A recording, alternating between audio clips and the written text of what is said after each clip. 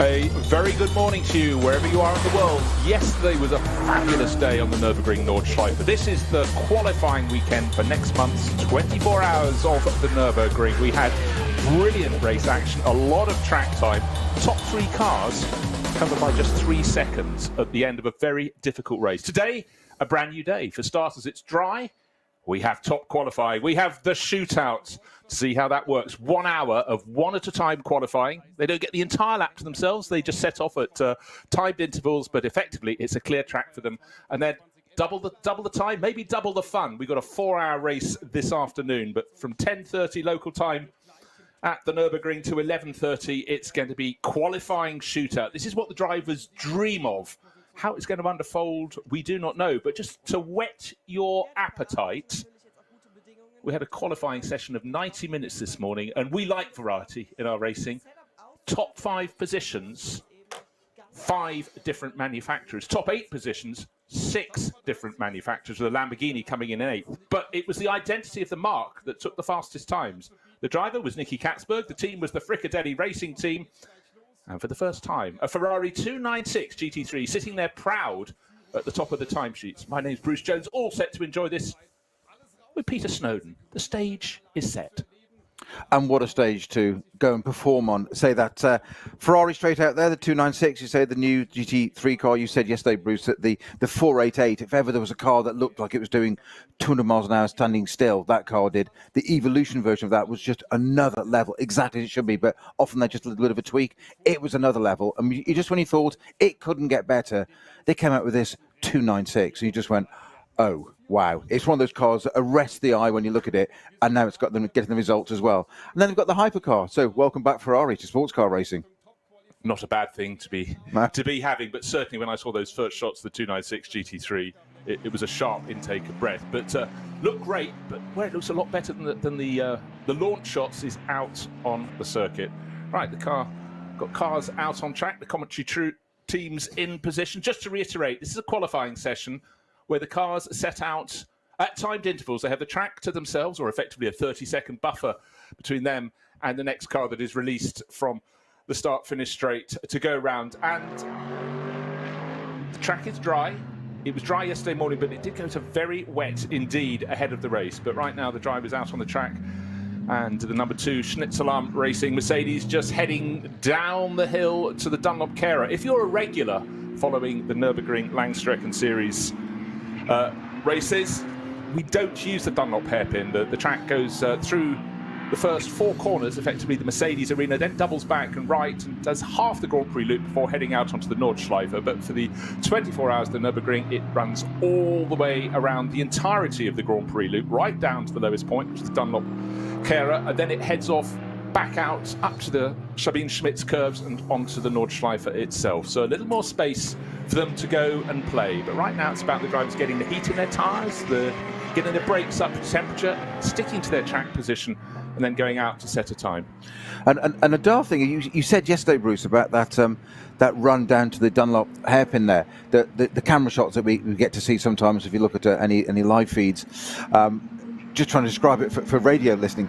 It's very downhill. It's very steep. I know that sounds really silly, but you know when you run too fast downhill and your torso gets too quick, it feels like that in a race car. It's that steep that you do have to brake a bit earlier because it is downhill. It's not like being on the flat, and it's one of the things you never think of, but they never use this configuration until it's the 24-hour and 24-hour qualifier this weekend. So any 24-hour related event that gets used, it's extraordinary. But it's also an element that you have uphills and downhills on circuit, the more the merrier as far as I'm concerned, but you don't have that many hairpins that you're coming to on such a downhill approach as you do at the Nürburgring. It's a broad hairpin, it's sort of spoon-shaped, if you will.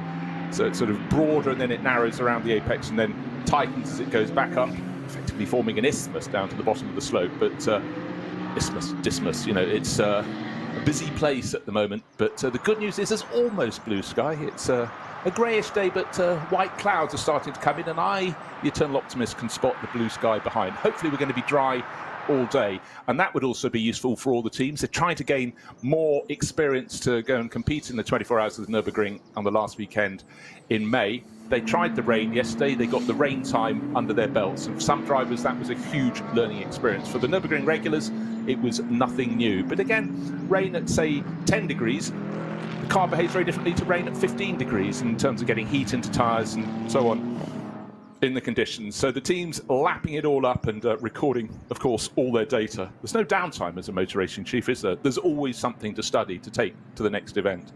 Exactly so, and that's why we so often see. We had a great example of it yesterday with Darren Turner in the Duo Motorsport Aston Martin. He had a vibration issue. Bright and happy, came into the pits, talked about it, know what we're doing, and the interviewer said to me, "Are you going to go out again?" It's like, too right we are. It's data collection. You can never stop learning something, and that's what the teams have, especially for these 24 hours, because we had, again, weather-wise yesterday, it started wet, it changed into dry, it was a 2-hour race, but so much data was gathered there because the cars evolved, and I did say at the end of the show today, it was a linear weather pattern. It just kept drying beautifully. So every lap, being an 8-minute lap, thereabouts, it's a new experience. And there's all that information to gather, all that stuff to put into strategy, and it'll be put there in the bank, ready for when that condition happens. Halfway through, you get 2 hours of that in the 24-hour. It's only a fraction of the race, but hang on, we've done this a month ago. This is what we do. Can't beat information. You absolutely can't. But wet, dry, we all know, anyone covering the Nürburgring, that it comes at them thick and fast. They never know what to expect. But that is part of the challenge. And this circuit is the ultimate challenge. Wet, dry, it's all very different. I mentioned 6 manufacturers in the top 8 positions. There are actually 7 in the SP9 class for GT3 cars, because Aston Martin, you touched on it there, talking about Darren Turner. They this morning were 14th fastest. Okay, 8.5 seconds down the pace. Hopefully they've sorted out what that pesky, slightly annoying vibration was, and that will be behind them. But that's really what this weekend is all about, and the good thing for all the drivers, they get a lot of time out on the track. Time is everything. 2 really long qualifying sessions, a 2-hour race, now the qualifying shootout, top qualifying, and then a 4-hour race this afternoon starting at 1 o'clock local time. Of course, today all the running will be in daylight. Yesterday's race started in pretty grey conditions and went into full night time. And of course, that is very, very useful indeed for the drivers who are new to their craft here, and obviously a lot of night time. In some years recently we've had rather too much fog in the night time. Let's hope this year we're going to be clear of that at the end of May. But anyone coming to compete at the Nürburgring knows they get what they get. Unfortunately, one of the cars didn't get out past the pit exit in time to go and do their formation, their run around to the grid, and that was one of the 2 GT2 Mercedes. Unfortunately for the number 46 crew, that was the Hout Racing Team entry that Frank Bird is showing with Thomas Jäger and Elia Earhart. That has hit a problem before they even got going, and it'll be the Austrian Thomas Jäger who will be driving that in the qualifying shootouts. Well, will he? There's the question. But the cars all lined up on the grid. Drivers have been nominated. If you want to know who's driving what, the number 2 Get Speed Mercedes, it will be Adam Christodoulou, who's going out in qualifying shootouts. But they're in the number 5 Audi from Shearer Sport PHX. I may not get time to go through. It'll be Frank Stippler. Axel Jeffries will be driving the Conrad Motorsport Lamborghini. That's car number 7. Car number 11, Marcel Marshevitz. That's one of the Schnitzelam racing cars. And that is a Mercedes. Kim Lewis Schramm will drive the 2nd of the Shearer Sport PHX Audis. That is car number 16. Then it's Charles Espenau will drive the 21 CP Racing Mercedes. That's in the Pro-Am class. Matt Campbell, who was a real star in the race yesterday, Lion Speed by Car Collection Porsche, that's car 24. Car 25, Dennis Fetzer, Huber Motorsport Porsche. Car 27, Kelvin van der Linde, that's the Abt Sportsline Lamborghini. Car number 30, Nicky Katzberg, fastest of all this morning. So he'll be at the front of the queue. The Fricadelli Racing Ferrari. It looks very quick standing still, but it's suddenly going to look a whole lot faster. Let's go through a couple more before he sets off.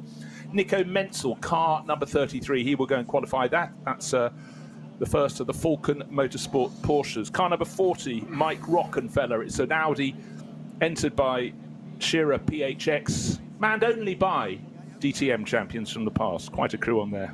Then Tim Heinemann, the second of the Falcon Motorsport Porsches. Thomas Jaeger, as I mentioned, will be starting from the pit lane, so presumably at the back of the pack in the first of the GT2 Mercedes, brand new. And the cars are being waved off. The first one to go is the Fricadelli Ferrari. The second one in the line is the number 2 Get Speed Mercedes, the car that won yesterday, started by Danny Juncker there, swallowed a 30-second penalty, still just came out on top, but Chris Zulu blasts off in that. Third car to get going, Schnitzelarm Mercedes. That was very quick in the early stages of the race. Colin Carasani, it's a Pro-Am car. He ended up showing that was Marcel Marshevitz yesterday, but today it's Marshall who is blasting off. Then the first of the Falcon Motorsport BMWs. Waiting to see them show their hand. They've been good all season here on the Nordschleife, but as yet have not really truly delivered. So let's just run through the top order so far, leaving it's Katzberg in a Ferrari, Chris Zulu in a Mercedes, Marcel Marshevitz in another Mercedes, Kuba Gimasiak, last year's champion, fourth car to be flagged away. So Peter, the stage is set, the engines are fired, the cars are going down towards the Dunlop Kepper, the hairpin at the bottom of the hill, and it's all about getting it right. How much time do they have to set their times? I think we get to, what, 2 flying laps? I remember, I was just thinking that we said about getting it right. 10-second interval between these cars leaving. It's not a lot. You've got to get your head together. The track's cold, tyres a little bit colder than they should be. They're not on warmers out there now. Whilst it's dry, it's not particularly warm. And I was saying yesterday that it's great to have the Nordschleife to yourself. But equally, there's quite a lot of pressure here because it's only 10 seconds behind. You've got another set of cars. Obviously, you couldn't have one flying lap all the time. It would be ridiculous on this circuit to be here forever. So you have got to get it right. And you can't afford any errors in this with cars behind you. You think you've got it to yourself, but you've got to concentrate. It's time to be focused. It's shootout. It's called that for a reason. I was just recording the time difference between the cars setting off. It was actually a whisker under 10 seconds. Maybe that was just the dropping of the flag, you know, half a second early. But looking at the field of cars, absolutely mouth-watering and top drivers. As I said, led around by Nicky Katzberg. Ferrari's starting to show its form. One of the cars that could really challenge is the number 24 Audi. Super strong in the race yesterday in the hands of Matt Campbell. Finished off by Mathieu Jaminet. And then for Aston Martin fans, good to see that the number 69 Vantage looking magnificent in dark metallic green with 2 white stripes up its nose. Darren Turner will be driving that one around the circuit. So many potential challenges, but I think we're starting to find the form this weekend. But Peter, you can never get ahead of yourself on this circuit for the simple fact it seems just a few degrees change in temperature and teams that have been competitive. We even see this through the course of a race. You know, suddenly one mark of car that was doing well in the first half on the Nordschleife suddenly just starts to lose it later in the race. So it is really heat sensitive. But as the cars are being waved away, we've only got 3 more in this group to be setting off. Suddenly it's proper sunshine on the grid. There I was 10 minutes ago saying I think I can see a little bit of blue sky, but now I can see plenty of blue sky beyond the clouds. So the track temperature will really start to come up. Yeah, I mean, you've said before, Bruce, on many of our broadcasts that the Nürburgring giveth and it taketh away. And it will do in a heartbeat, in a blink. It'll suddenly change. You've seen it weather-wise. It's always a layer here of the variables. Certainly, given the size of the circuit, and we've got what the Schnitzelarm Mercedes hasn't got away. Well, I'm just wondering if they let it had one car behind it, which was the number 50 Audi from Equipe Vitesse. I'm wondering if they're saying because it's a GT2 car. Actually, okay, let's paint the scene for you. I thought maybe they'd say, actually, you start at the back of the pack. The other GT2 Mercedes is in the pits, didn't get out in time. But nobody was with that car on the grid. Everyone's walked away, leaving the number 222 brand new GT2 Mercedes sitting stationary on its own. Michael Grenier was a real star in that car yesterday, going very well indeed up against the GT3 class cars. However, the Ferrari is leading the pack around, waiting for another sight to see if that 222 got away from the grid or not, but seemingly it's being kept there on the grid for some reason. Can't tell you for why. So again, we're waiting for the first timing sector to come through, but it's what they do not so much on this lap, it's what they do on the first flying lap that's really going to put the marker out there for us to see. Yeah, like you, I thought GT2 kind of get why it's at the back there, but it would still need a 10-second or a proper release from the race director, which it didn't seem to have. So I just will keep an eye on what that issue is there. So the qualifying, it is not that easy to understand with a 2-hour race yesterday and a qualifying session this morning, then a top 10, then a 4-hour race, all ahead of the 24-hour. That Schnitzelarm GT2 just It is. Is it moving forward? No, it was for a moment ago. So there's some issue that's going to need to be cleared from the track relatively shortly. Well, they've got time aplenty because a lap around here is, the best lap this morning, 8 minutes 13.1. But nobody is with the car. It's sitting there. That's my point. Heat coming off it. I don't understand why the officials have just left it there. As I say, meanwhile, out on the track, drivers starting to get some pace. And yesterday, it was a real case of hunting the dry line. It took a long time to appear. And as it did, night fell, so very difficult. But now it's actually crystal clear where the racing line is. And certainly offline, it's, even though we had an hour and a half of qualifying earlier, it's still it's a little less grippy off the racing line. It does for the moment, but there's a very, very distinct dry line there, so that should be fine as long as that's consistent all the way around. Just to go back to how this qualifying works, my understanding of it is, and slate me if I'm wrong, but it is, this morning we had all the cars out on track. It sets the order for the grid for today's race, this morning's qualifying session, with the exception of the SB9, SBX category cars. Okay? What they do this morning is the top 10 of those cars, the order they finish in this morning, sets the order they do their top 10 shootout now. So that the top 10 order can change from the session this morning. The rest of the cars go as per finish this morning. So basically, they do 30 this morning. The top 10 then get another go and change the order if they wish. In this session, then we have the 4-hour race this afternoon. Hang in there, folks. We'll see how it unfolds. But just seen, unfortunately, the 222 Mercedes, a brand new GT2 car, now has a tow vehicle up in front to potentially hook up and tow it off the grid. How frustrating. New cars, they don't always work straight out of the box. They work 90% of the time, 99% of the time. But sadly, for the Schnitzelarm racing crew, something untoward. Hopefully it's something that can be fixed, because Schnitzelarm have been such supporters of all racing on the Nürburgring for a handful of years, and not content with just running a car in the top SP9 class. They're always getting a handle on how the new GT2 Mercedes will work for them. And I'm sure it'll be one of which they'll be running plenty in the years ahead. A lot of other teams looking at the GT2 category as well to entice new drivers in, bring old drivers back, but also it's going to be a car that provides a huge amount of fun. Yeah, and our lead car, Adam Christodoulou, already at Schwalbenschwanz and about to come through onto the Dottinger Hohe, Galbenkopf, in the two big right-handers. So that 222 does need clearing off the grid quite clearly, and it's just being towed now. They've got it onto straight tow. So it looks like it's just got no power. The 222 GT2 Mercedes, enough twos in there. It'll certainly. Well, it should be out of the way. Now. Yeah, because Adam Christodoulou, the first car that set off, number 30, is on the...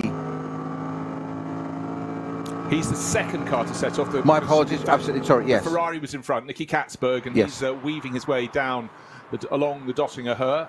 Again, a bit of track. If you look at it on a map, you think it's flat. It's far from flat. It goes starts with a crest, then it goes down into a dip, then a rather steep climb. And only when they get out of that can they see towards the gantry over the circuit, where the track kinks to the left, does another left as you go up into Tiergarten, then immediately turns the other way to the right, and then you get to the final couple of corners, the very tight right and the similarly tight left onto the start-finish straight. Nicky Katzberg, it's all about a very clean exit from the final corner, and he would have seen where the track is damp and where the track is dry. And of course, the benefit of one-at-a-time qualifying is the fact that you can get onto there's nobody going to be between you and the dry line, and that's exactly where he's placing that 296 Ferrari. No times count as yet, but from now on they do. The drivers are onto their first flying lap, and let's see what they can do. The pressure is on. It's a 1 hour session, but it's about getting those times on the board without error. There is no such thing as a perfect lap around the Nordschleife. It's do the best you can, eliminate, minimise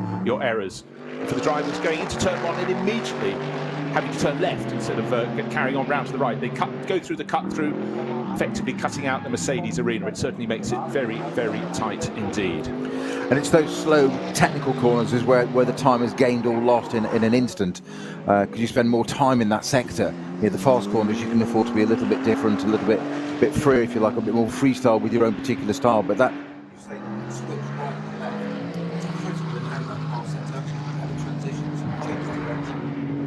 temptation not to get on the throttle too soon and just kick the back out a little bit on TC, etc.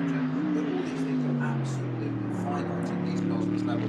Under pressure, top 10 shootouts, because it is massive pressure, because there's kudos for this. Oh, there's huge kudos, and you know there aren't many times, one at a time qualifying. Not a lot of tracks have the time to do it, but I think it can be really exciting to get to see, particularly a track like this that has so many different timing sectors. You've got so many different points where you can see if a driver is up or down. And Nicky Katzberg keeping a little bit in hand. I think he's going for, this is the banker lap. He didn't use as much of the curb as he could have done. Now, just out of the Vidal chicane, through the two Sabine Schmitz curves. What are the crews looking at on the pit wall? It's the Nürburgring. You're looking at the weather map. Of course you are. What's coming in? A band of cloud. And cloud can bring rain, of course, bringing all the way for any rain that doesn't fall on Spa tends to fall on the Nürburgring. Let's not be too depressed, though. It's an essential tool for the pit crews to keep their drivers informed. I think this session will go through without rain, but I'm not there with my finger wet finger stuck out of the commentary box window. All digits inside today, but it's certainly slightly damp off the racing line.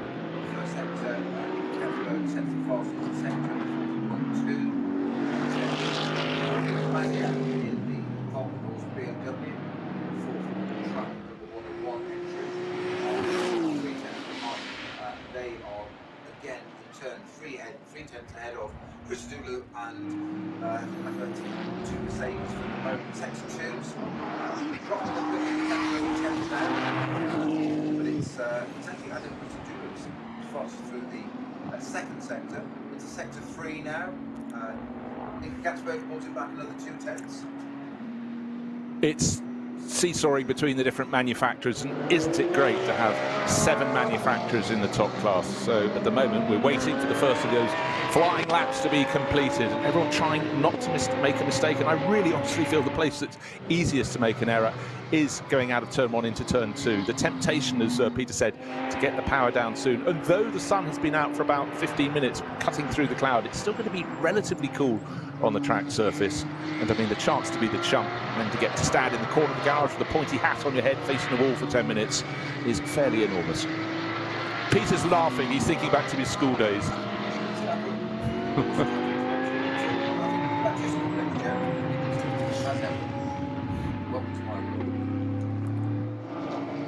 So again, looking at those timing sectors, it's so close. We're dealing in thousandths of a second between the very best of them around sector number 4. 10th here, 10th there, and we have this lap we have 9 sectors over the North Island.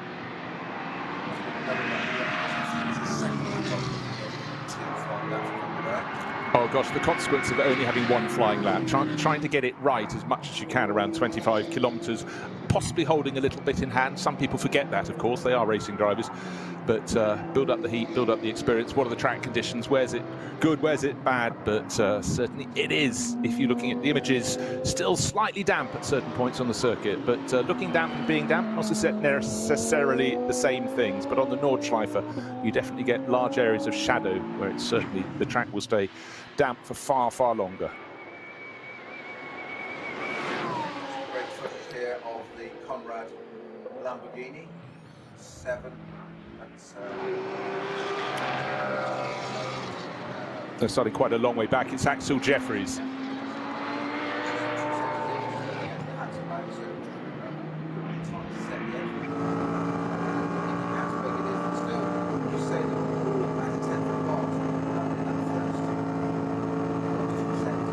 Well, important.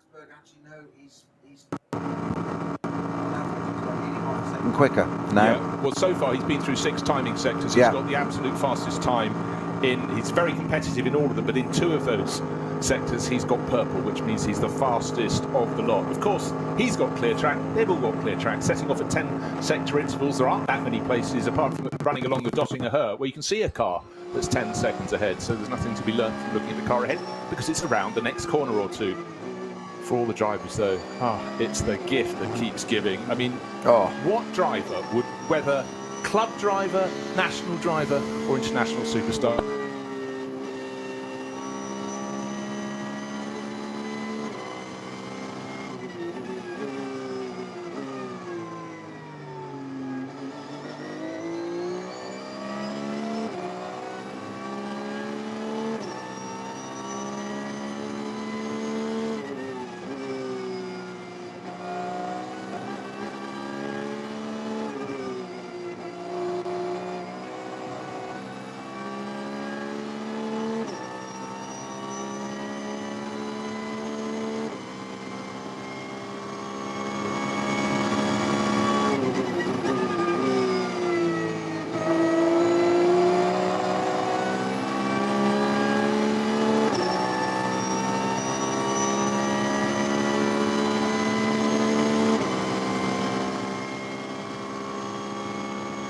that's fine. You can just focus on this. You never get this opportunity around here. What an opportunity.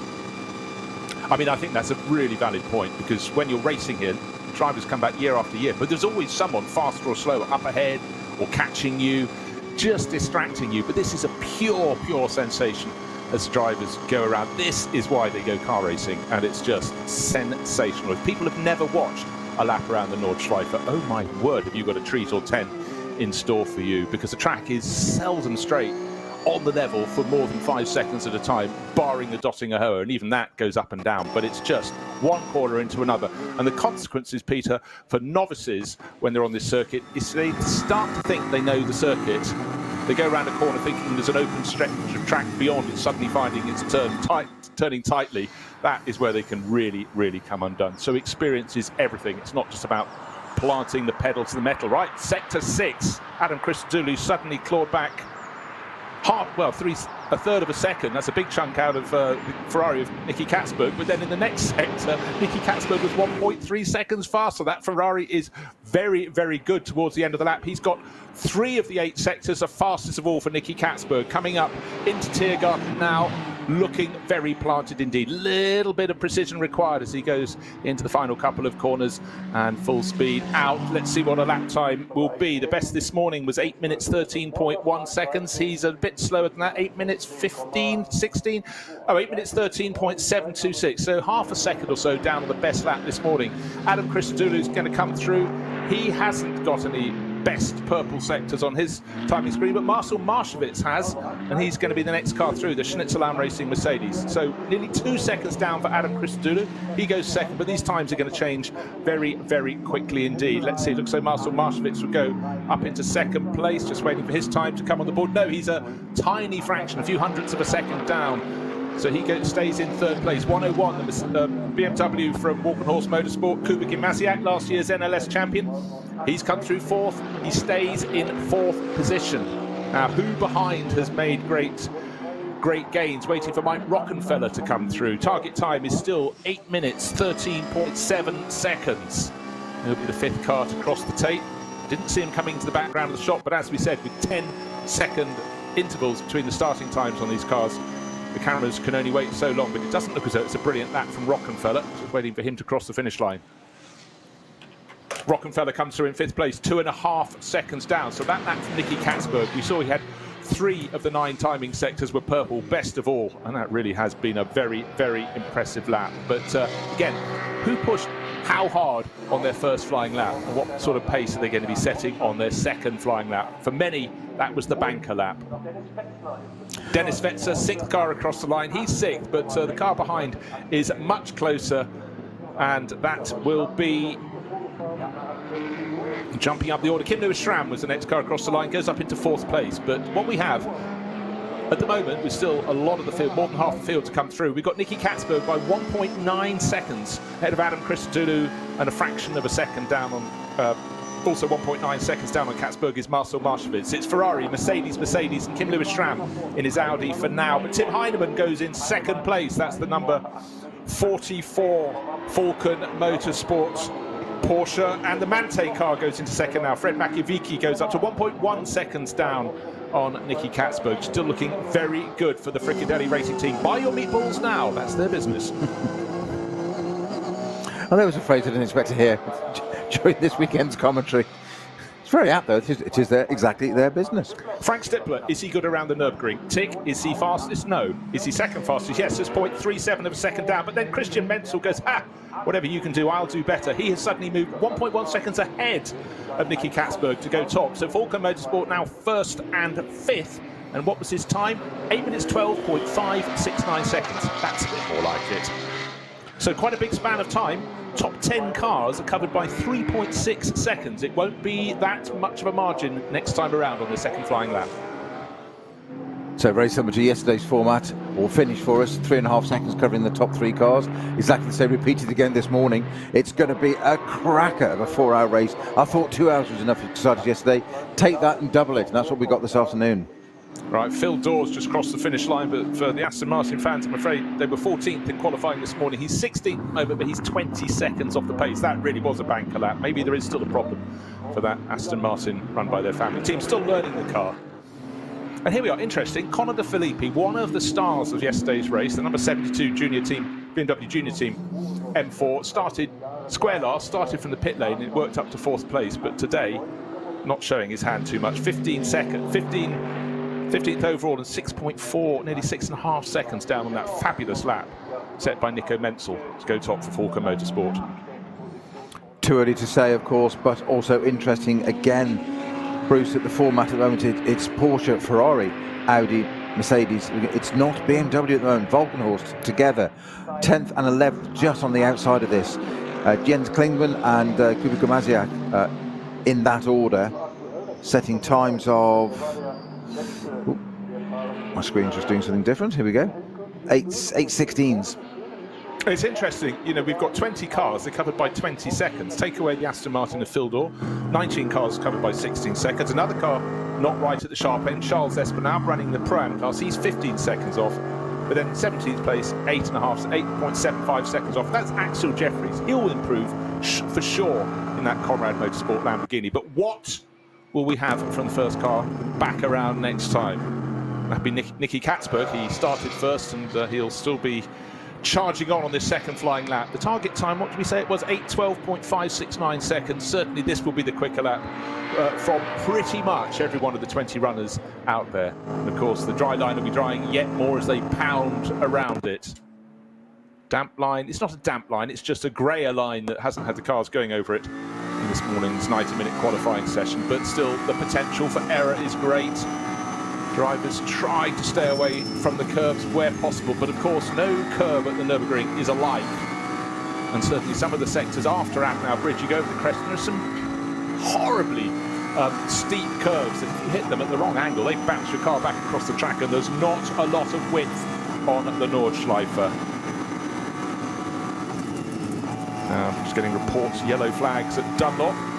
And then green, so maybe a choice of 72, that's the BMW Junior Team car, or 69 might have run wide there. That's Dur Motorsport, Aston Martin. In fact, both of those cars set times slower than they should have done, so perhaps both of them ran wide. And that's early in your lap to be making an error, isn't it? So frustrating. Yeah. You want to get your mistake in late if you make one at all, but or not at all. Or absolutely not at all is better. So in fact, yeah, number 69 turns into the pits, so that probably was the one that clattered the curb. That's the Dur Motorsport Aston Martin. Of course, that came past the pits to set its lap time and then came in through the back door, went round the Grand Prix loop and then turned right instead of turning left onto the Nordschleife.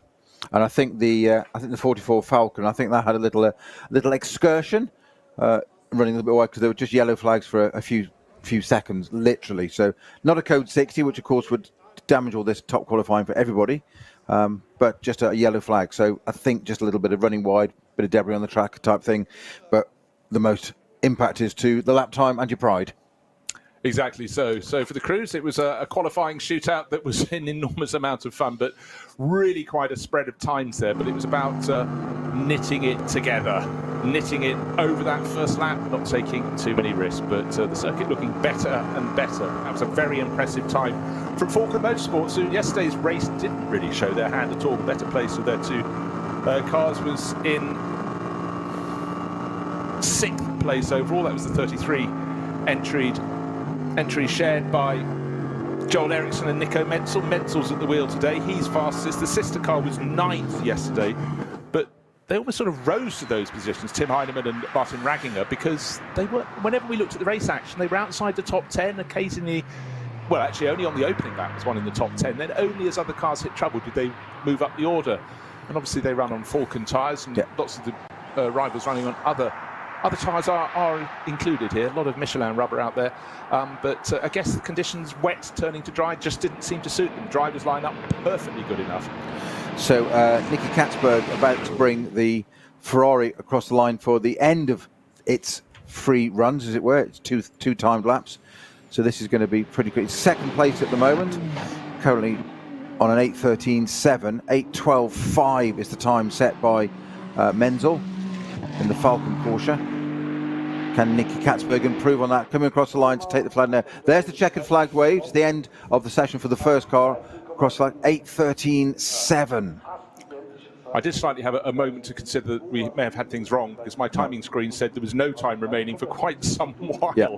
But that's because it was they had to get round to the checkered flag. So where are the improvements coming? Well, no improvement for the first and second place. Well, the Mercedes of Adam Christodoulou got a fair bit closer to Nicky Katzberg. He went up to 1.2 seconds down on the ultimate pace, but can anyone else improve? Looks as though Marcel Marshevitz may improve.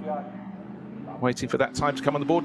He does, but only by a tiny fraction. He stays down in 6th place. BMWs, will they show their hand? They were only the top one of those who's in 10th place. Jens Klingmann at the end of the first flying lap.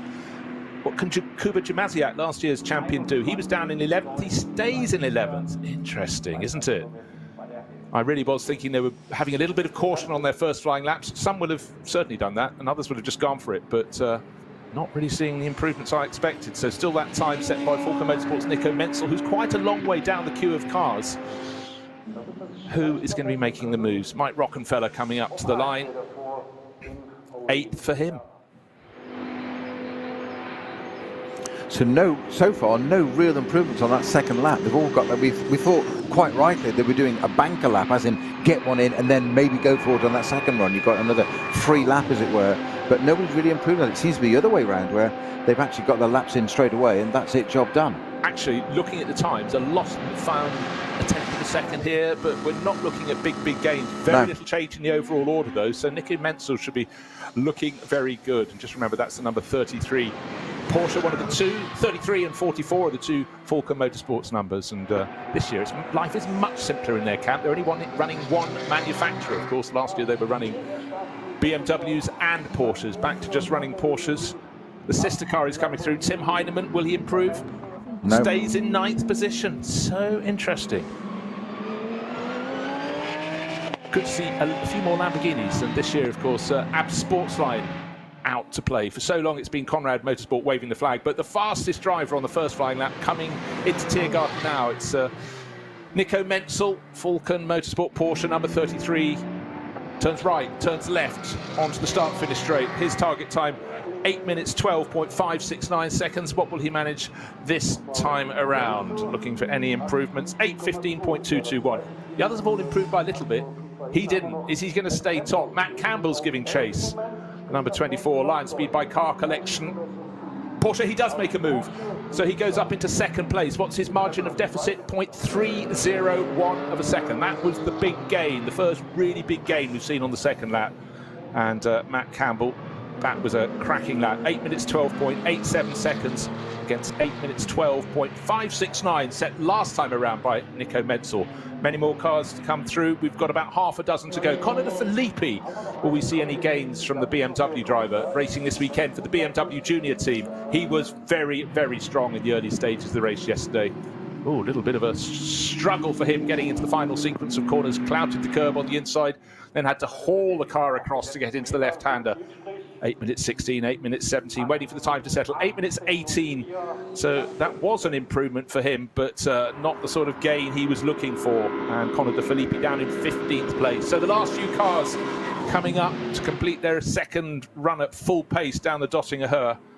And vast majority of the front runners have already scurried around the back of the paddock and entered the pits to park up their top qualifying session finish. Charles Espinal, one of the last few cars through to the finish, the number 21 CP Racing Mercedes. He was some way down, 16 seconds off the pace last time around, and looks as though it could be a similar margin this time, 15.3. So he does find a tiny margin of time there, but stays in 18th position overall. And Arno Klaassen, I think, will be the last car. He was the last car away. He's the last car to the line. That's car number 50. A grey Audi entered by Equipe Vitesse. That's one of the Pro-Am runners in the top class. And that is not going to be a dream lap, I don't think, for Arno.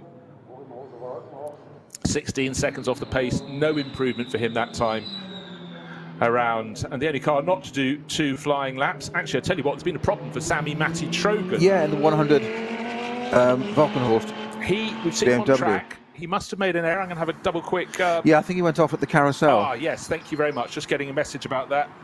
So Sami Matti Trogan will be sharing that car with Jörg Breuer and Henry Walkenhorst. That will be in the Pro-Am class, but he's made an error because his lap time was over It's over 9 minutes, and then it's going to be more than 10 minutes when he brings around the Advan Yokohama-sponsored M4 GT3. So it's not surprising. You expected someone to make an error, but that was clearly the biggest of the session. But doesn't look as though the car's damaged, so that's a relief. But you've got to give it a go. It's my theory on this one. And yes, he's just arriving at Tiergarten with 10 minutes crested on the clock. And of course, Phil Dorr did not get to do a second flying lap in the family's team, their Aston Martin Vantage. That was parked up after one lap. So just the 20th position for them. But the shootout belongs to Falcon Motorsport with their Porsche. That was a very, very good run indeed. When I say their Porsche, I mean their number 33 Porsche coming out top. And that was Nico Menzel all the way. That was the only car that really delivered on the first flying lap. The one that delivered very well but just fell short was Matt Campbell, who moved the Lion Speed by Car Collection entry, car number 24, up into second place to make a Porsche 1-2. And then right at the close, third place, Kelvin van der Linde. Nipped up to just a second off while we were talking about the number 100 having had a spin. Van der Linde suddenly made a Lamborghini up into third place. So Nicky Katzberg, who was looking so good after the first flying lap, is suddenly down in fourth place. Small fractions, but a great delivery for the Porsche, for the Lamborghini at the end for AB Sportsline. Yeah, the last car across the line there, say the 100 Vulcan Horse Motorsport BMW in its naked carbon black. Sami Matti Trogan bringing that car across the line to complete a time of 10 minutes 15, so 2 minutes off. So that's where he spent his 2 minutes off track.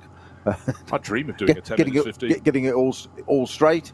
But cars all in one piece, all intact. That's good. So it's live to fight another day. So yet again. So Bruce, thoughts on our qualifying there and what that gives us into the race. So we've got at the front two Porsches, Falcon and Lion Speed.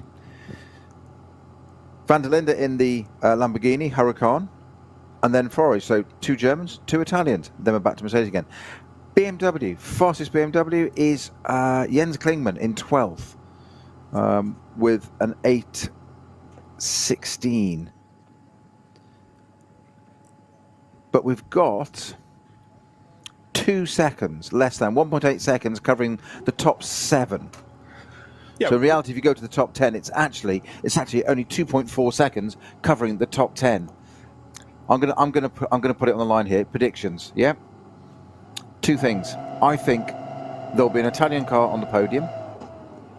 Not necessarily the top step, but I think there'll be an Italian driven car on the podium. And I think the BMWs are going to come through strong in a 4-hour race than they do in a 2-hour race. Where's the top BMW? 12th. 12th.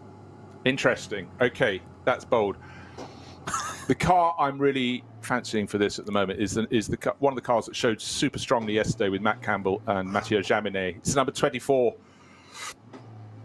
Porsche from Lion Speed by Car Collection that just seems to be getting stronger and stronger. But don't forget, of course, yesterday in the 2-hour race we only had 2 drivers in off the cars, but they will probably add a few more from their posse, because on the entry list they've also got Patrick Kolb and Patrick Pilet in that. Patrick Kolb knows the circuit supremely well, and Patrick Pilet never not been super fast in a car. That's looking very strong. But yes, it's interesting. Top Mercedes down in 5th place overall, but that's Adam Christodoulou and Danny Juncadeo. That is gold standard in that car. So actually, as I look down the list, I love it when you look down the list and suddenly go, oh, they could be quick. Oh, they could be quick too. So plenty to look to, but for Porsche, they get the bragging rights now, but the pot could be stirred, the order could be jumbled when we get to the 4-hour race that starts at 1 o'clock Central European time. 4 hours going through till 5 in the afternoon. Will the weather hold? Will the Audis start to make a move? Because, of course, up into 6th place at the end came Frank Stippler, those years of experience on the Nordschleife. And the process is going on. Messages to the driver to stay seated. The cars are being flagged back to go into the pit lane. They've reported to the paddock area for a little bit of a weight check, and through they go. And they're told where they have to go and park up. So much procedure, because, of course, we've got the race starts in just around 1 3/4 hours for now, and there's all the preamble for that, so there's very little time to do very much. But actually, I love the orchestration that the ADAC and all the clubs that run the long-distance races on the Nordschleife have. Everything has a format and a pattern, and it seems to be very logical. Quick check on all those cars for legality, then they're allowed back into the pit lane, and then, pleasingly, in gentle sunshine, wheeled back into their garages. I know I failed the weight check these days. That's for certain. Well, on that point, Fulcrum Motorsports, the job was very well done, clearly running their cars at fighting weight, and Nico Menzel doing a super job to take pole position, fastest in top qualifying, 8 minutes 12.569, so 0.3 of a second to the good over another Porsche. So it's Fulcrum Motorsport on top, Lion Speed by Car Collection in second. And then the wild card, one of the few drivers who got penalised. I think 6 drivers got penalised after the race results yesterday. But for the number 27, AB Sportsline crew, it dropped them merely from 11th to 12th. But it was showing great pace. And any car that has the fighting force of Kelvin van der Linde on board is going to show very well indeed. So third fastest today. He's sharing this weekend with one of Hans Stuck's 2 racing sons. On this occasion, it's Ferdinand Stuck we'll be hearing. But it was all about Fulcrum Motorsport and their team chief, Sven Schnabel, looking suitably satisfied. But he knows it's just a stage in the overall procedure that had to be cleared. And they've cleared it well to take the fastest time in top qualifying. Porsche's looking good at the top, but there's such a mix of cars. You get them first and second. The third of the Porsches, the 911 from Manthey Racing, down in 8th.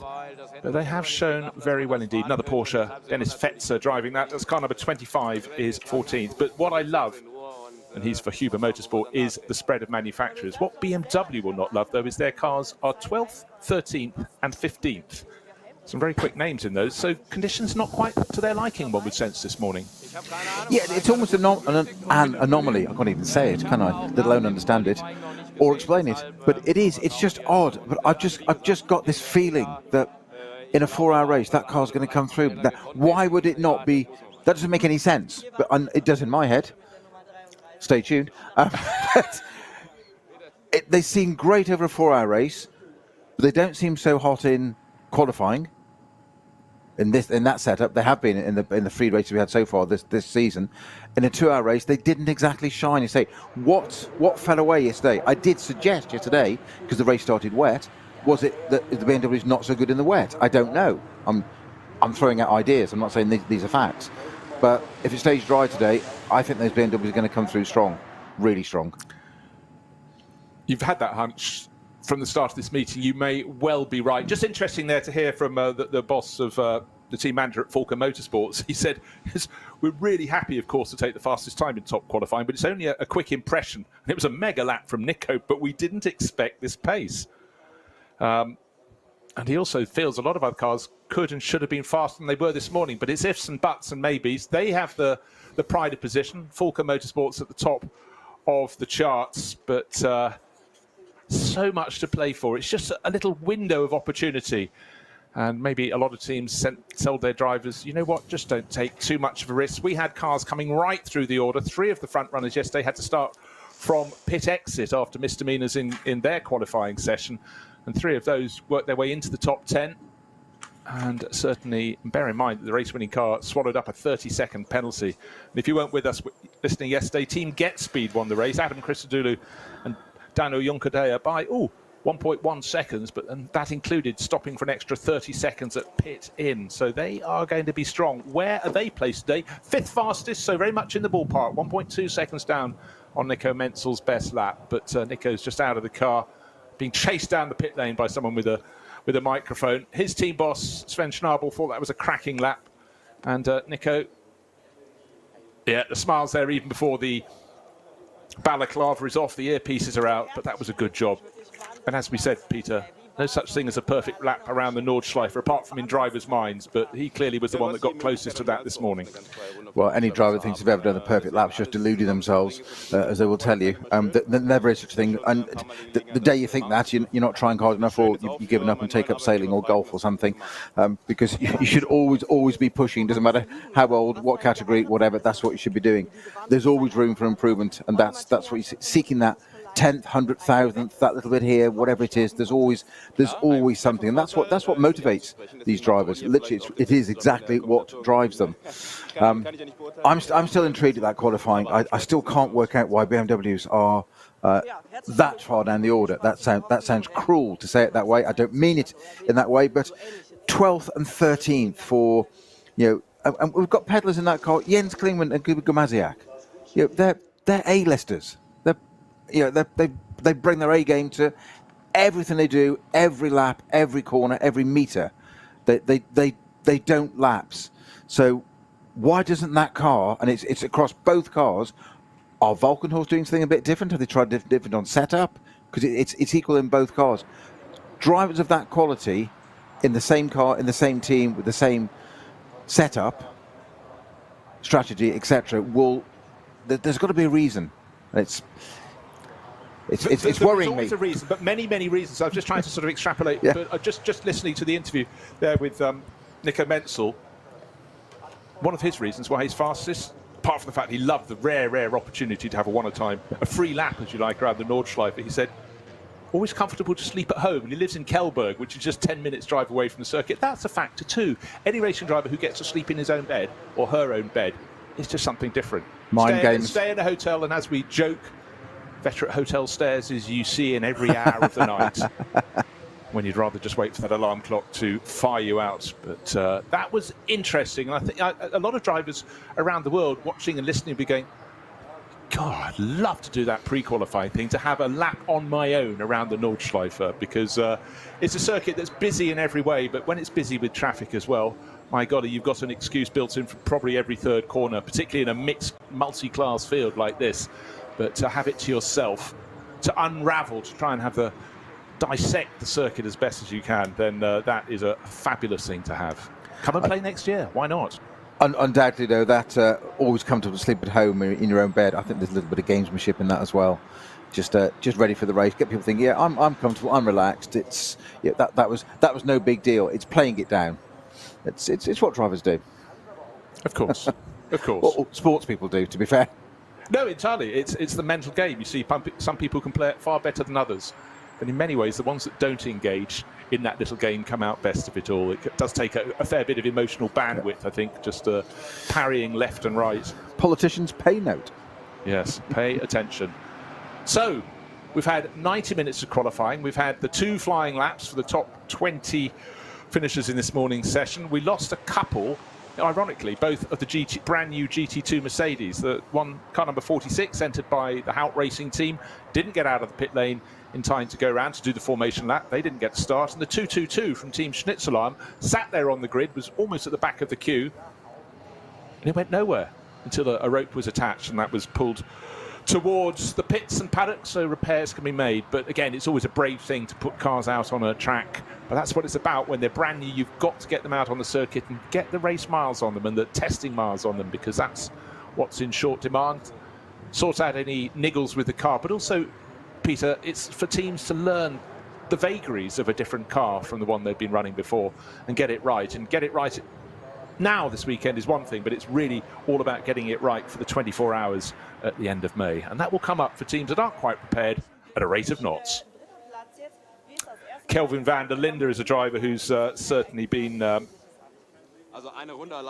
in the battles since he came up to Germany from South Africa. Huge amount of success for him and for his brother Shelton. And for many years, Kelvin's been an Audi driver, but now he's in a Lamborghini. And they're not as different as you might imagine. But Kelvin's had a huge amount of success. He was ADC GT champion in quite a while ago now. Let's see, about 2019. But 2 years before that, what did he go and do? He only went and won the Nürburgring 24 hours.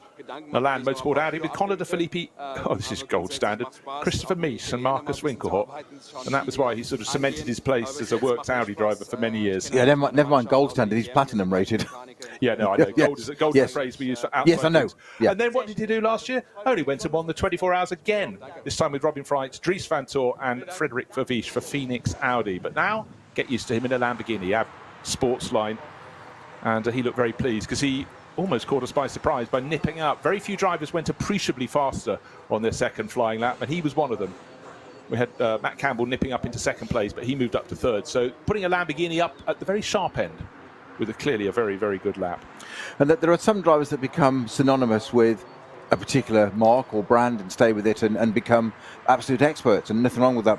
There are every now and again there are some drivers that they transcend that and they can just drive a racing car fast regardless. And I think Kelvin van der Linde is in that category. It doesn't really matter what you put him in. I suspect he'd probably drive a shopping trolley really quite quickly as well. Oh, he does. He's very quick. His lap around the ring is 3 days at the moment. But a family deeply imbued in racing. Uncle Thierry raced a huge amount in South Africa in GTs, but mainly in touring cars. But they came up to Germany, having actually Kelvin won the South African VW Polo Champion, you remember, back in 2012. Great job. Then he came over to Europe, 2013 VW Sirocco Champion, 2014 ADAC GT Champion, moving up to GTs, and since then it's been all the way. It's down to small increments, but it is that level of excellence that is exactly what the drivers, the team bosses look out for. Interesting that Kelvin, quite a tall driver, says, you know, new challenge with the Lamborghini. The car's smaller inside than the Audi, but also one advantage there is he's betting himself in. He knows most of the crew, which is always a helping hand. You know, we talk so much about team managers, but it's also knowing the engineers and the mechanics and just things that make life a lot easier for any driver. Feel comfortable in a team, you can concentrate on your driving. If you're having to do some internal politics or just get accustomed to even the quirky sense of humour of your team manager that may put you off from time to time, then these things need to be learnt. Never been there. Okay, we've got time. Spill the beans. I'm not sure it's broadcastable. Even more, get it out there. But so, good start today, and it has to be remembered that a lot of the drivers got a good amount of track time this morning in qualifying. That was 90 minutes shared between the drivers of each of the cars. Then an out lap, a formation lap, if you will, and then 2 flying laps before being flagged back around towards the rear entrance of the paddock and thence into the pit lane. So a bit more time on the track, conditions coming to them, the temperature starting to rise. And of course, the teams will have about an hour until they have to, after the end of everything is settled down after this, and then they have to get the cars on the track for a 1 o'clock start. And that means about 12:30 they have to be getting the cars out towards the grid. So not a lot of time, but it's all about gaining the experience. They've gained the track place positions for the start of the race. 4 hours of racing coming up at 1 o'clock Central European time. And it's for the crews to check that alles ist in Ordnung, that all is good. And the crew I'm just interested in at the moment is finding out what was untoward in the Door Motorsport Aston Martin. Phil Dordridge did 1 lap and then brought it back into the pits. Hopefully it's something that is fixable, but didn't set a representative time, unfortunately. And that's the car we think had a little bit of an off at the Dunlop hairpin. I love Kelvin van der Linde's observation about the Lamborghini, that it's smaller on the inside than the Audi. It looks larger, doesn't it? Exactly, as in the cell. They're pretty claustrophobic places to sit in one of these cars. Once you're in, it's okay, and getting into it and extraction is really quite easy, jumping out of the thing. It's why they're so svelte. It's not just for weight and power to weight ratio, it's the ability to flex and get in the car. But they are, if you have a look at these GT3 cars up close, it is quite the access is really tiny. You have literally got to fold over. And just remember that when you're doing a driver change, you've got a crash helmet on and a hands device, which is all got to get in and fold into that little place through that cage, and then they put the driver net on, etc. Once you're in there, lovely and comfortable. It's great. It's wonderful. You don't want to get out. Why would you? It's a racing car. And you've got the Nurburgring. Why would you want to get out? Just put more fuel in it. I'm staying in. Yeah, but that's why you can just, it's talking about small margins. That's why sort of relatively short, slim drivers like Matt Campbell, piece of cake for him. Yeah. No, he can't have a piece of cake. He can actually. He's small.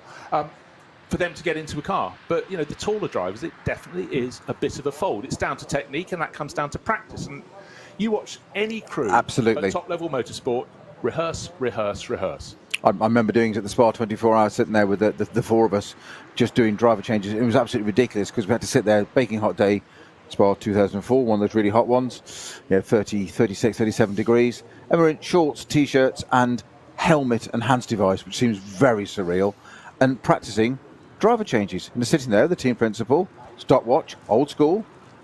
You do your 4 driver changes. So we all did it back to back to back and plug one another in. Outgoing driver responsible for plugging in the new driver, so water, drink, whatever it may be. In those days, it wasn't a great deal. But there's still the radio connection and your water bottle connection. And you stop when you get out, and you bang your knees, you crash, you get bruises, etc. You get out. You've done 3 of those, you're exhausted, and they're like, Do it again. Oh, okay. Again. What Until you get the time down to so it becomes second nature. Because at night, in the middle of the race, it's adrenaline. It's not the same as doing it in peacetime, if you like. Racing's war. It's effectively, it is war. What a lot of people don't understand, though, wearing a racing helmet, your line of vision isn't very good for anything that's just diagonally peripheral. behind you. No. Your peripheral vision is very, very poor. So you think, oh, that should be fine. I could climb in and then I could get the belts and anything that's suddenly not in position, like a belt that flips behind your back when you get in. Yeah. Nightmare.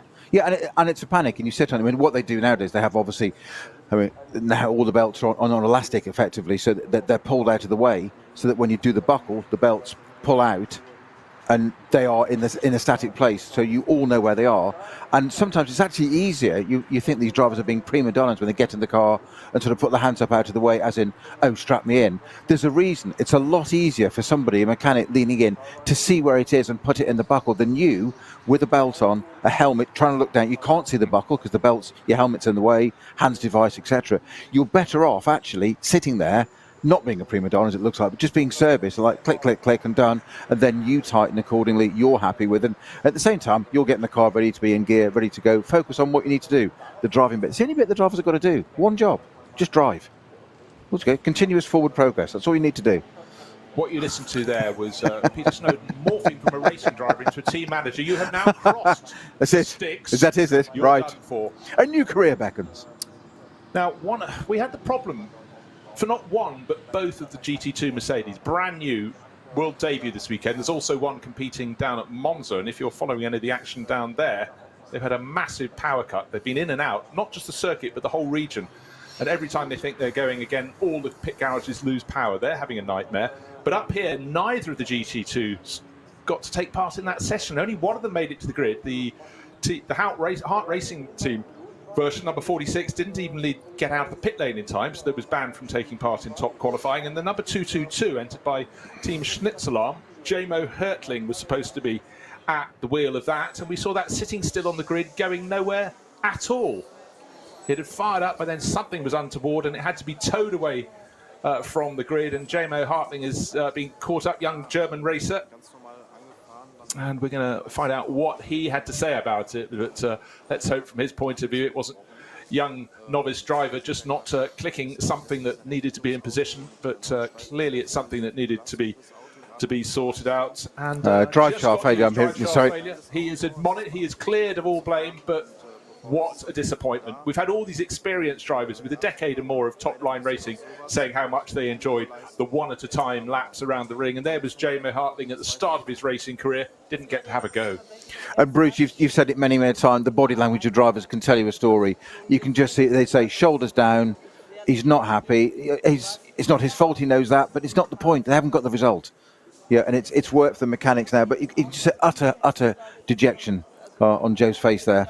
Oh, totally. I mean, not just would it be an absolute honour and delight to go around on his own, but the smile is back. He's been reminded there's a 4-hour race ahead. They'll get that drive shaft hopefully fixed in time for them to go. But at the start of his career, he also wanted to see what he could do against the top guns. And you don't get that many moments where everything is clear and you can take a shot at it. But for Jamo Hertling, we'll hear more of him. Again, good to have some young new faces coming in to this level of the sport, and the fact that if you can do anything against the superstars, you are doing incredibly well. Yeah, of course, he's driving this GT2 Mercedes, which we mentioned a little bit earlier, so it's car's debut this weekend, and he just said that huge stress on the car, especially with the amount of power we have here. Remember their balance of performance, we said about this earlier, it speaks a little bit more powerful than the other cars. 616 horsepower is what the car's bopped at. So no wonder it's popped a drive shaft. Yeah, and also just to blow Mercedes' trumpet, that is after the balance of performance was applied. It has more than 700 naturally available. Whoa. I mean, I can remember the days of when I were a lad. I was going to have to do that. Rose tinted. Here we go. You saw some of the cars last weekend at members' meeting in the fantastic GT1 Heritage display going into the dusk. But one of the cars I raced was in that with my old teammate Bobby Verden-Rowe. And that car, we had about 650 brake horsepower, a little bit detuned for the 24-hour at the time at Spa, but unrestricted. It was done on air restrictors in those days with the stall test. That engine on dyno was producing over 800 brake horsepower, and we had it restricted to 650, 670 20 years ago. Brilliant. Life in store, life ahead. We've had top qualifying. We're all set for the 4 hours. The second of the 2 qualifying races here this afternoon, starting at 1 o'clock Central European time. Do join us.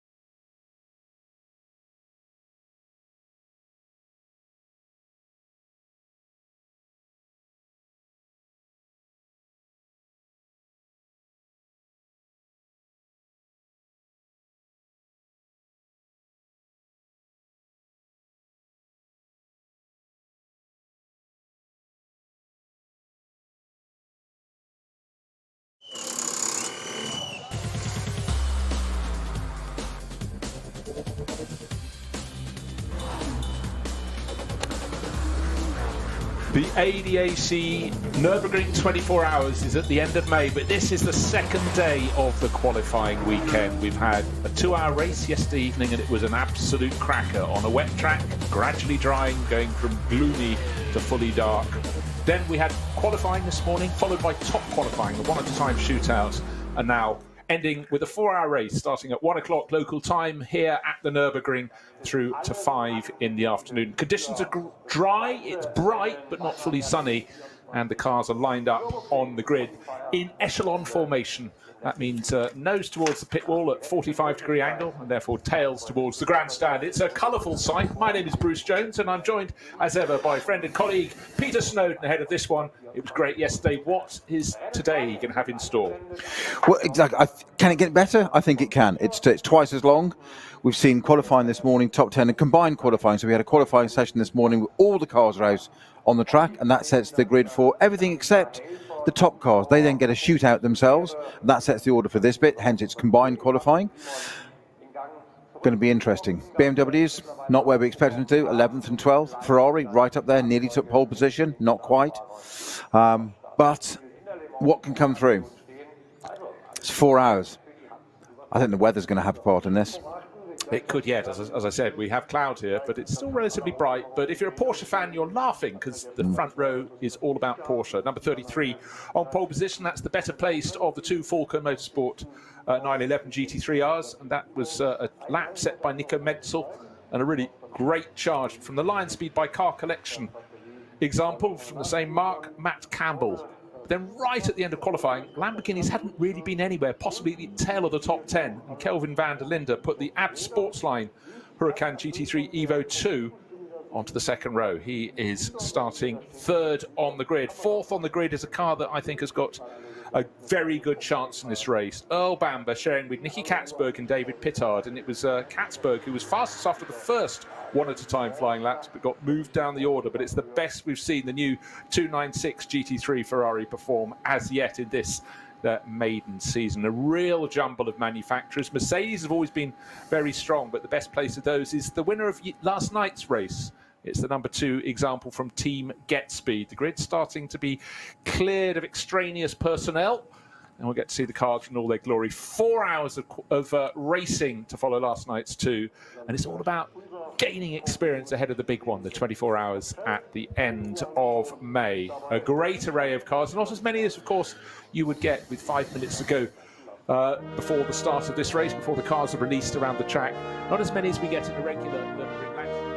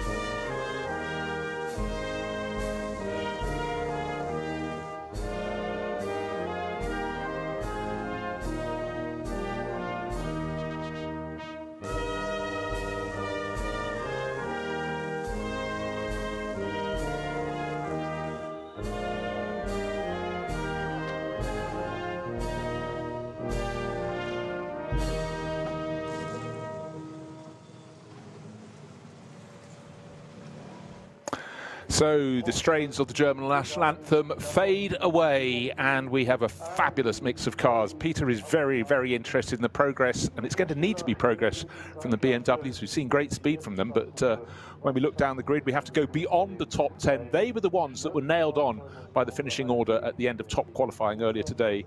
But thereafter, it was combined qualifying time, so just outside the top 10. One of the cars that I really fancy this race, car number 40. It's one of the Audis from Shearer Sport PHX, but it's got a trio of former DTM champions on board.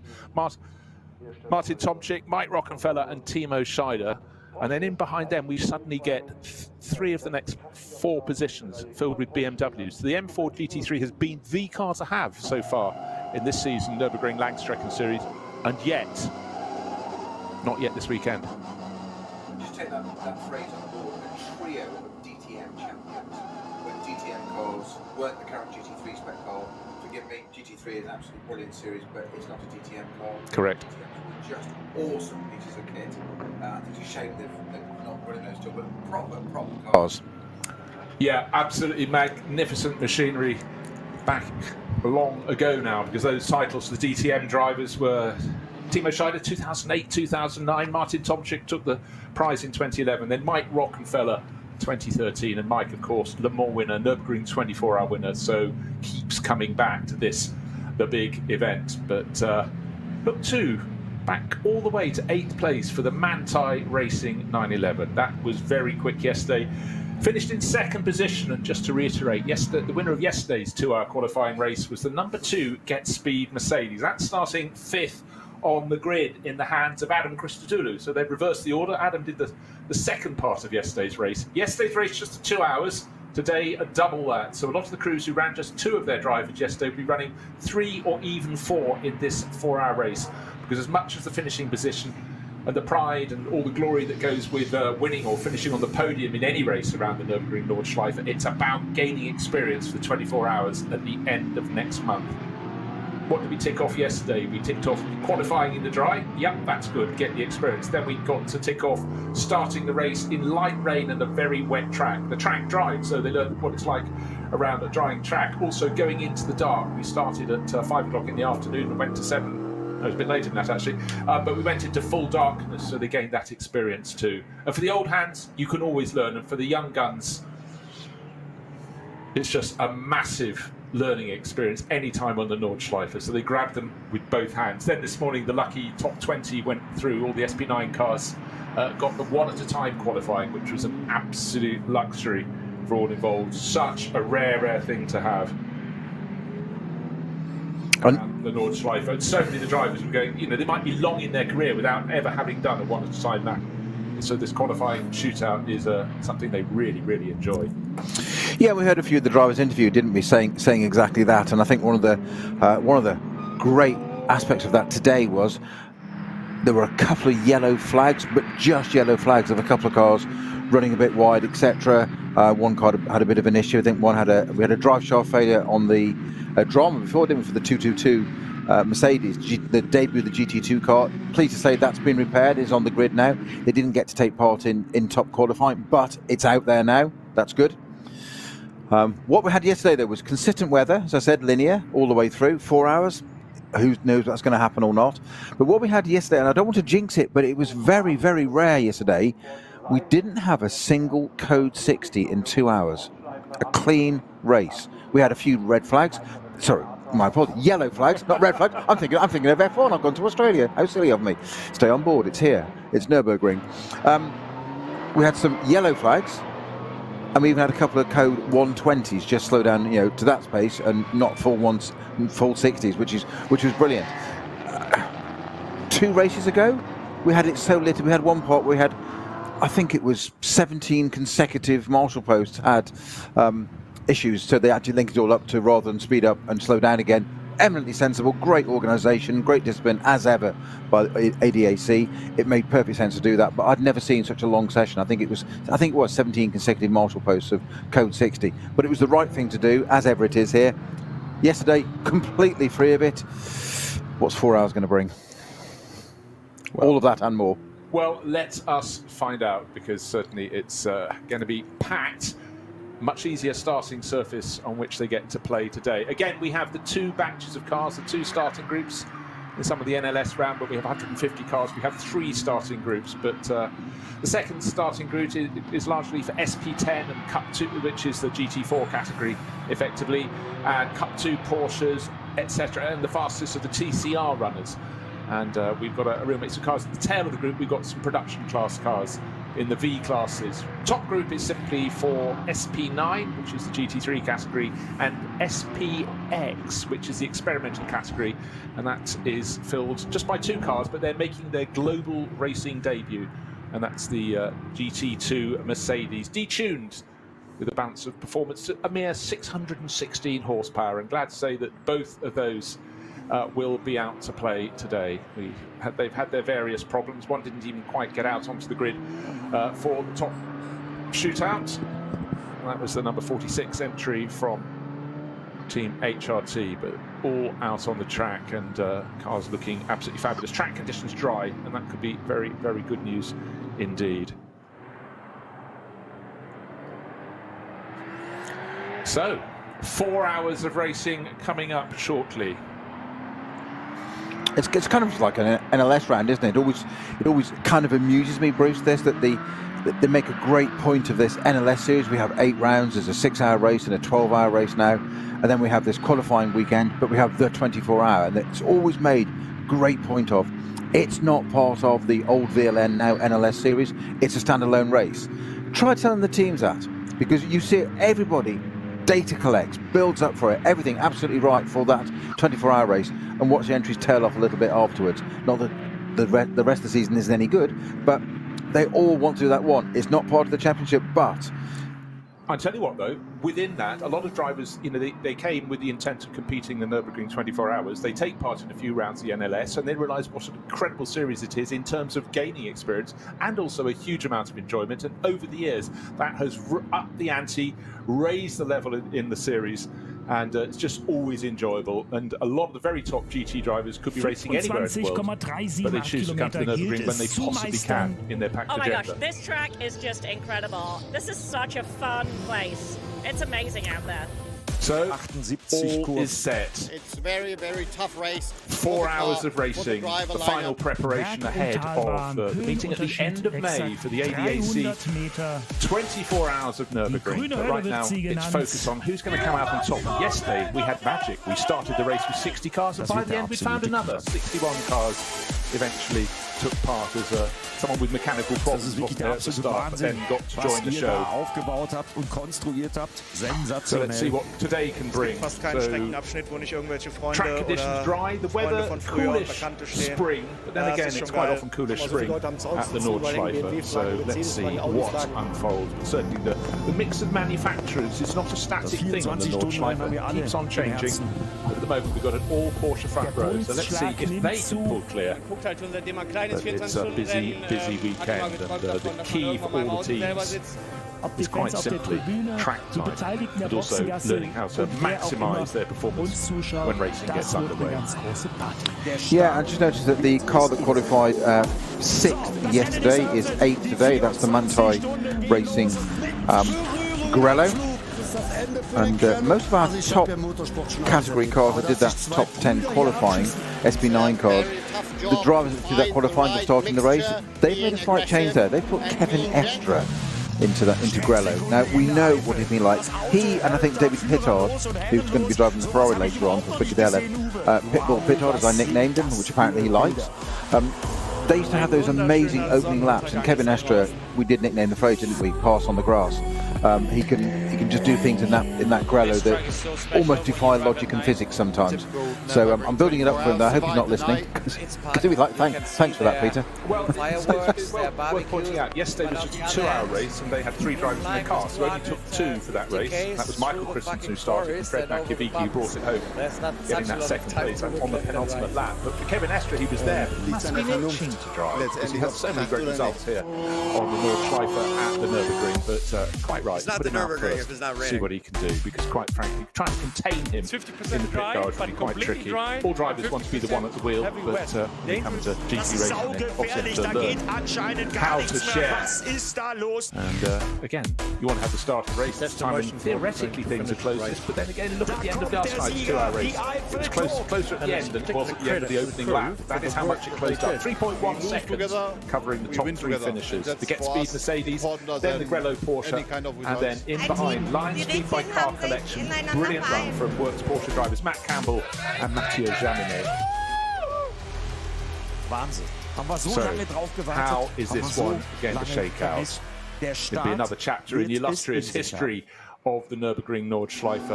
But really, eyes on the track today, but it's all eyes on how things are being prepared for the Nürburgring 24 hours run by the ADAC at the end of next month. The build-up is a long one, but it's all about track time. For these drivers right now, it becomes only about track time if their car has a mechanical problem. They want to get it in, get it fixed, and get back out. But it's a pure race. And at the front of the field, it's 2 Porsches. It's the number 33 Falcon Motorsport Porsche, started by Nico Menzer. It's the number 24 Lion Speed by Car Collection Motorsport Example, started by Matt Campbell. Second row, the Lamborghini car number 27, started by Kelvin van der Linde, the AB Sportsline Lambo, alongside the number 30 Fricadelli Racing Team Ferrari. Looked as though that was going to take pole, but its first flying lap was the best. The second, not quite as good. It was overhauled, but Nicky Katzberg sharing with David Pittard and Earl Bamber. That is a super strong lineup, and the Fricadelli Racing Team is a very, very popular one on the Nürburgring. Nordschleifer has been a staunch supporter, not just at the top SP9 class over the years, but in some of the lesser categories as well. It's a local team, huge following. If you like your meatballs, that's the Fricadelli, the Fricadella, and you like your racing, why not support them? I love how you added a little bit of Italian flair to a German name there, because they're now running Ferraris, not their Porsches. It's in the the Fricadella. It's just you're so good you don't even realise you're doing it sometimes, do you? Just unfortunate in so many ways. No, it's a gift. It's a gift. Conditions looking very good. When the cars went out in qualifying this morning, there was a dry line appeared. It wasn't wet overnight, but it was very wet yesterday. And all we had at the end of the race in full darkness was a dry line on the racing line, and it was wet out beyond. Gradually dried a little bit. Now I would suggest, Peter, as we look at the cars halfway around their formation lap, it looks, to my eye, uniformly dry. Yeah, I would agree with that, most certainly. Great summary, actually, it's spot on. It wasn't that perfect this morning. We saw the times were not quite optimal. But I think that will change. I wouldn't be at all surprised if we see some sub 8 minutes in this race. Yes, we thought we might scramble those in top qualifying, but clearly conditions not quite there. The fastest lap at the end was, I did write it down, it was 8 minutes 12.5 at the end of the first flying lap, but it went below that on the second flying lap.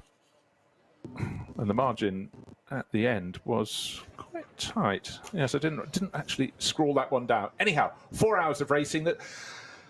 And the start, don't think it's going to be exactly the same as it would be at a Nürburgring Langstrecken Series race, because the first turn, you turn in the same way, but instead of doubling back and going into the Mercedes arena, there's a cut back and immediately a cut through a gap in the barriers, and the Mercedes arena is cut out. So effectively, the start of turn 1 and suddenly turn hard left through the gap, and then you rejoin at very close to turn 4, then down the hill all the way to the Dunlop hairpin at the bottom, and then you complete the entirety of the Grand Prix loop bar the final corner, instead of turning right onto the start-finish straight, through the double left of Sabine Schmidt's curves and out onto the exciting bit, the wonderful bit, the Nordschleife, the reason that everybody loves to come and race here. So the first batch are just exiting the carousel now. I'm going to be heading up towards Hohe Acht, highest part of the circuit, hence the name. Then that glorious run all the way back down through Wifferman, Brunchen, Pflanzgarten, Schwalbenschwanz, Galvenkopf, and onto the Dottinger Hohe, which looks like a straight, but it isn't, because it's got quite a big kink in the middle, because they're doing a thick end of 300 Ks down there.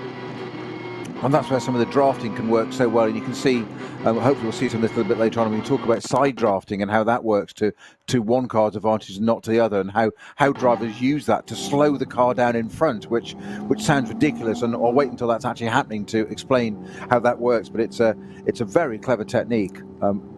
Very, very interesting physics of how that works. And also, just in terms of regular slipstreaming, time and time again, we see the third car in a group getting a double toe and the real benefits of that. And that you think as they come out of Galgenkopf, there's no chance, but it really comes to them. And the fact the straight goes on and on and on, really, again, that's the sort of experience young drivers have to learn about and not waste the opportunity.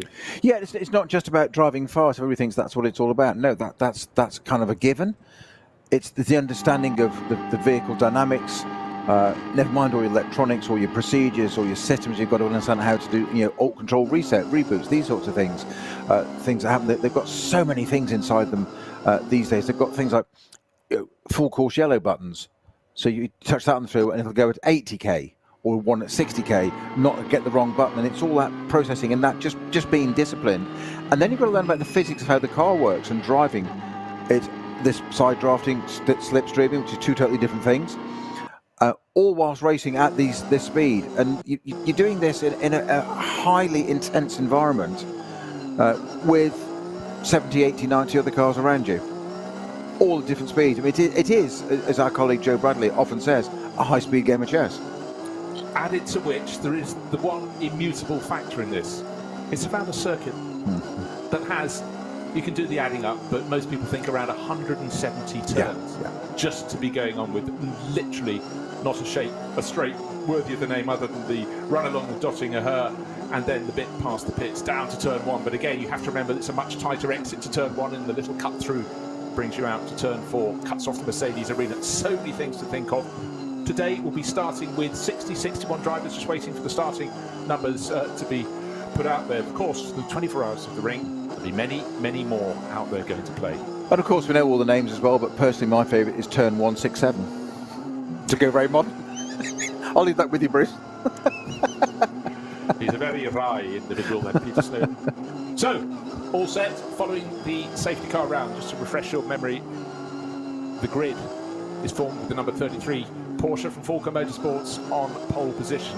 That's the aquamarine and mid-blue colour, and the Falcon livery has been such a staple at races at the Nurburgring for a decade and more. So Nico Menzel doing them proud. He was surprised, and so was his team manager, Sven Schnabel, that they'd put the car on pole position. He actually thought there'd be more pace from some of their rivals, but, you know, never look a gift horse in the mouth. The best place to start any race is from pole position. But unlike yesterday's evening race, the best place was definitely pole position, because anyone else behind would be in the spray. The track was wet at the start. Today, conditions uniformly dry. So that is very good news for a lot of the crews. But we just don't want any risks at the start. We say this before every long-distance race. Don't be a hero into turn 1, but you'll be sure someone's going to have a try. But you know what? They gain more and more experience. Cars now coming out of Galgenkopf onto the long straight. Last chance to think about things and check the dials before the start of the race. Check the gauges. I commented on this yesterday, Bruce, about the weaving, and Nico Menzel taking it to almost extreme now, the pole position car there. Coming through Schwalbenschwanz, which is double left, onto Galgenkopf, the nice sweeping right-hander, onto the Dottinger Her just before the race start. And the rest of the field saved the second place car, which is very interesting, which is the Lion Speed by Car Collection Porsche, with Matt Campbell at the wheel, who's barely weaving. He's waiting right to the end now. He's got a whole different technique there. Very interesting. Nico Menzel in the lead car, in the Falcon car, literally going almost to the extreme width, etc., really getting the heat into those sidewalls, getting the tyres pliable, ready for that, loading it up into that first turn, right and left, we said, of the start of the race.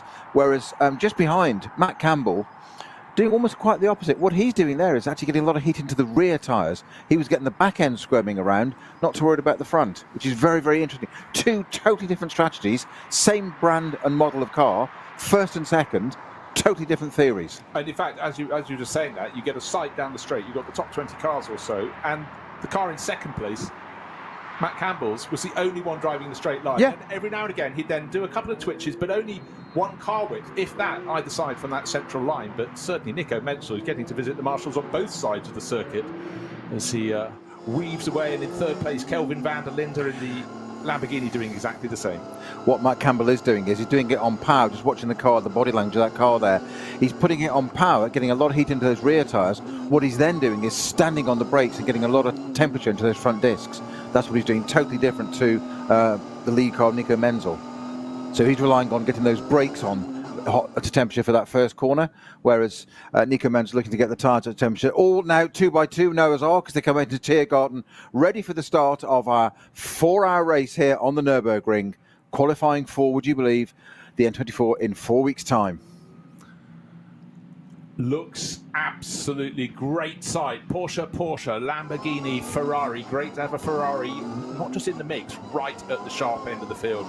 Any car that qualifies ahead of Mercedes AMG that's always super strong around here is doing very well. But that Mercedes that is in 5th place, look out for Adam Christodoulou. The car's looking very mean in the black Get Speed livery. Alongside it's got the best of the Audis as well. That's car number 5, one entered by Shearer Sport P8 checks. Safety car peels off into the pit lane, and the Lamborghini in 3rd place is right under the tail of Nico Mensch. They go down, waiting to take the start, trying to hold that 2x2 formation. Drivers almost can't help themselves, and they're 3 abreast. Looks though Tim Heinemann is just about going to hold things off, but the best start was the Ferrari coming through from the second row, and it dives into the lead into turn 1. Great move there from Nicky Katzberg, and into second place goes the number 24 Porsche. So Heinemann, a really good start, but then somehow on the run down to turn 1 just didn't hook it up and fell back down to third place. First marks to Ferrari there and Friccadelli. Absolutely, first blood to Nicky Katzberg, superb, put it right back at the front there. The pole position car, Nico Mensch, has dropped down to third position. Kevin Estre had a little look around the outside, managed to get into P3, dropped back to P4 again on the left-hand part, but Grello up there. And Nicky Katzberg on that run down to, and Kevin Estre doing the same in fourth.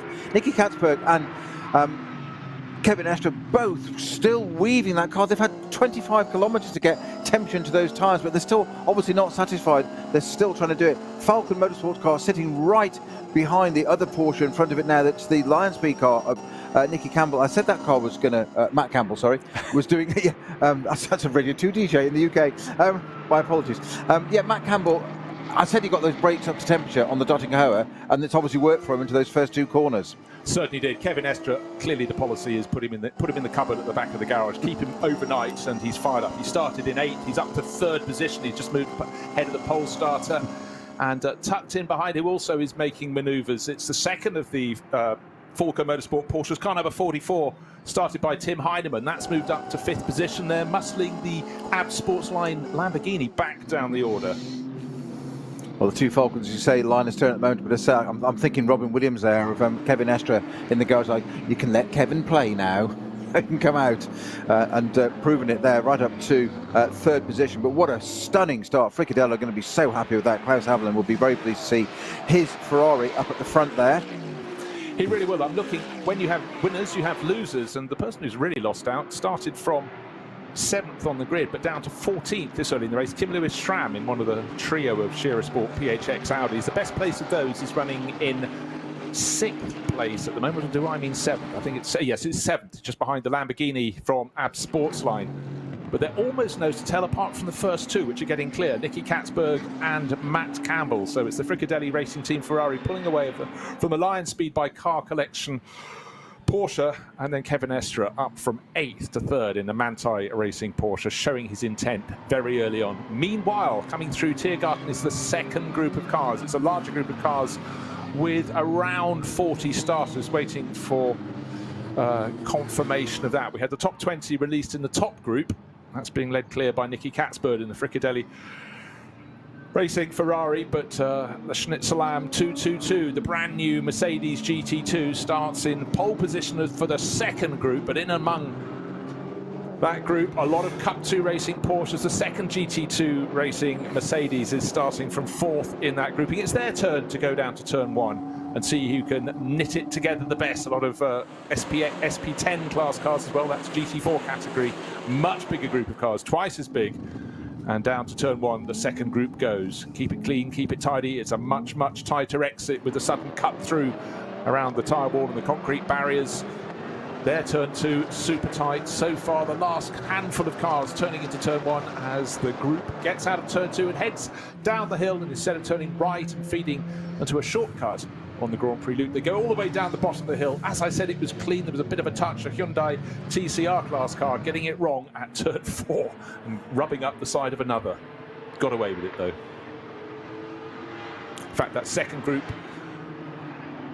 the new Mercedes GT2 started 1st and 4th in the second group. The 222 is leading away, but car 46, the second of those, with young British racer Frank Bird, has got up from 4th to 2nd. They had more power than those behind. They should pull clear. That's pretty much what they're doing right now. So Nick Katzberg has just pulled out almost a second already over Matt Campbell in the Lion Speed Porsche in second place. That's Matt Campbell, the Ferrari it is at the front still, but and they in turn are about a couple of seconds ahead of Kevin Estre, the best of the rest at the moment. And I never thought I'd say about that about Kevin Estre on the first lap of a 4-hour race. But that's where we are at the moment. Frank Stifler, it is in 5th position in the Shearer Sport PHX Audi. but it's looking pretty dominant outside of the Ferrari for Porsche's in second, third, fourth and fifth at the moment. Lion Speed, Manthey and 2 Falcon cars. 3 different teams, all with Porsches. We've seen this already this season with the BMWs, 3 different teams doing really well. So it proves that the car's working, and it just seems to, at the moment, all things being equal, we've got, obviously, virtually the whole race to go. We're 5 minutes in and 4 hours, but it just looks, Porsche just look really, really strong here this weekend. But Klaus Abel will probably say, hang on, but my Ferrari's quicker. It's right out there at the front, and it's glorious to see a Ferrari right out at the front. Something because it's a bit different.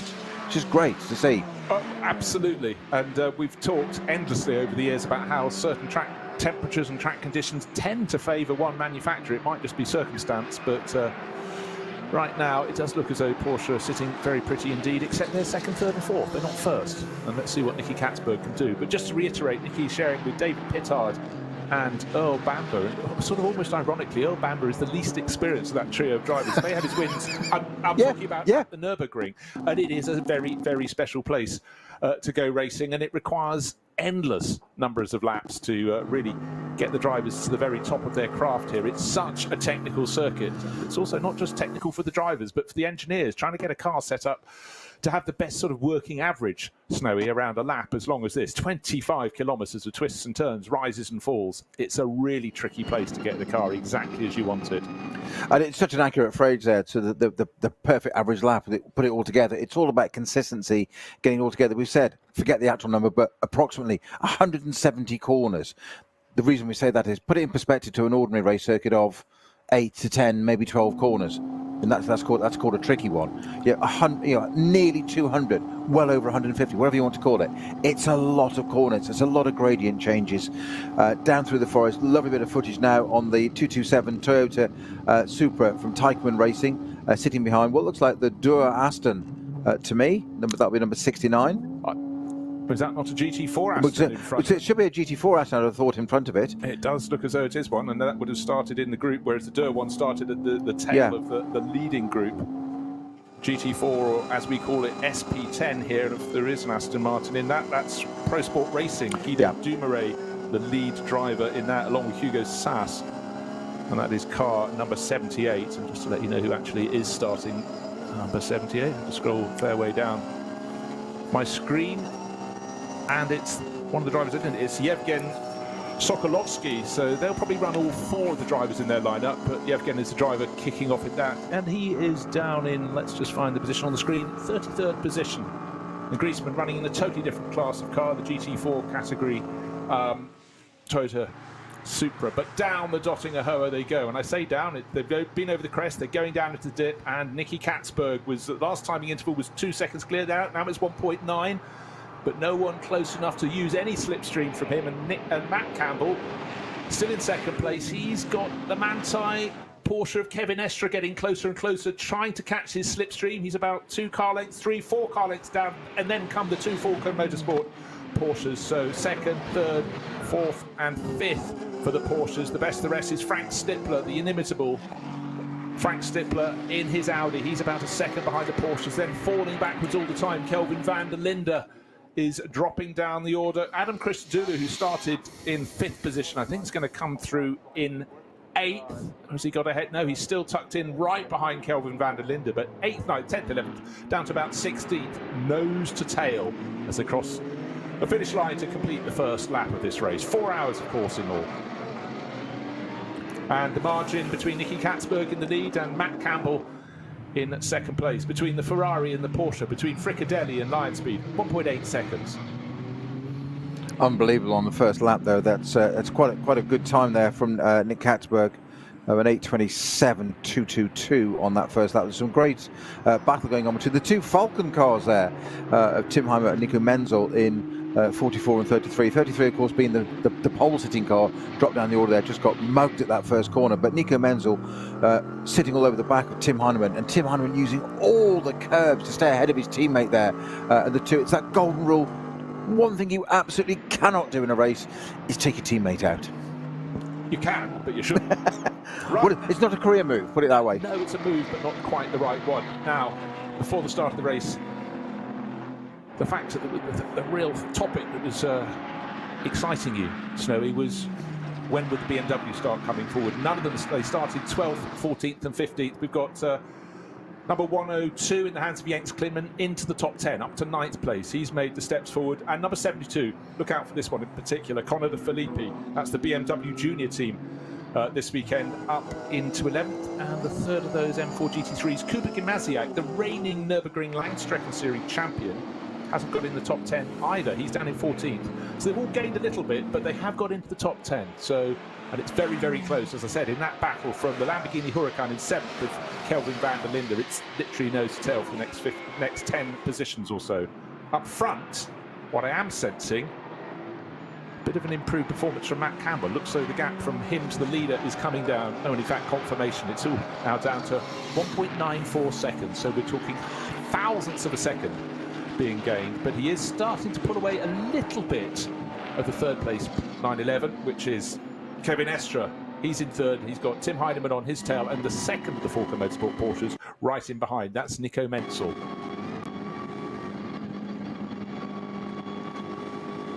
Keep it clean, keep it tidy, use the curves just a little bit, not too much. They can really, really bite around the Nordschleife. It doesn't matter what class of car you're driving, but if you clout the steep ones, it's going to put you out of kilter, knock the fillings out of your teeth, and possibly knock the stuffing out of your race. Nicky Katzberg is now 1.7. I was quite right. Matt Campbell is just starting to gain a little increment here or there. It could just be the first part of the lap is more suitable to the Porsche than the Ferrari, but I'm super impressed with the progress that the Fricadelli Racing team have made with this new Ferrari. It's not just like continuing with a 488 GT3. They've grabbed the 296 with both hands and they're making it work very, very well indeed. I'm just watching at the same time as you're talking about that, Bruce. There's some great onboard footage there for us from the Hyundai of Mark Bassing at 8:30 in 60th and penultimate position there, battling with the four cars in front, all line of sight. You'd have thought it was for the race lead. That's why I looked at the position, and it's literally for virtually one from last place. Doesn't matter where you are on the field, you're having their own race and having a fantastic ding-dong through there, and you've got everything from what have we got there? The Hyundai, the M4 GT4, Subaru and the Toyota GT4, all battling it out. 4 different makes, all for literally the last few places on the grid at the moment. Great stuff, and that's what it's all about. It's also working out when you're less experienced here where you can possibly make an overtaking manoeuvre, particularly if you're trying to challenge a car that is an identical format to your own, like let's say one Porsche 718 Cayman trying to overtake another. Same performance, same points on the track. How late dare you brake? I suggest you don't brake you brake very heavily until you get to the third hour of this race. Third of 4. Just comment on that Toyota, Subaru, BMW and Hyundai that cross the line together, they've done a 12, 32, 33, 33 and a 34. That's how close those 4 are together. Okay, one other little factor I think we should look at today is the brand new GT2 AMG Mercedes. Yesterday it was all about Michael Grenier in particular in the Schnitzerland version, number 222. Frank Bird, who only got his ring permit on Wednesday, very short of track time. He's making a much, much better fist of it. Had a little moment, I think it was Klostertal, wasn't it, yesterday? Yeah. But today, he is 1.1 seconds down from Grenier, and Grenier is a driver who Mercedes got onto their works books this year. This is one of the programs he was involved with, and is going to be involved with, is the development of the GT2 Mercedes. But young Frank Bird is putting on a fantastic performance. Through hats and back they go. 1 point, just a whisker over a second behind. So he's hanging on, he's looking, he's learning. Good run from young Frank. Yeah, they're running in 21st and 22nd place, and their times, you say 11:55 and 11:56, so less than, I think it's 8/10 between them. So great job from Frank Bird. Experience over not experience, and it sounds ridiculous, but you've just got your ring permit. Yes, that gives you an advantage, but there's nothing like seat time there. But what he'll be doing, Frank Bird, if he's got any sense, and I'm sure he's got a lot of it, is he'll sit in behind there, Mercedes Works driver, watch, listen and learn. Sit there, see how it's done, pick up stuff all the time. You can never ever stop learning in racing, but if anywhere this applies, it's here at the Nürburgring. Sit behind somebody that's got the skill set, got the experience. Learn. You don't need to go past them at this stage of the race. Do a good solid stint. You're going to get a lot more out of that, a lot more value from your team for doing that. No, exactly so. And as he hangs on very nicely indeed. What's happening at the front of the pack, at the sharp end of the field? It's under a second now. And in fact, we've suddenly got a problem. Where is the Ferrari? It's just fallen off my timing screen. Just got to double check. Yes, up into the lead of the race is Matt Campbell. Scroll down screen. What has happened to the Ferrari? As we were looking at some of the back markers in the field and going through the junior classes. It's now race led by Matt Campbell, 0.879 of a second. Is that a transport problem? I think it's an anomaly on the time, because on the GPS it's still there and significantly ahead of 24. Okay. That would tally again, so we'll wait for that. It's something just to keep the teams and the commentators on their toes. But the order behind, in theory, is 24, 44, 33. In other words, Matt Campbell in the Lion Speed by Car Collection Porsche. Then the two Falcon Motorsport cars, 44, Tim Heinemann, Nico Menzel in third. Nico, of course, did such a stunning job in the top qualifying shootout. Fifth place is, well, the next in line behind them is Frank Stippler, doing his normal excellent job as he tries to keep up with those ahead. And in fact, I think what we're starting to see, the 911 Porsche has also gone missing from that grouping, but he's clear to be seen. Down the Dottinger Herber, along the Dottinger Herber, it is the Ferrari leading the way. We'll wait for our screens to catch up all over again. That's what you get when the cameras are looking elsewhere. You suddenly get that seed of doubt if the timing screen has a glitch. Matt Campbell in second place, and then trying to make a move up and making it work using the slipstream beautifully goes Tim Heinemann. Or is it Nico Menzel? Just waiting to see, because now we've got the Grello Manthey Porsche sandwiched by the Falcon Motorsports cars. And it's 33 that's gone through. It's the driver who started on pole position, Nico Menzel. And then tucked in behind on the tail is Frank Stippler in sixth place overall. The timing screens have reverted to the correct form, and completing the second lap of the race. Race lead, Nicky Katzberg. Margin of advantage, I was going to say about 2 seconds. It's precisely 2 seconds, down to the thousandths, over Matt Campbell. Heinemann in third place. Fourth place, Kevin Estra. Fifth placed, Nico Menzel. Then Frank Stippler, who I think has just set the fastest. He has 8:15 dead. Yeah. In fifth place. Sixth place, my apologies, car number 5. Sixth place, great run there from Frank Stippler. And it's just trying to see where he's actually done that time, where he's gained the most. It's the latter part of the circuit, yes, sector 6 onwards is where he's gained that time.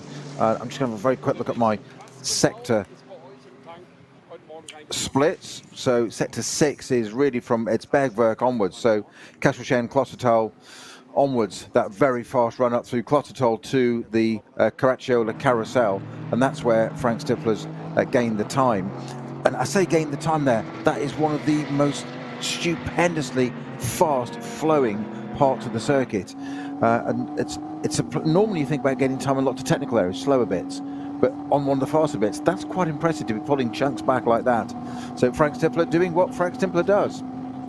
That'll have the other teams thinking about life and factors they have to consider between now and the 24 hours. He's at it again. Yes.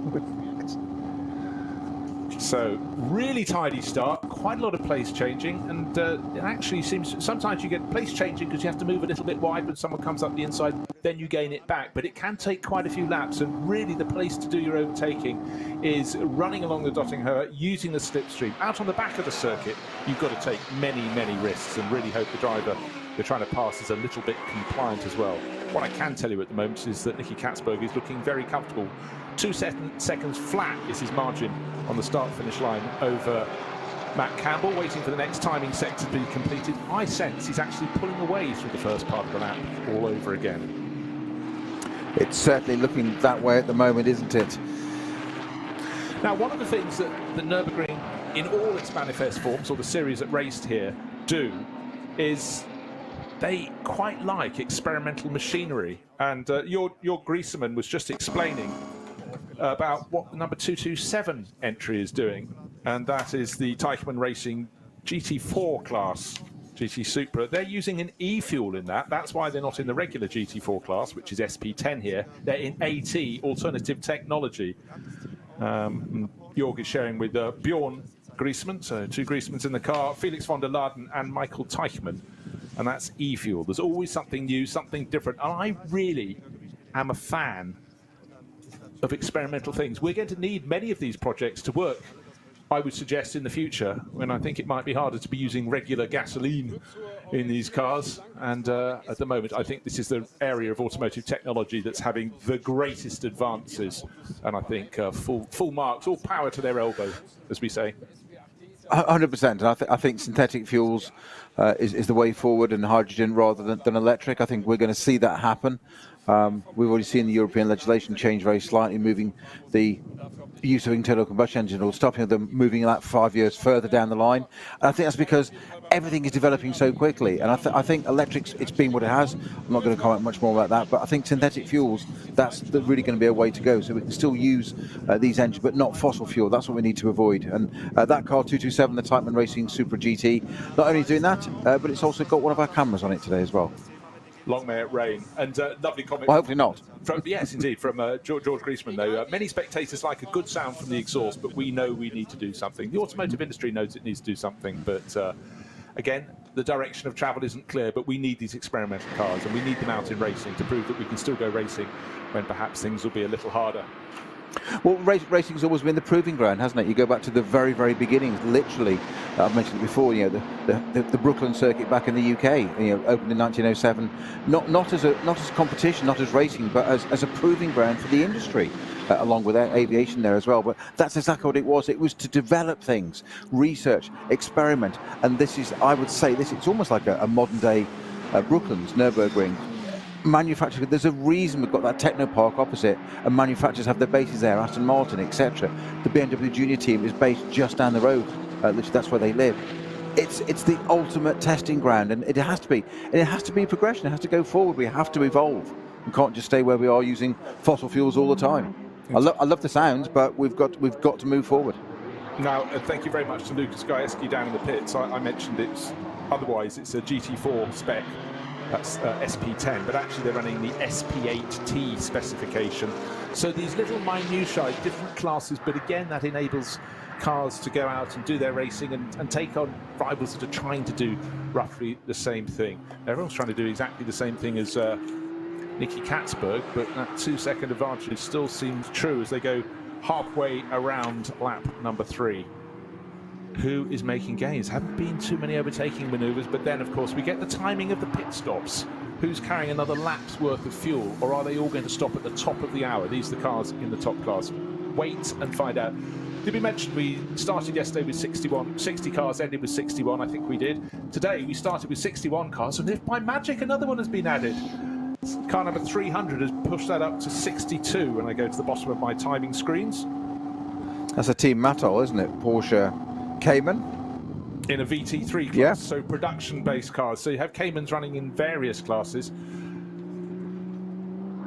But again, we look through the history of these races, the history of the Nürburgring 24 hours. You have many, many subclasses, and over the years, the GT4 category, which we run largely as SP10 here on the Nordschleife, that is growing and growing. Less powerful, and what many people think rather harder to wring the neck of than a GT3 specification car, and certainly a lot of manufacturers coming to play in GT4 all around the world. And the Toyota Supra is one that's really very, very popular in that level of racing. And 227 is out there leading the alternative fuels class. Of course, we just heard from Jörg Griezmann and 227 white Supra GT4 with sort of emerald green, no, lime green flashes under the nose and up over the roof. Good looking car. I've always thought since this Supra came in, it looks very, very light on its toes. And that's increasingly popular. KCMG, long-term supporters of all things at the Nürburgring, team from Hong Kong. They are leading the SP10 class for GT4 cars. They're quite a few positions ahead of the alternative fuel version. And Edoardo Liberati, Italian racer, is in 26th position overall, leading his class. Between him and the top class cars, we've got 3 Cup 2 Porsches. That's the Porsche Cup class, the 911 Cup class, and it's Huber Motorsport leading that, car number 125 in 23rd position overall. The 2 SPX Mercedes GT2s are the buffer between them and the SP9 class in 21st and 22nd. Michael Grenier just 2.4 seconds. He's gradually pulled clear of Frank Bird, but a good grouping. Now, Bruce, we've got our first yellow flag, which is actually a code 120 at the moment at Brunchen, and I hate to say, but it's for the 101 Valkenhorst BMW of Jakub Kamaziak. Is parked at the side of the track there at the moment. In fact, ironically, with its sitter car going right past it as we speak.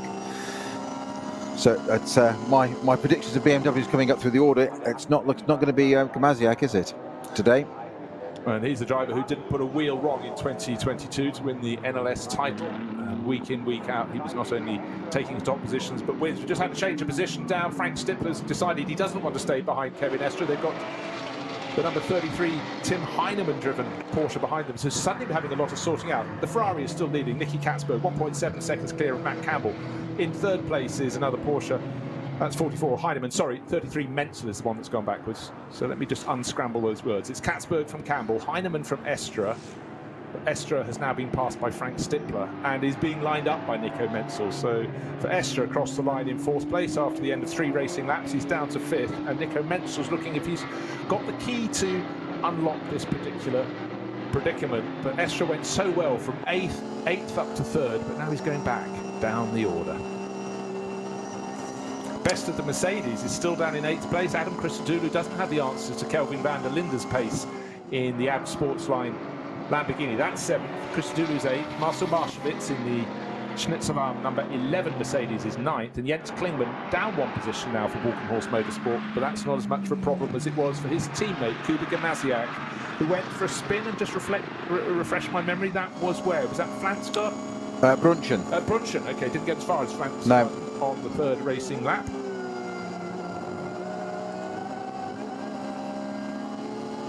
I'm just trying to find out what's actually happened to that. Lukas Gajewski, as ever, on the pits there, being helpful for us. We're just not sure whether that car's stationary or... Sorry, why it's stationary. It's an accident or whether it's just... I've got a gut feeling it's just stopped.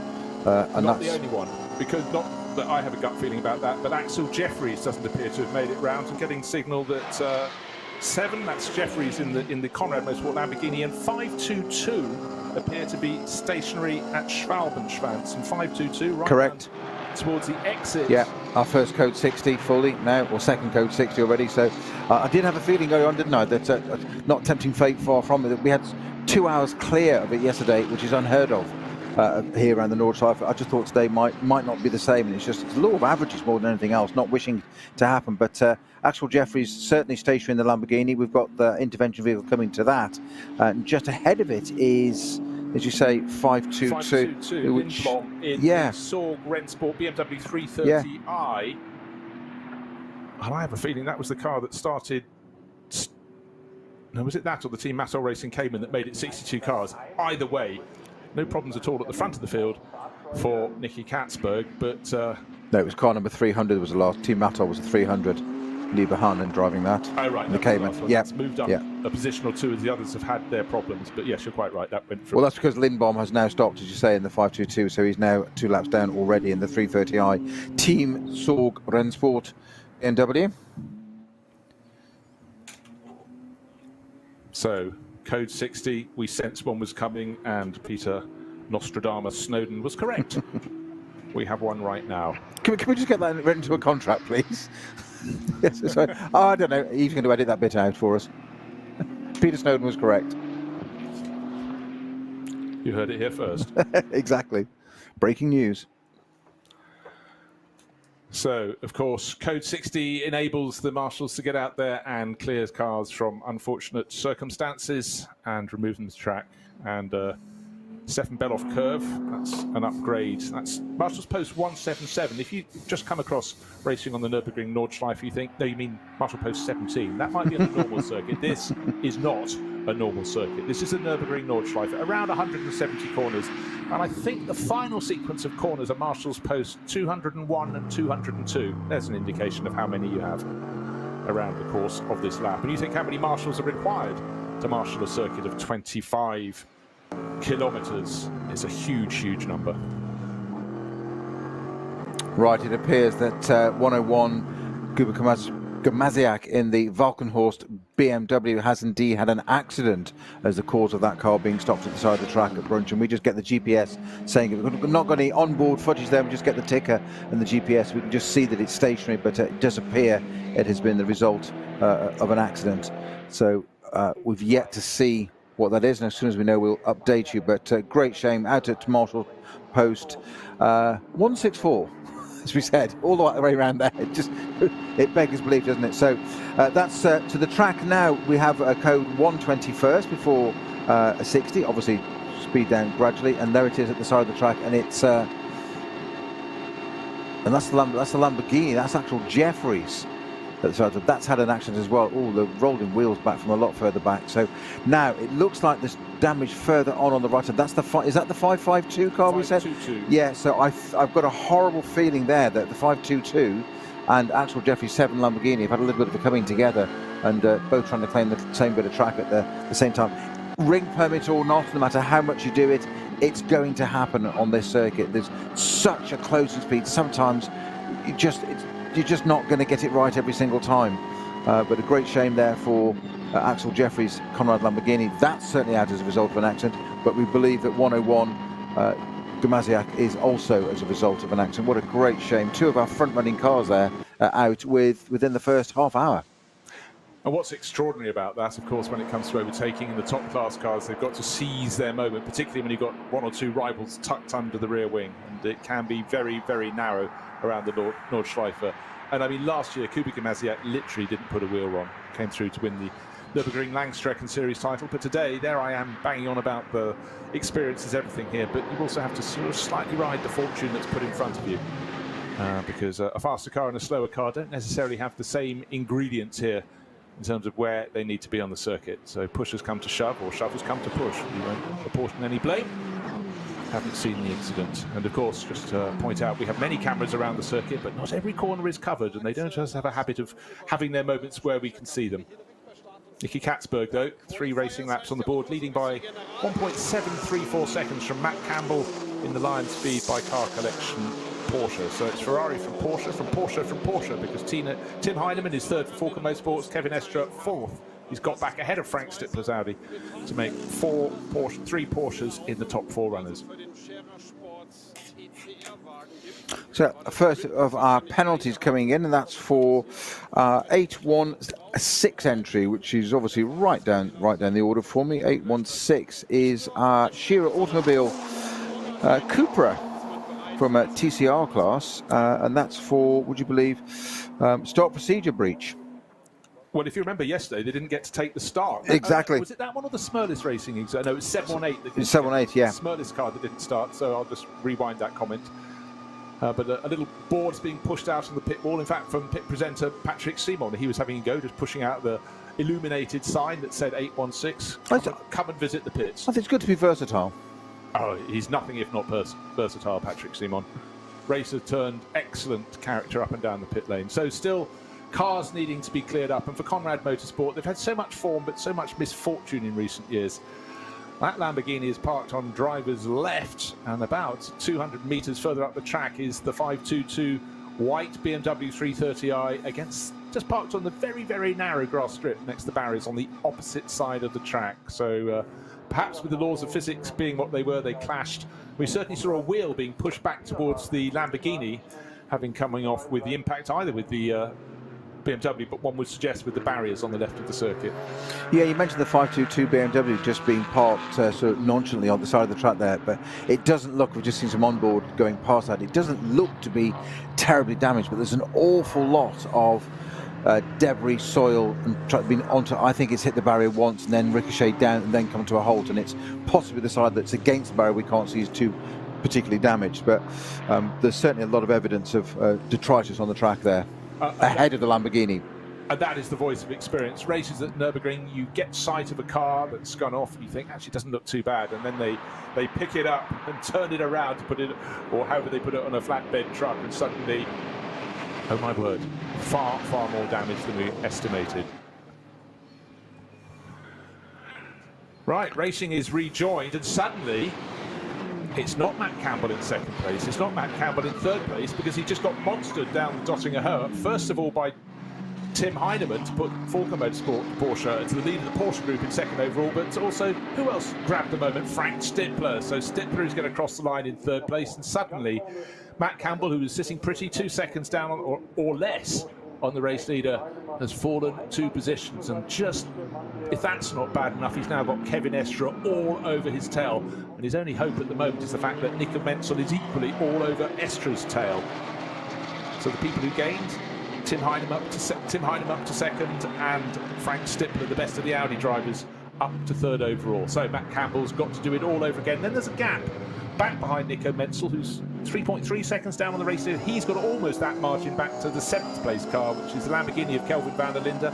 Adam Christodoulou is stuck on the tail of the Lamborghini in 8th in his Get Speed Mercedes. Then Marcel Marchewitz, the Schnitzelar Mercedes, is 9th. And then there's a gap of 6 seconds back to Martin Tomczyk, second of the Audis from Team Scherer PHX. That's the combination of Team Scherer and the Phoenix team that's had so much success around the Nordschleife for decades. They complete the top 10, but he's got to find a little bit of pace, and he's being troubled by the best of the BMWs. It went up several places at the start. It's now going back a little bit. That's Jens Klingmann. He's 10th. He's a whisker behind Tomczyk. Audi against BMW, but the BMW magic yet to really unfurl in this, the 4-hour race, the Sunday race in this, the qualifying weekend for the Nürburgring 24 hours.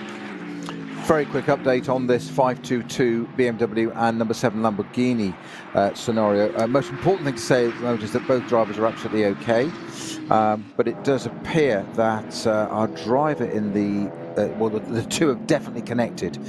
Quite who's turned in or who's collected who, I'm not really sure at the moment, but the two have, as we suspected, just from the time marks and debris and stuff on the track, it was pretty clear. But the two have definitely tried to share the same piece of tarmac at the same time, which invariably has the same result.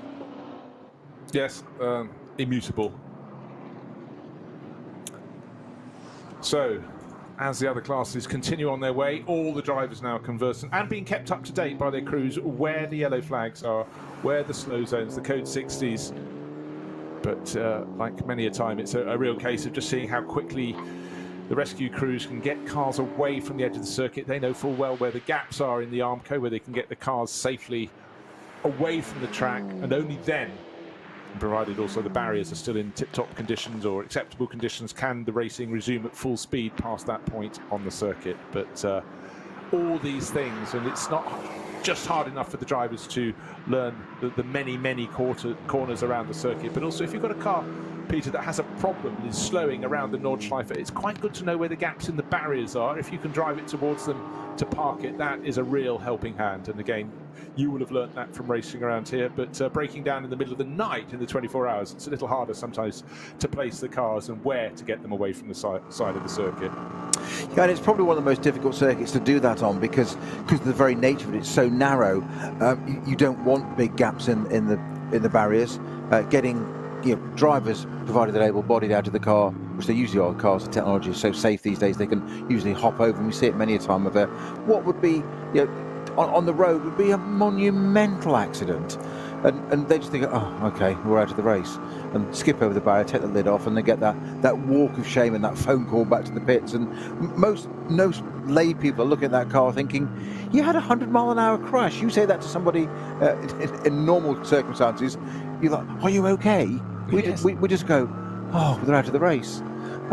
Never mind getting the car behind the barriers. Right, there has been other trouble, even while you were speaking there. New code 60, the entry to Schwalbenschwanz. So that is the Swallow's Tail right towards not the end, but it's towards the end of the lap. It's just before you get to Galgenkopf, then turns you onto the long run back. But what's happened in the last few moments, as the front runners are catching the tail of the field, we've suddenly had sharp intake of breath, 2 SP9 cars with an overtaking manoeuvre happening between them, going either side of a production class car, and we had Kelvin van der Linde, all 4 wheels of his Lamborghini, on the dirt on the outside of the circuit as he went one way behind a production class BMW, and he's picked off Nico Menzel the other side, and it's all been captured brilliantly and inadvertently in many ways by Adam Christodoulou, who was tucked in behind. 6th, 7th and 8th have been jumbled, and the move was made in true attacking style by Kelvin van der Linde, but he must have been thinking, well, I went for a gap, not sure I want to be here, and moments later they come across a safety car going around the circuit, a flatbed truck,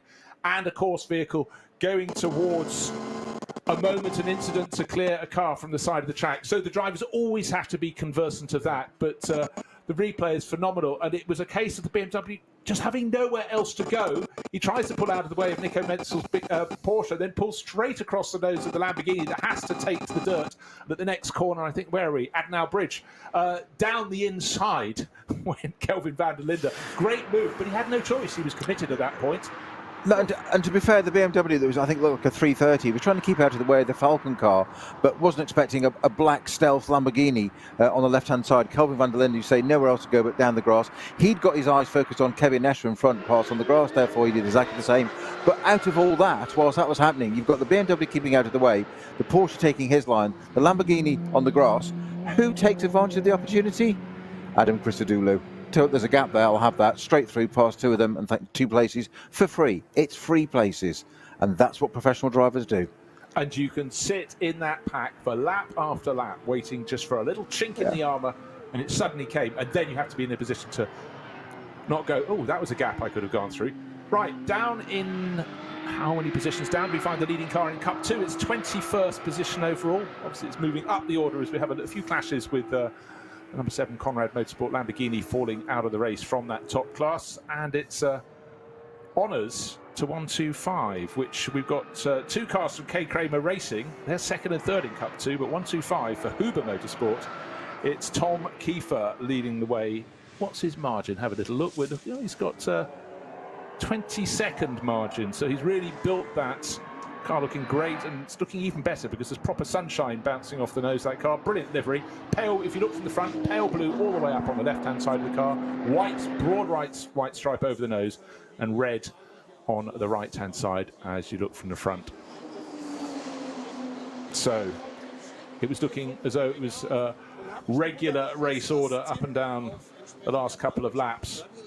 But the gap between first and second is now between Nicky Katzberg and Tim Heinemann, and Tim is closing in 1.4 seconds down. He was 1.7 at the start of the lap, and certainly he made the most of that passing manoeuvre to get past Matt Campbell. So did Frank Stippler. That's why we've got Porsche, Audi, Porsche sounding quite good in this, aren't they? But it's Ferrari's race at the moment. Nicky Katzberg, 1.4 seconds. He's looking very, very good in the front. And don't forget, this is a car that was brand new to racing this year, the 296 GT3. It looks good in the pits. It looks good on the starting grid. It looks even better on the track. Well, talking of being in the pits, we're just getting a little bit of footage here of something I've just got to describe for you. Of Patrick Simon in the pits, holding his phone, and he's at one of the Japanese teams where all the names, the drivers' helmets are all written in Japanese. Obviously, the notice board is all in Japanese. And he holds his phone open, the camera's zooming in.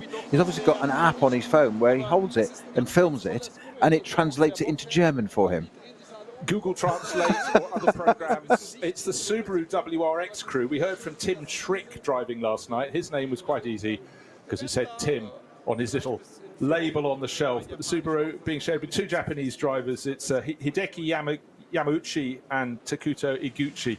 Japanese have always had a real fascination with the Nürburgring 24 hours, and it's great to have them here in something different. That's Subaru WRX running in the SP4T class, with more cars in that class at the 24 hours itself. And let's just have a little check where their car is placed. Number 114, we've got 62 runners in the race. They're down in 27th position, leading their class, and it's Iguchi at the wheel at the moment.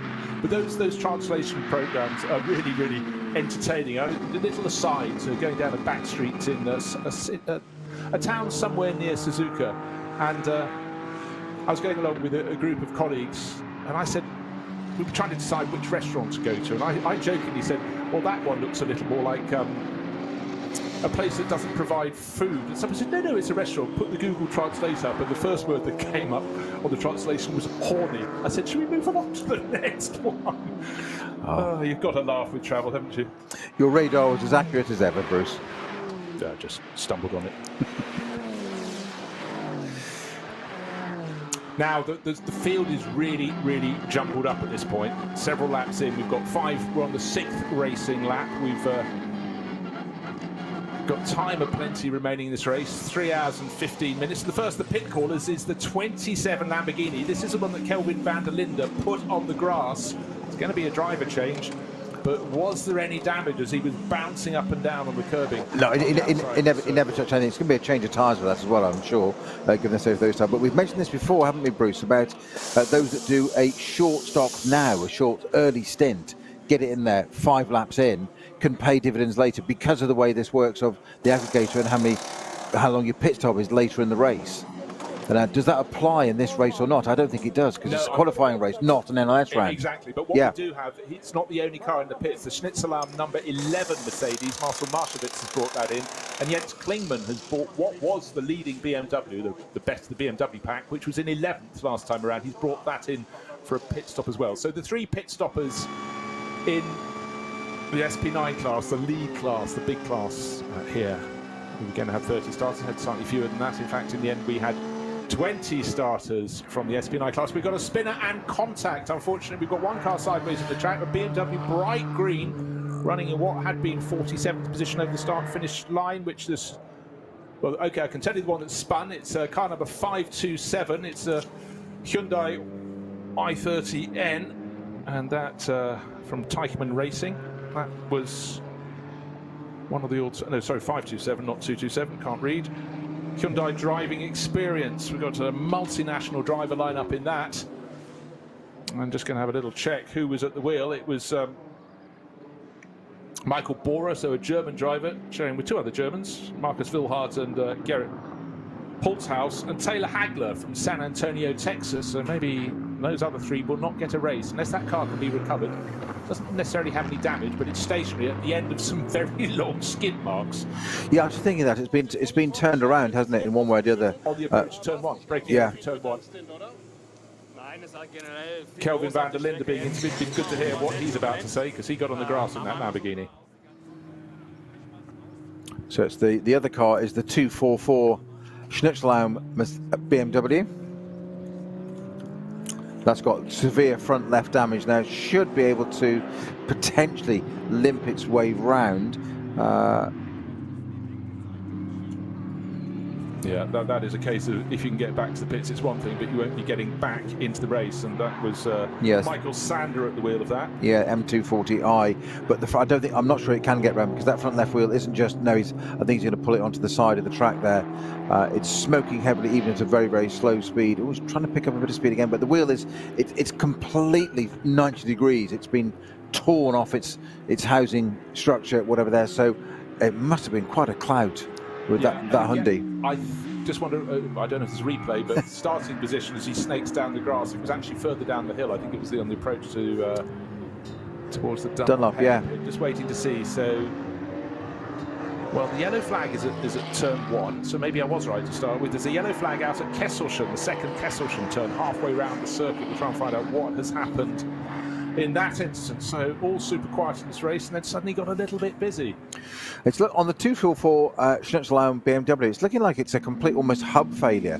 Now there's contact with there's damage on the front right door of the Hyundai. I'm saying front right because it is a 4-door car. It's what we call the front right, driver side in the UK, passenger side in Germany. There's some bumper damage. They're trying to get an intervention vehicle and a tow rope to get that car out of the way. But it looks like the two have connected, and it's turned the Hyundai around a long set of skid marks. That's going to be a high-speed connection, but I think it's just broken the hub or something on the BMW. Ironically, the BMW, if he hadn't got it on the grass, he might have continued to proceed. I think it's because it's just different terrain. It's just dug in, and it just can't. That wheel's off. The car's on the ground. It's just dug in. What we have, Peter, at the start, at the front of the race, is a margin that's come down to very little indeed. It was 1.4 seconds between the chasing Tim Heinemann, the number 44 Falcon Motorsport Porsche, and the Fricadelli Ferrari that's leading the race from Nicky Catsper. But Frank Stippler just doesn't fancy that. He's just suddenly moved past as the Porsche is attacking the Ferrari. Frank Stippler, who knows this circuit just so well, up the inside. You know, no need to, no sort of reckoning he'd be there, but out of the mirrors while Heinemann was attached to the Ferrari, he came, and the Audi now up into second place overall. Frank Stippler worth the admission prize on his own.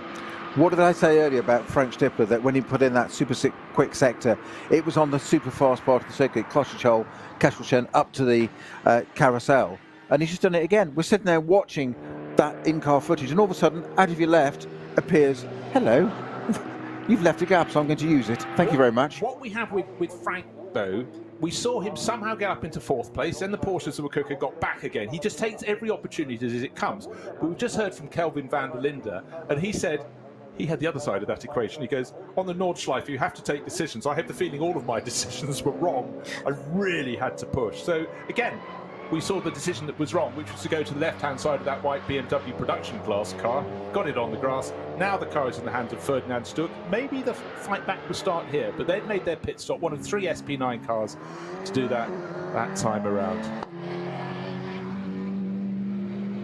And just to clarify, in fact, yes, that clash must have been into turn 1. So we saw the yellow flags were there. The Hyundai is parked at the side of the circuit just after the cut-throughs. They've gone through the cut-through at turn 2, and he's in the gravel trap. Tried to pull off to the side of the circuit after the contact, and unfortunately needs to be pulled out of the gravel. So a less than, what, 1.5 seconds between our front 2. Still surprising me to say that we've got a Ferrari at the front. It's just so good to see, so different. 296 GT3 with Frickadelli Racing. Nicky Katzberg at the wheel of that. 5 laps completed.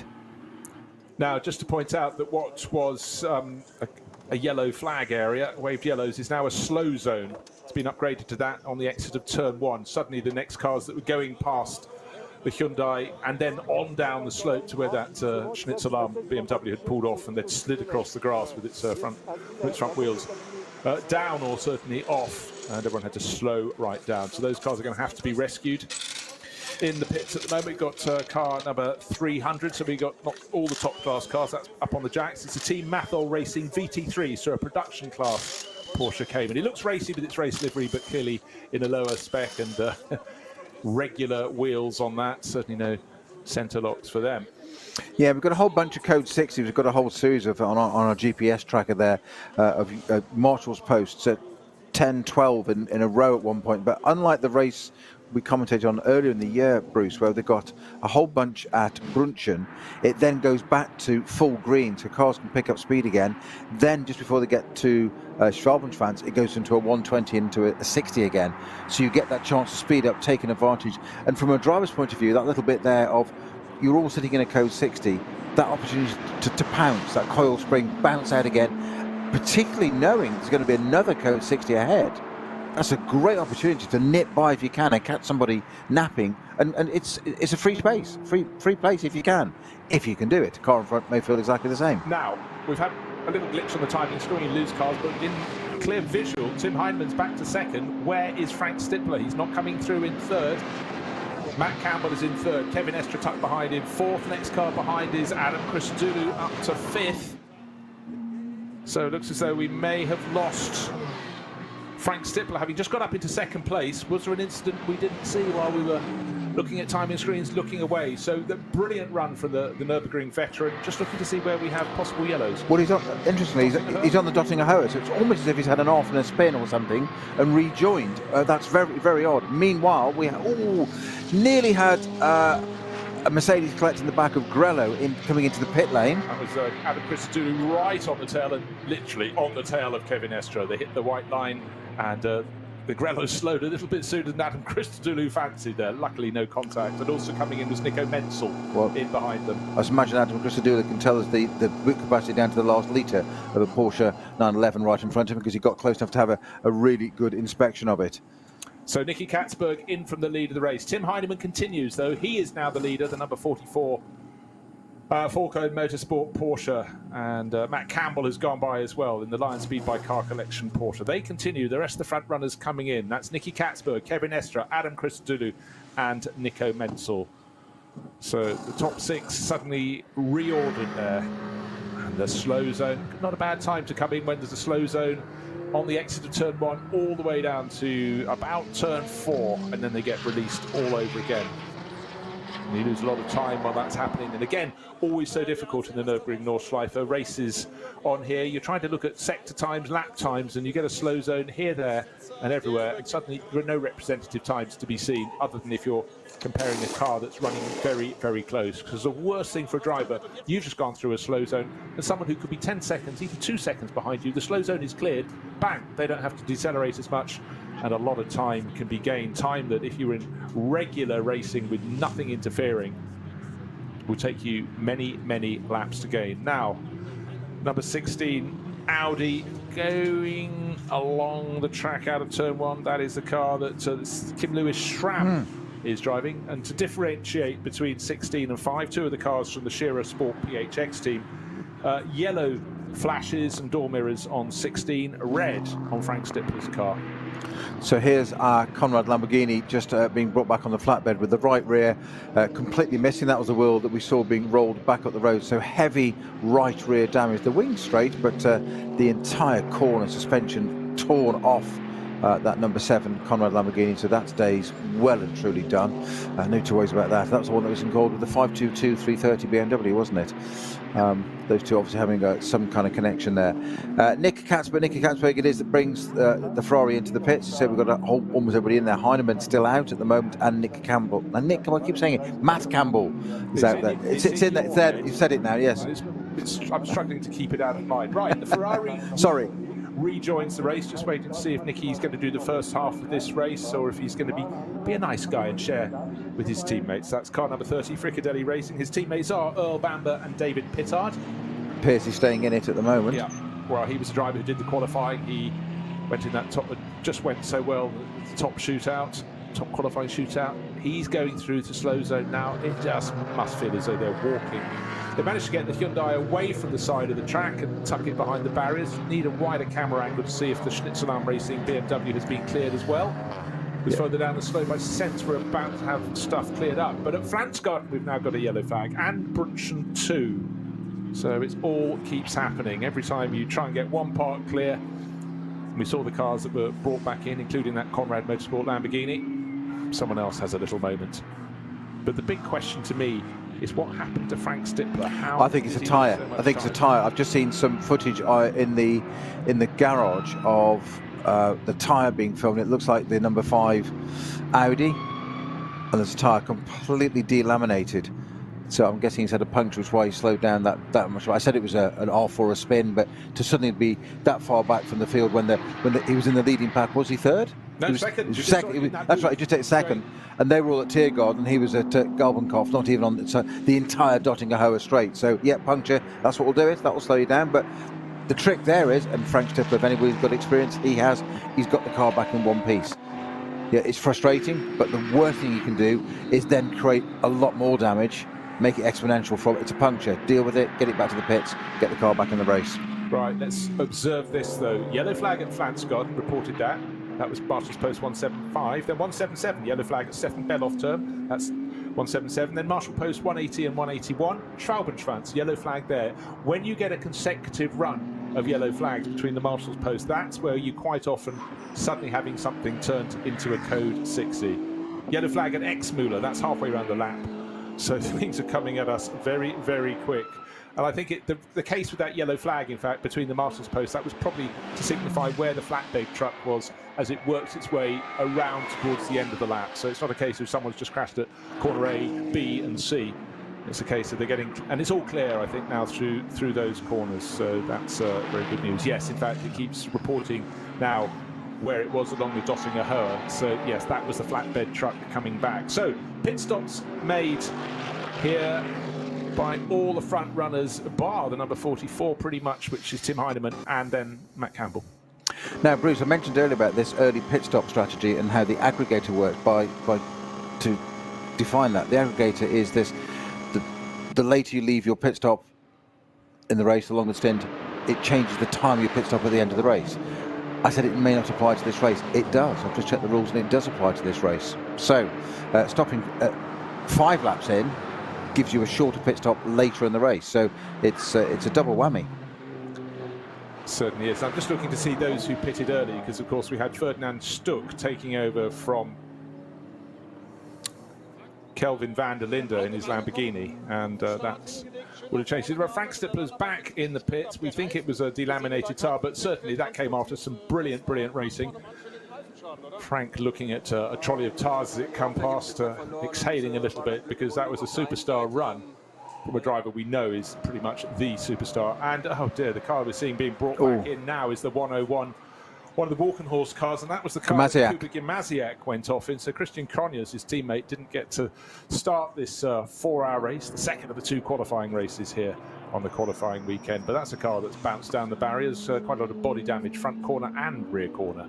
Yeah, well, left rear wheel is missing completely. Front left, heavy damage to that car. We just see it on the flatbed. It's on the opposite side for us at the moment. But as you say, it looks like it's rattled on the barriers really hard. I'm suggesting, to me, it looks like it's hit with the front left and then slapped with the rear and snapped the hub completely. That wheel is gone.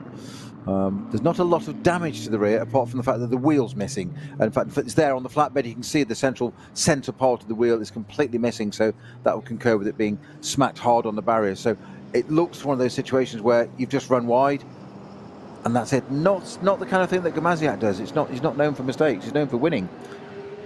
I know, but you know what? He'll have to come up with that little platitude. Well, I guess if it's going to happen in the qualifying race. But be sure he will bounce back.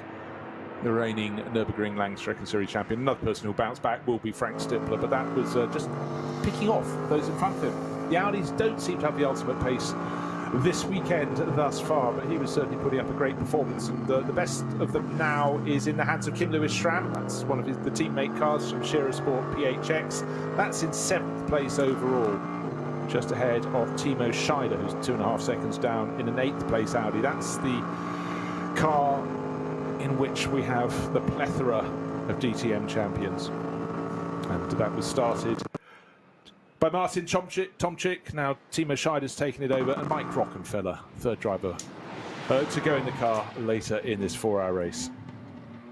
1 hour down, 1 hour and 1.25 minutes, to be precise. 4 hours of race on Sunday. Dry conditions for now, occasional very grey clouds, but they seem to blow past, which is very good. A dry race, I think, is what the doctor has ordered today.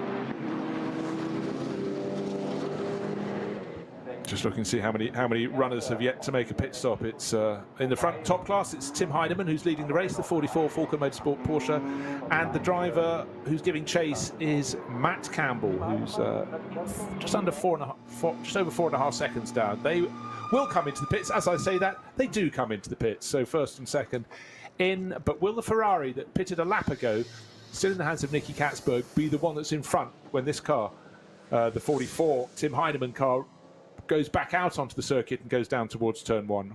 It was very tight in times before all of that, so there's only possibly about a second's different beforehand, before the run of pit stop. So 7 laps on the board.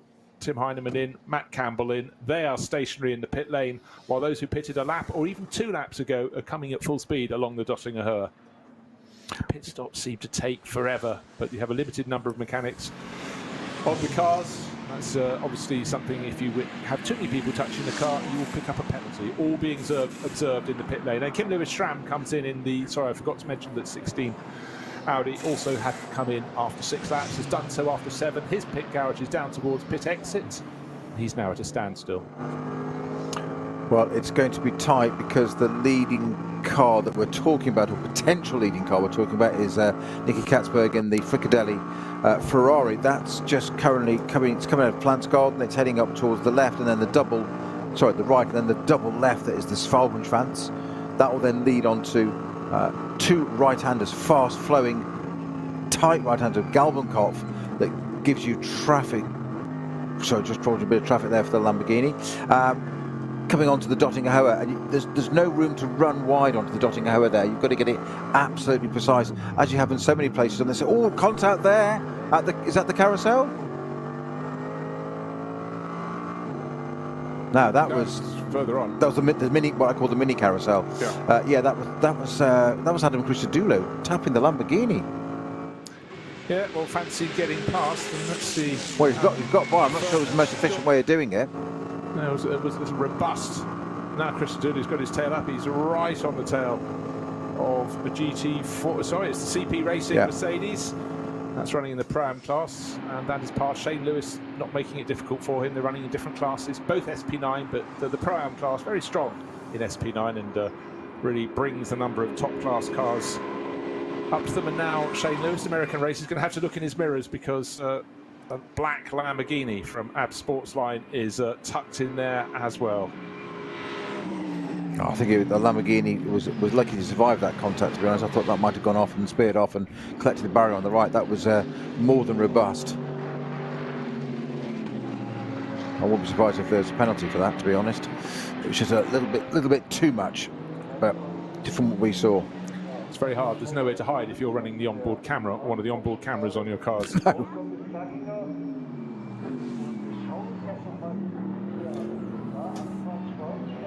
And just to reiterate, the incident we were talking about was the Lamborghini of Ferdinand Stuck. It's black, up the inside, into the Kleiner carousel.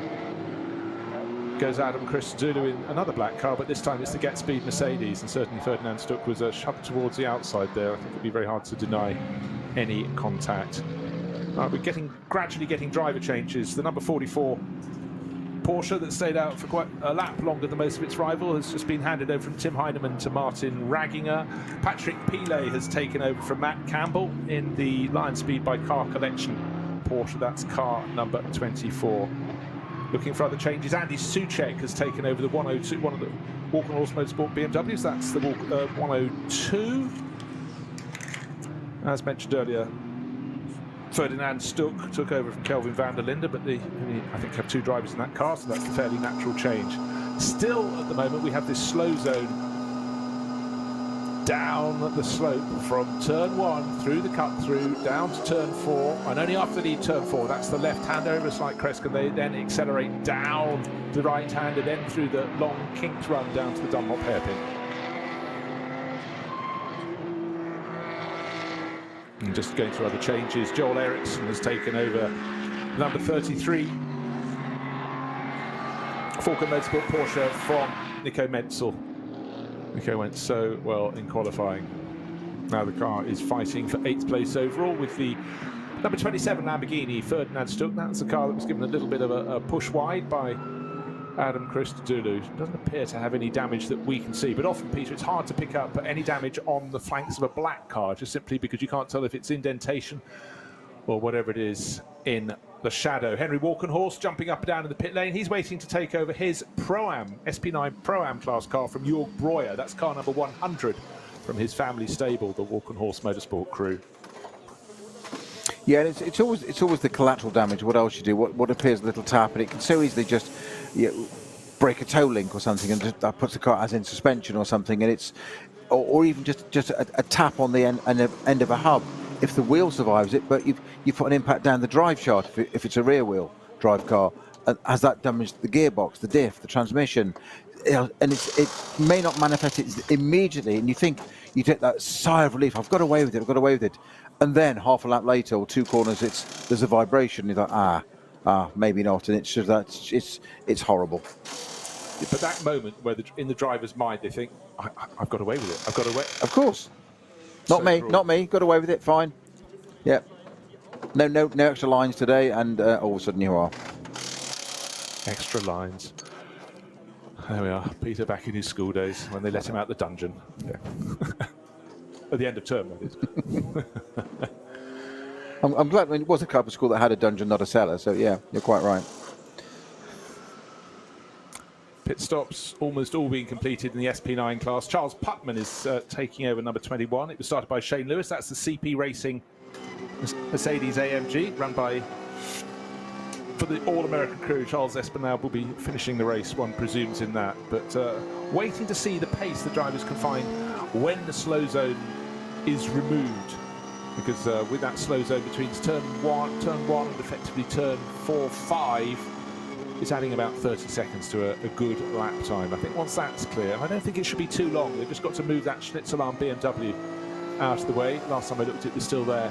Then we can go racing at full speed through the early part of the lap on the Grand Prix loop, but at around the rest of the Nordschleife, the racing is running unabated. We've already got an hour and very nearly 10 minutes this 4-hour qualifying race under our belts, and almost every time one looks what's happening out on the track, there's close racing to be had.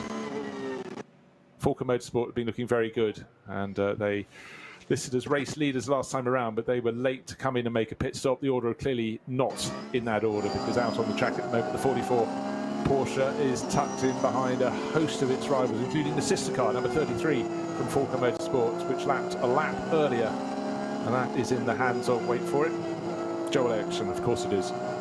And he in turn is all over the tail of, just trying to see Ferdinand Stuck by the looks of things, going past the Cup 3 class Porsche Cayman, waiting for the moment to go through. It really, so much patience, Peter, is required in a multi-class race around the Nordschleife. You're dying to get past a slower car at the first instance, but your options can suddenly dwindle to the extent that all is not going to be too good for you. And it seems hard to, or seems difficult to sort of process what you've just said there of patience in terms of racing driver. And it's something that, again, our colleague Joe Bradley says quite often, that you can't teach a racing driver to drive slowly, but you have to. You have to have that patience of not making the mistake. And of all places, of all theatres, this circuit is one way you've got to do that in these races. Because when people ask me when we commentate and what do you commentate on, why is it different to Formula One? It's one class in Formula One, yeah, and lots of other series. This same touring cars. This is multi-class racing, therefore multi-speed, massive speed differentials, and then you put it onto this ridiculous little bit of ribbon through the Eiffel Mountains, and there's no space at the side, so the safety net is not there most of the time. So you've got to rely on, which is exactly why the organisers have the ring permit procedure and the process of that discipline. But you can go through all that, you can learn it, you can get your licence, you get your permit, it's fine, and so and so. Putting it into practice in the heat of battle, when you're sitting behind another car, we all forget this. We describe how it works so well, but then you're sitting in a racing car. And why are you sitting in a racing car? Because you want to drive the thing fast in the first place.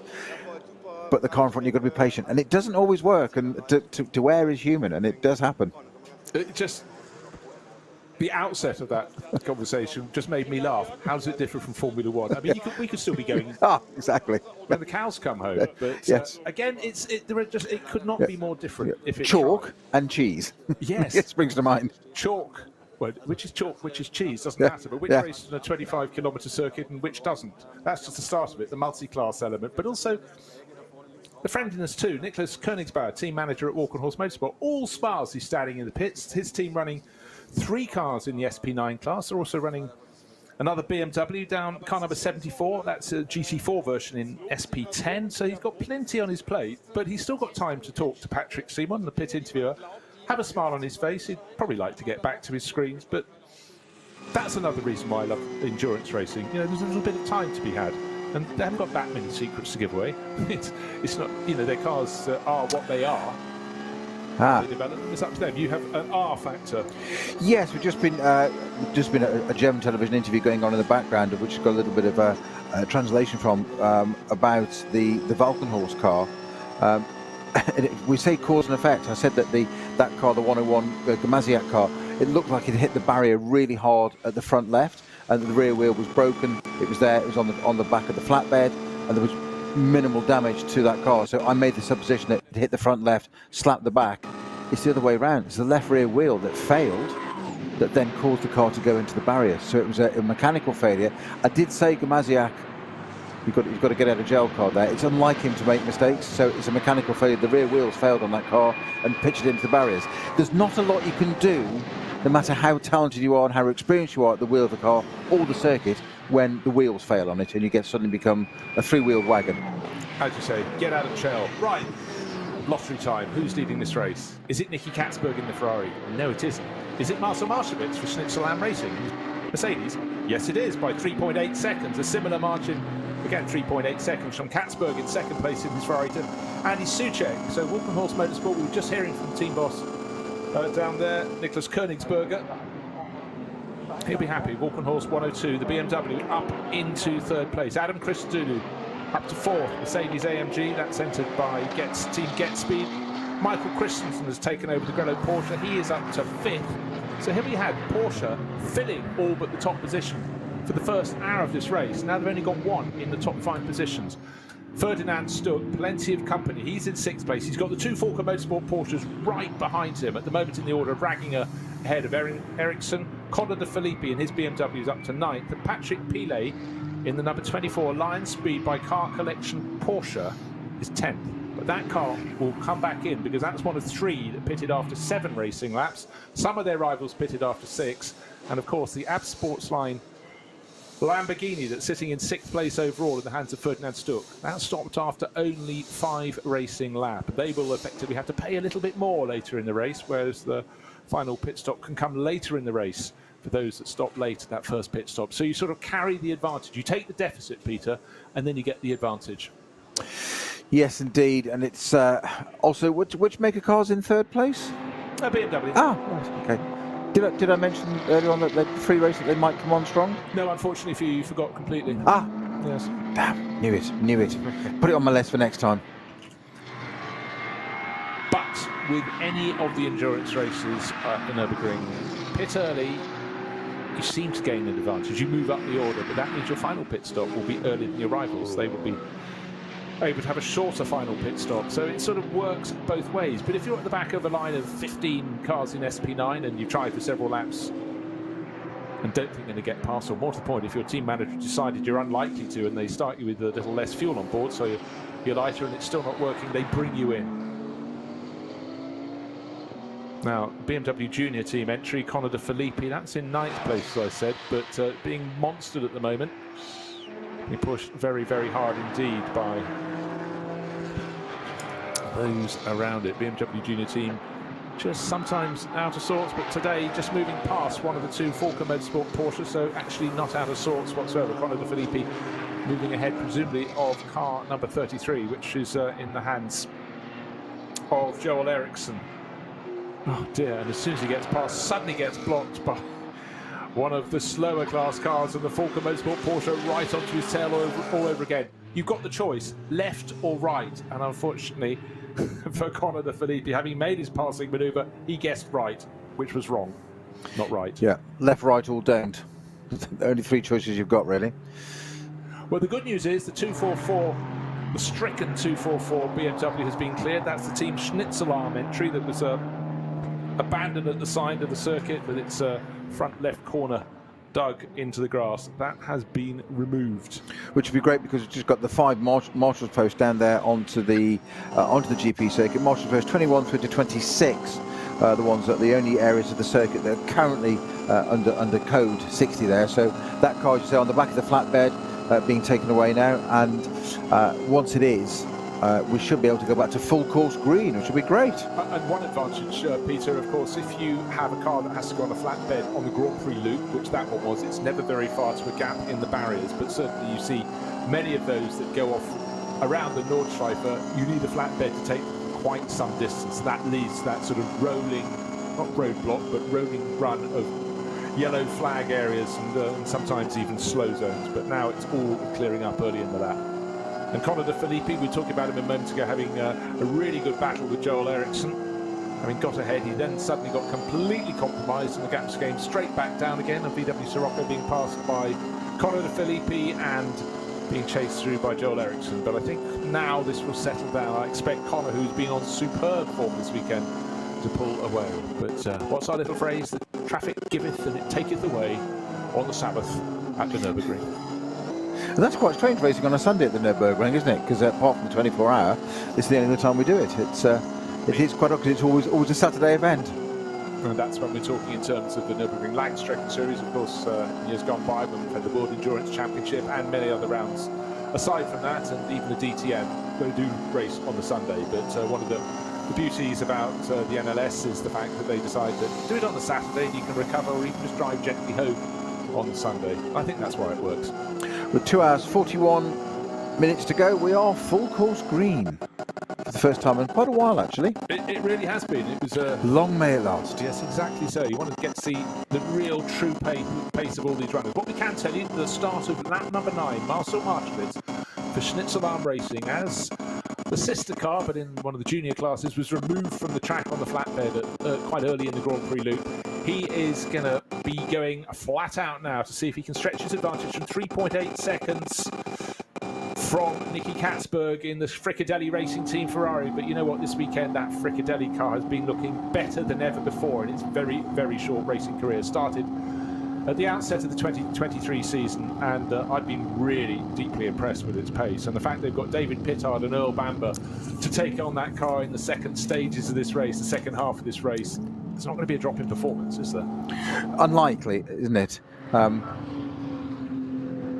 Shame to say, Bruce, that this Schnitzel-Elm Mercedes GT2, the 222 entry number, with Gemma Hartling at the wheel, that's now been pushed into the garage again and having engine compartment work being done. So it's a debut of a new car. These things happen. It's as you've said a few times during this broadcast yesterday and today, Bruce, better now than during the 24-hour.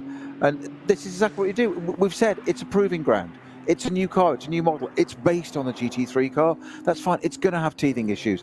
This is the way to go and find out. Darren Turner had the same with the Dura Aston yesterday. In some ways, it doesn't matter. Don't get dejected. In fact, I see it as a positive. Find out what's wrong with it. Find out, get it match fit. Because it's Mercedes. It's not going to lack in reliability or pace once it's sorted. But the one thing you do need here is reliability as well. But for young J-Mo Hartling, he started racing last year here in the Langstrecken Series for Schnitzel-Elm Racing in a junior class in the M240i BMWs. He was out on the track, ready to do top qualifying, the drive shaft brakes. He now gets his stint in the race and engine compartment problems. Time certain clock, thank you as ever. It's just confirmed 24 minutes of full green at the start of the race, and since then, code 60s, and it's all your fault. That's all. Thank you. As long as I get an honourable mention, I don't mind. You do. You certainly do. Right, if you just joined us, we are coming up to an hour and a half into the 4-hour race. We had a 2-hour qualifying race last night. We had qualifying this morning. That was 90 minutes of track time. Key this weekend is track time, particularly if you're in one of the brand new cars, new for 2023, or in this case, brand new for this weekend, the GT2 Mercedes, for example. Then we had top qualifying, great shootout. Now, 4-hour race to complete the track time ahead of the start of the race week for the ADAC 24 hours of the Nürburgring. That is the last weekend of May. And what the track conditions will be then. Hopefully the temperatures will be a little bit higher. Hopefully the weather will be fair all weekend. But you can't ask for too much in the Eiffel Forest. You get what you get, it must be said. Now, who's going to lead at the end of this lap? 9 racing laps, and still Marcel Marshowitz for Schnitzel-Elm Racing. Cross the line, 4.1 seconds clear of the Katzberg-driven Fricadelli Ferrari. Waiting for the next car across the line, 3.5 seconds further back. Still Andy Soucek, still in that Walk and Horse Motorsport BMW. Adam Christodoulou, he's nearly 10 seconds back from third. In fourth place, Michael Christensen, Ort in the Manthey Porsche. Yes, now he crosses the line in 5th place. He's 11.5 seconds behind Christodoulou, so quite a gap. And Ferdinand Stuck, one of the 2 racing sons of Hans-Joachim Stuck, the inimitable Hansel, is crossing the line in 6th place in the AB Sports Line Lamborghini. It's black, looks very mean, car 27, Fujitsu sponsorship. Started by Kelvin van der Linde, the driver who said every decision he had to make in this race he seemed to get wrong. Maybe that encouraged them to pit early. They came in after 5 laps. Most of their rivals in the top class pitted after 6, and a trio of them after lap number 7. The stagger has been set, and like a good 400-metre race, the stagger will unwind through these 4 hours. Now, I just wanted to start to see lap pace. Right, the best of the runners coming through after 9 laps were the first couple of cars. In fact, the first 3 cars all did an 8:31 at second lap. A really, really good lap would be down about 8:16. Let's see if they can work towards that, because now we've got a full green flag lap. Let's make the most of it. Mercedes, Ferrari, BMW, Mercedes, Porsche, Lamborghini. 5 different manufacturers in the top 6 position. There is nothing wrong with SP9 class. I'm just going to say, isn't that fabulous to see? Different manufacturers, and that's one of the things I absolutely love about this series. Put the circuit to one side and we can eulogize about the way that circuit works. It's quite extraordinary. But you've got different teams running the same brand sometimes. There's no controlled tyre, so we're not all set to a make of tyre. So that allows another variable. But always have to say this, hats off to the organisers of this, ADAC, that you have different makes, different models, different strategies, different tyres, and yet we get it all there or thereabouts, and you never really can predict. No one team seemed to dominate for too long without having to change the rules. It's not falsified where, right, you're getting a ballast penalty or whatever. They all seem to work it out between them, and it's down to, heaven forbid, you ready for this? The racing. Isn't that what it should be about? Nice concept. See what you're doing there. Just having a little look up and down the order to see how the Aston Martin's going from Durr Motorsport. They're not just running one, they're running two, but one in the top class. Darren Turner sharing with Phil Durr. And at the moment, Phil started the car. It's car number 69.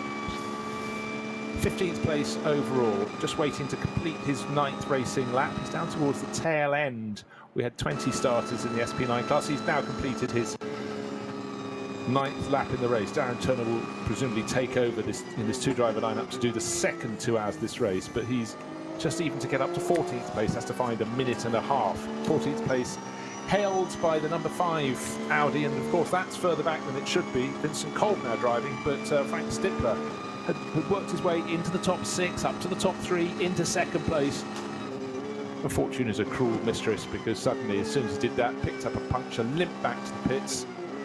And that's why the car is not in the top 3, even the top 6, down in 14th place overall. Yeah, and a great quote from one of our drivers of the number 67 Durr Motorsport Aston Vantage GT4, Theo Nue. It's just saying it is, my start went quite well. I'm here to get my permit, so I'm not taking any risks. I'd like to do the 24-hour race. So exactly what we're saying. Learning, using it, not taking any risks. All in the experience bank there. Get it all stacked up and away. And one thing that often gets, you have to look quite hard for, but it's there if you choose to look in some of the preparatory races, not just this weekend and the qualifying weekend, but also those who enter the early season Langstrecken Series race. You get a lot of drivers who want to be driving in SP9 or SP10, the top couple of classes, even in Cup 2, the Porsche Series, but they've started in something in a junior class, just simply there was a seat available, they wanted to do a race here, get some experience and build up. And many a time you find drivers you wouldn't expect in a month of Sundays to find competing if you go back down the list. And the list can be a long one. Sometimes we have as many as 160 starters in the early season races. It's phenomenal. And forgive the commentators, 160 starters could mean close on 600 drivers. It really is extraordinary. And you've got the bios of them all in your head, Bruce, we know. Yeah, the labels have fallen off the filing system there. So Ferdinand Stuck that started third position this in the Lamborghini now under increasing pressure from the number 44 Falcon Motorsports Porsche, Martin Ragginger at the wheel. This is for 6th place, but the little bit of a gap just pulled up in there, but a couple of 4 or 5 car lengths, but just a few corners earlier. Martin Ragginger just sitting right behind. Now we've got a stationary Cayman right on the apex of the last part of the Tiergarten, where it comes up there, goes left, then right. Oh, it's got going again, so you need to get, just as one of our BMW's M4's GT3 cars come through, keeping out of the way, keeping off the racing line. No, he hasn't. And he's just taken the BMW out unbelievably. I was saying he was keeping out of the way. Now, actually, the Porsche's come out a lot worse. Just as I said there, the Cayman that got going, I'm trying to count what number it is. It's number 300. Now, that was our late entry, wasn't it? Our last car that started. Yeah, it started last. The Behans, the driver of the wheel, showed with Riker. So he got it back onto the track. And, of course, you're absolutely flat going up into Tiergarten. It's been a mighty blow to the back. Trying to work out which of the BMWs has clattered it, knowing the luck of Kuba Gimnaziak in this race, it might have been his, because sometimes you get all the bad luck together, but I'm not suggesting it is. But that was a big hit up the rear. He just got through the first parts, having rejoined, and he's possibly thinking, I may return to the pits, I may not. Then he's absolutely in the middle of the track, and the BMW tries to go around the outside, gets off the track onto that studded exterior curbing, and then there was contact just before, about 50 metres before they would have been turning right into the penultimate corner of the track. That was a big blow. The Cayman doubled round. Was it car number 100 that took the blow? Just going to see which one's dived into the pits. Yes, it was Henry Walkenhorst. His car's reported into the pits. Yeah.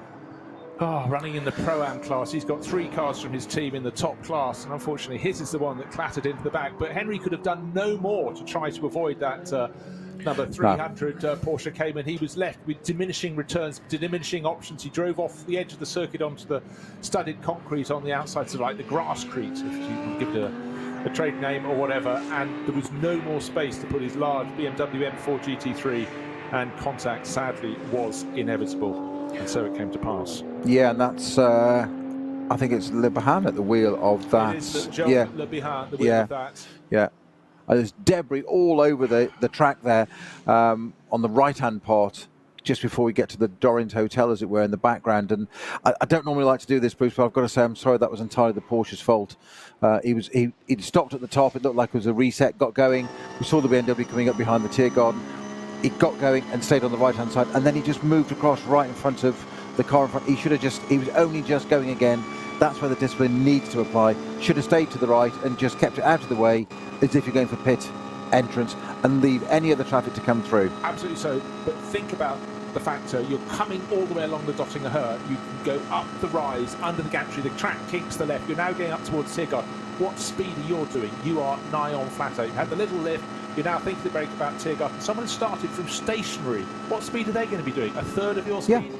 And that's, unfortunately, that car should have been hard on the right. Waved yellow flags on the entry, and in fact, fully onto the brakes, locking up Ferdinand Stuck, who's coming through in 6th place, and right behind Martin Ragginger, fellow Austrian, got very, very close indeed. And in behind them, we have a BMW, which is the BMW Junior Team car in 8th, and the sister Falker Motorsport car, which will be Joel Eriksson in 9th. And sorry, Conor De Filippi in that BMW Junior Team BMW. And there is debris all over the place. They're almost off the circuit on the left-hand side to try and steer clear. It's going to be quite a clear up. There is a lot of debris, lots of very sharp material down on the racing circuit there. Yeah, Le Bihan, sorry, that's just inexcusable. Just starting as you're saying that you've come to a halt, got the start, got the car re-going again, Tiergarten, right-hand side, just stay on the right and get the car picked up, because you just never know what's going to appear so quickly as it did. And Henry Volkenhorst really there just didn't stand a chance. You say the law of diminishing returns. He had nowhere to go. That's just clumsy. Sorry. No, well, it is, because also, I mean, I'll put up a tiny bit of defence there for Joel Le Bihan. Of course, when we're going to have Code 60 there, quite clear, that's just been issued. When he pulled onto the circuit, he might have looked in all of his mirrors. He wouldn't have seen the fast approaching Henry Walkenhorst. It would have been down the dip and slightly round the corner, but he had to stay fully over to the right hand side. He didn't. Right, we've had a place change. Conor De Filippi was behind one of those two, behind the Martin Ragginger Falker Motorsport Porsche, but he seized the moment just before the end of the lap and has made his way past. No, in fact, it was down into turn 1. So this little gaggle of cars, a quartet of them. Ferdinand Stuck in 6th, Martin Ragginger no longer in 7th. The move came, accelerating. They waited for it. The green flags waved for them as they went out of the final corner. Ferdinand Stuck did a very good restart, but it wasn't such a good restart from Martin Ragginger. Down the start, finish straight he went, and with greater momentum, Conor De Filippi pinged past going into turn 1. You say it's all about seeing those opportunities and seizing them as well, and just not waiting it. And you get more chance of those than you do sometimes of just sitting behind somebody lap after lap or corner after corner and still trying to work out a place to go.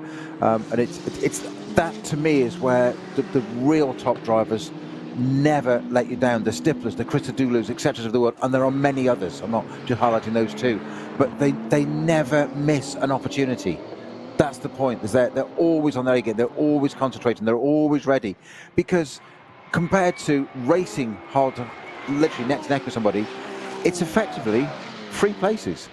It's not quite free, because you've still got to do it, but you've got to take the advantage of it. But you can. It's so much easier than having to race somebody and find a gap. Although Stifler's quite good at that as well. There is a word called meanwhile, which I just want yes. to throw in there, which is another Code 60. Sound around the back of the circuit is X-Muller. Slow zone. Code 60, then it was downgraded. Okay, that's good. Very quickly, whatever happened out there has been downgraded to just yellow flags. But then immediately we got Dottinger Her to yellow flag. Of course we have Henry Walkenhorst car, front right-hand corner, full of air, not bodywork, unfortunately. So the blow into the back of the Porsche Cayman, fortunately, well, there's not much fortunate about it at all. But Henry Walkenhorst out of the car, but he did as much as he possibly could to avoid Joel Le Bihan's Cayman. chalk it down to experience, but that was very, very unfortunate. And Henry Walkenhorst, many years as a racer, and he was the one that had the blow, but he couldn't have done more. And I just want to stress that again, to keep out of the way. So big frustration for him. And for Sammy Matty Trogan, doesn't even get to have a race. He'd be the third driver in that car. And unfortunately 100s, which was started by Jörg Breuer, will be going no further. But one of the positives I see there straight away, perhaps just an optimistic chap, I don't know, but is that the mechanics, okay, there's nothing dynamic because they're not getting the car back into the race. But immediately, they don't just sit there and shoulders down, they start stripping the car. They're inspecting immediately what it is. Right, okay, this has happened. We need it for whenever the next outing is, a few weeks' time, probably a 24-hour. Right, let's assess it, get it done, because you need parts orders. No, but they'll be doing that tonight and be done. No, just the grass doesn't grow under their feet. Just get on with it. Yeah, well, good phrase, wholly true in motor racing, but also there's half a thought in my mind. What have they got left? They've got 2.5 hours, 2 hours and 25 minutes. Are they even thinking we might get it back out later in the race? Don't know. Maybe they're going to give Sammy Matty Trogan a go. They'll assess. Obviously, the bodywork totally broken. And we will see, they will see, the mechanics will see what is untoward, if anything's untoward underneath. But such was the impact, you can be fairly sure front right-hand corner will be mangled to a degree. But it's a question whether it's an easy replace or not. So gradually losing 2 or 3 cars from the very top class. Everybody else will move up a position or two.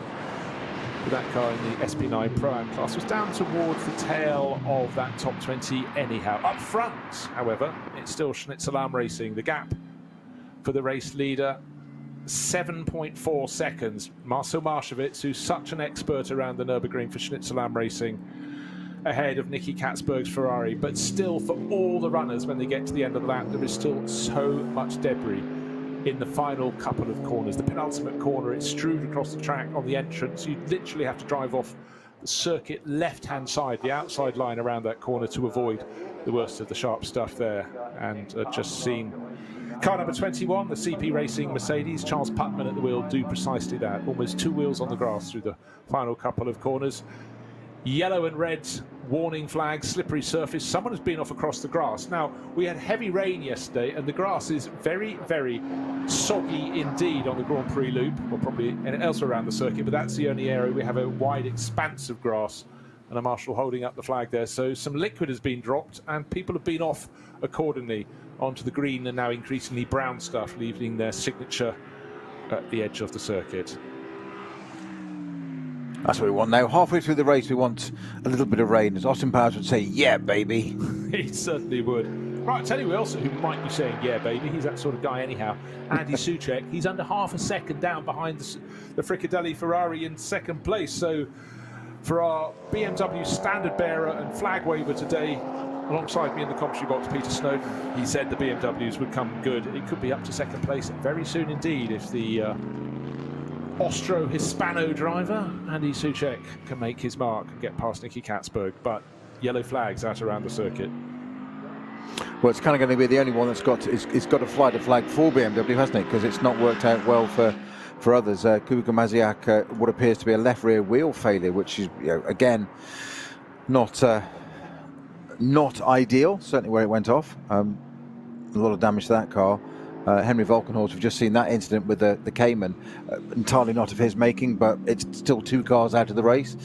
One advantage of that incident there in terms of it slowing down is that there's no barrier damage to repair, and that's what often takes up the time on our circuit operations is barrier repair, simply because it's got to be safe. You've got to dip bits out, bend it, redo supports, etc. At least that one, there were no barriers involved, and it's just there's an awful lot of debris there. So it's a cleaning bit. We saw with the BMW, the yellow BMW, actually with the Hyundai, that they had the marshals out there with the leaf blowers on the track, blowing all the debris away into the grass. So another reason you don't want to run across the grass is because there might be bits of carbon and bits in there from previous incidents, because they push it into the grass and leave it and forget about it and get on with racing. I don't think we're supposed to pick them all up piece by piece, do we? Make a jigsaw. No, may I say that's the only acceptable use of a leaf blower on the Sabbath. How suburban. Marcel Marshevitz leading by 7.4 seconds ahead of Nicky Katzberg. So it's Mercedes from Ferrari and for Fricadelli Racing Team. I'm super impressed with the pace they're finding from this year's brand new car. The 296 GT3 looks fabulous, but they wouldn't care what it looks like when they can see how well it's going. And for Nicky Katzberg, all is good. Wave yellow flags for all the drivers. The driver having to slow down with code 60 coming into the Tiergarten sequence is the driver of the Manthey Porsche, Michael Christensen, the Great Dane, coming through. Agonising for the drivers to have to back off this much, but they know they have to do it. They've been around at least once past this debris-strewn track, and then now gradually those that take the outside line are clear of the debris, but anybody who wants to go on the inside line, well, they're asking for an early run into the pits with a puncture. Michael Christensen been around the block enough times to know to follow the marshal's examples and suggestions absolutely implicitly. Left of the law, such a strong driver for Porsche over quite a number of years now. And he accelerates out of the final corner, full speed down the start-finish straight. Of course, for anybody who inadvertently ran over the debris, that's the moment in which they're thinking, are my tyres still full of air as they should be? But of course, then breaking down into turn 1 and then the tight little cut through to turn 2, and on their way they go. Now, I'd like to propose something here, Bruce. It's a 4-hour race. We have 2 hours, 20 minutes of this race to go. So I'd like to stop it in 20 minutes' time, just as yesterday have 2 hours, because I predicted that there'd be a Ferrari on the podium and that the BMW would come strong. At the moment, we've got a Ferrari in second place and a BMW in third place. So let's have a race stop in 20 minutes. Wait for social media to light up with that one.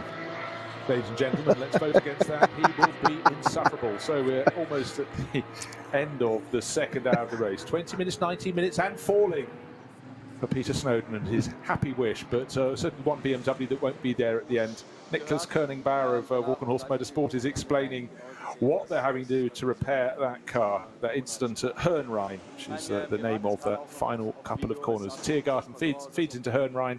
Unfortunately for them, only one of the cars came out of that on 4 wheels that were still running smoothly, but it reported back to the pits. And at least Henry Walkenhorst didn't have to explain to the team owner what happened, because he is the team owner. That's the only good thing I can find about that. Yeah, and the fact that he was at Tiergarten, he hadn't got far to go to get into the pits and not halfway around the lap, because that would have been a little bit more difficult to get back. Are they going to repair the car? Because there is a possibility there, because we're just seeing the replay of it now, the Porsche getting moving and Henry Walkenhorst appearing out of the Dottinger onto the Tiergarten, and then the Porsche just blends over to the left, and just it's unfortunate. It's one of those things. Henry Walkenhorst, as you say, as far over to the left as he can possibly get, because there's that barrier on the left-hand side there. I was just wondering why he hadn't gone even further over on that slow-mo we've just seen from the aerial shot, looking down at that marshal post. Of course, you forget that last barrier before the right-left flick at the very end of Tiergarten. There's a barrier that sticks out, which, of course, is to allow for that gap for cars behind, just like that, to be pulled in. So we see it so many times on the in-car of how close they get to that barrier. Henry Walkenhorst could not go any further over, because you have to clip that and it'd have been another accident. That would have been an aeroplane scale accident. So it's unfortunate. I've said what I've said about it. It's a shame, but it's done now. That said, the Walkenhorst car, it's if they've got a front right corner, dry brakes on the oil on the brake lines, etc., etc. It's and the front end of the car, it's possible. We've got 2 hours of racing still to go. We've talked about it many a time. Data collection. If you can go out and do the last hour, it's seat time. It's seat time. It's also that most of the teams are trying to rotate 3, possibly 4 runners through, and if it's the least experienced they were going to give the final stint to and they don't get it, that's where it could have ramifications come the 24 hours at the end of May. Get them out there if you can. And also, you go and do a bit in it. And how does the car feel? Is there anything else? Has it done anything else to find out how the car feels physically on track? You can repair it. It looks straight. It looks all straight and square, etc., as it should do. There's nothing like it until you get somebody with experience in the car and says, actually, it's not doing this, or it's fine. That's fine. Bodywork, they can polish that, or they can't do that because it's carbon. So yes. It's evaporating. I don't know how you clean carbon. Probably with brake fluid. Probably some squirty thing, don't you? So the work going on, just to point out what was happening at Walkenhorst. Big blow there. Henry Walkenhorst had nowhere to go right at the end of the lap, final sequence of corners. And into Hernrhein he went, the barrier kicked out. He was on the off the left-hand side of the circuit, trying to avoid the Porsche Cayman. It started off doing the right thing, the Porsche Cayman, stayed on the right-hand side of the track, and then just came diagonally across and left not even a car's width. And Henry Walkenhorst, coming up at probably 3 times the speed, had nowhere to go. one mechanic apportioned to that front corner. Can't tell if they're just taking parts off or yet putting them on, but we will see if that car gets back out into the race. Marcel Marcevic being hunted down. Nicky Katzberg still holding on to second place. Actually just got a bit of breathing space for his Ferrari ahead of Andy Soucek. And the best of the BMWs running in third place overall. So at least half a smile on the face of Walkenhorst. They've got one of their cars up at the front end of the field. Bear in mind that none of them qualified higher than 12th, so they've done well to go up the order. Conor De Filippi also in the BMW is running in 7th place, still trying to get past Ferdinand Stuck's Lamborghini. Now 11 laps on the board. I would reckon this time around, or possibly next time, probably next time, we'll see that AB Sportsline Lamborghini come in to make a pit. It was the first of the front runners to come in after just 5 laps. The majority came in after 6 laps, and a trio came in after 7. And ladies and gentlemen, it's the Nordschleife. It's time for a little smattering of rainfall. Rain is coming.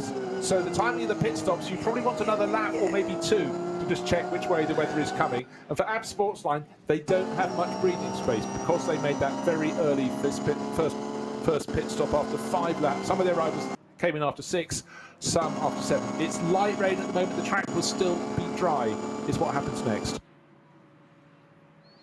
Now, interestingly, with just over 2 hours to go, 2 hours 15 minutes to go, the number 24 Matt Campbell, Jaminet and Colt and Pile Porsche, that's in the pits with mechanics checking front right suspension. So thank you to Time Certain Clock for update for us there, often giving us bits and pieces in the background that we don't always see, but it's great help to have that. Marshall's picking up bits of debris. I'm not sure whether that's Porsche or BMW. Make sure you put it back in the right garage to give it back to the correct owner. It's bad enough trying to jigsaw your car back together from carbon when you find out you've got 2 jigsaws mixed together and you've got the wrong parts. Now, an off here for the Hyundai earlier at 8:30. That's the Bassing car, wasn't it? Motorsport N entry.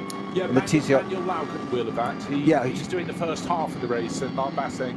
Well, he's got what he's done at the Foxhole by the look of it, and he's got wipers on full there. We just went to the onboard for it, and it can't rejoining the track. And he's just looking at the onboard we've got here. Is you've got the view down the track, and then one of the driver, and the car looks okay on track. But look at the amount of work he's having to do there. It's a proverbial swan, isn't it? Serene above, and the legs working so hard underneath. His arms, hands and arms all over the place. That's the problem of being on the Nordschleife in the wet on slicks. Now, if one was just looking at the view out of the screens, he's got a lot of understeer. I was starting to think, has he got a puncture? No, it's simply the track is getting wetter and wetter, and his TCR Hyundai just doesn't, the Elantra N just doesn't seem to quite want to turn in where once there was grip. There ain't so much now, but he seems to be getting accustomed to it. The cornering's a little bit better, but I think that's the thing. They've had the first nearly half of this race in full dry conditions. And you know what? It's raining out the back of the circuit. Doesn't appear to be raining. They said it was coming from the pits, but I can't see that yet. Now we're about to have a pass for the lead, are we? We've got Marcel Marcevic leading. We don't have Marcel Marcevic leading because getting the toe down the back straight, Nicky Katzberg has probably worked those slow zones a little bit better, or the ins and outs of them. Just gets ahead, and of course, where's he coming to? To Tiergarten. What's up there? Marshall's cleaning the track. It's a slow zone. A code 60 there. But importantly for Fricadelli Racing, their car is in front. This will be the end of lap number 12.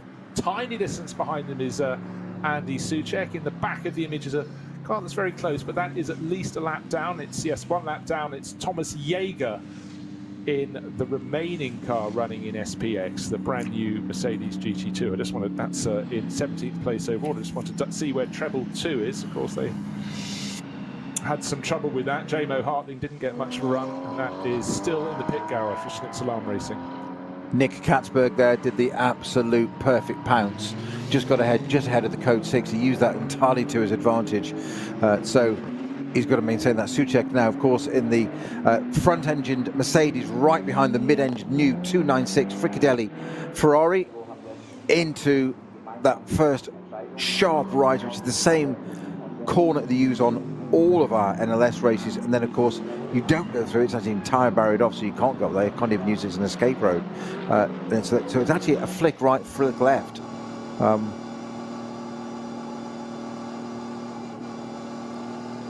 So Ferrari back at the front, and of course we've now got the Falcon Motorsports Menzel Ericsson car sitting behind the Lamborghini coming up through Tiergarten that little bit now. The Lamborghini may come into the pits this time around. This will be the end of his 12th lap. His first pit stop was after 5 laps.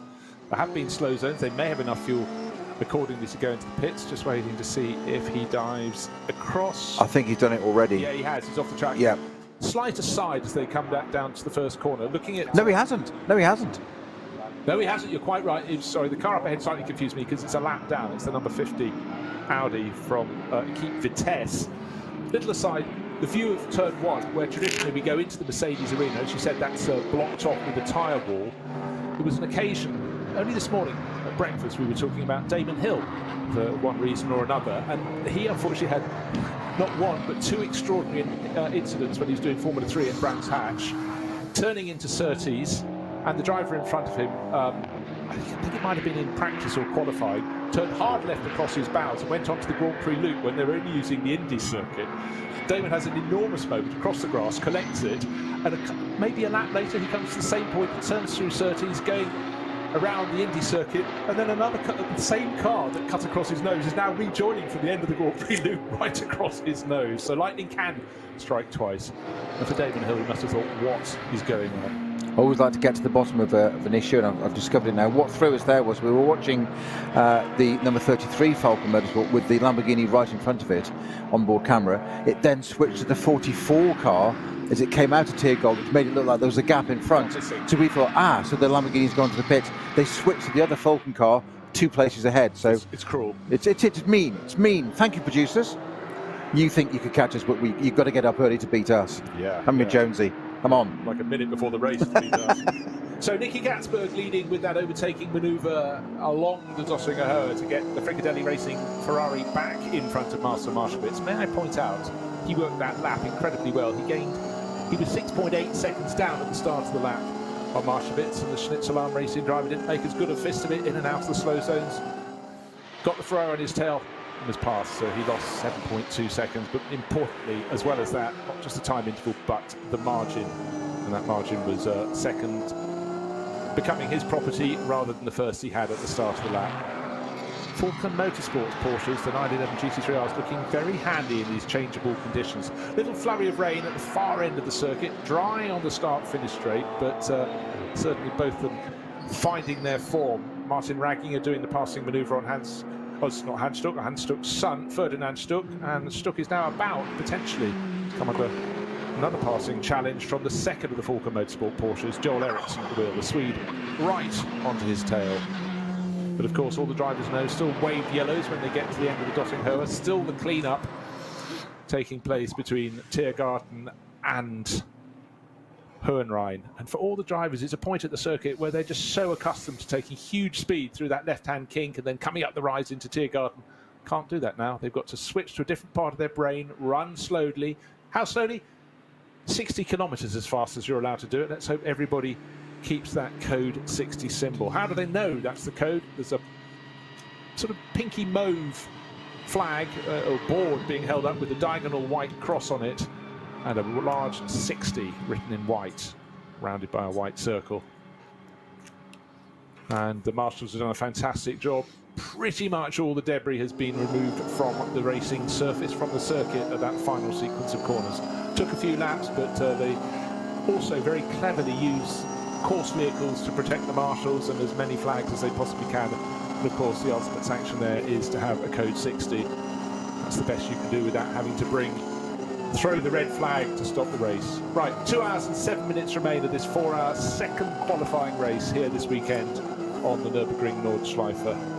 It's been very, very interesting thus far, gauging the differing performance of various manufacturers. And a lot of teams that showed great pace in qualifying and practice haven't shown that pace in the race. The BMWs, conversely, seem to be working the opposite way. They seem to be becoming stronger and stronger as we go on, which absolutely concurs with what Peter reckoned may be happening, because we've been watching the early season and reporting and commentating on the NLS races, the Langstracken Series races here, and they've been super, super strong in 2023 with the M4 GT3, and it looks as though they're staying strong today, working their way up the order from poor qualifying positions.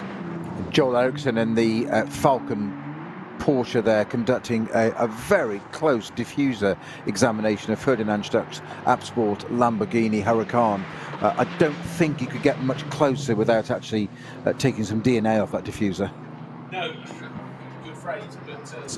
good phrase, but for Ferdinand, of course, he's had to work super hard by pitting ahead of the others. He had some faster drivers behind him by dint of pitting earlier, and he's done his best to keep them behind. He hasn't had a lap in this second quarter of the race without anybody sitting on his tail. He's really had to work, so he'll have been gaining a huge amount of experience. In the last couple of seasons, we've seen Ferdinand and his brother competing in a KTM crossbow, so they've moved up a class. Well, he's moved up a class into SP9, and I'd say he's doing a really, really good job. Make Hans-Joachim, his father, his illustrious father, very proud indeed. And of course, I think the trio, the two sons and Hans-Joachim, raced together in the VW Sirocco Cup a handful of years ago, but both the sons have come on leaps and bounds since then, which is very good to report.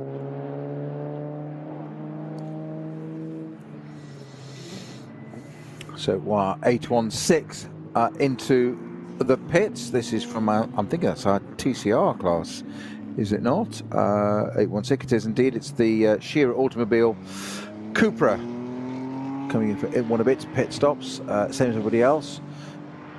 In as fast as you possibly can and up to the line, stop it, but just don't go over that line. Just don't go to get that speeding penalty for just nudging across the line. It's just as important to them down in that class as anywhere else. And we saw that very early on in the race, that position, that four-way battle for virtually penultimate place. It was quite extraordinary. 55, 6, 7, 8, that area. It was just brilliant, and it's just as important to them. It is, and it's great to see that, because quite often they don't get as much camera time as we would like, they would like, because inevitably it's natural to follow the order at the front of the race or in the top couple of classes. But again, it just reinforces how many people just get a huge amount of fun and pleasure and competition.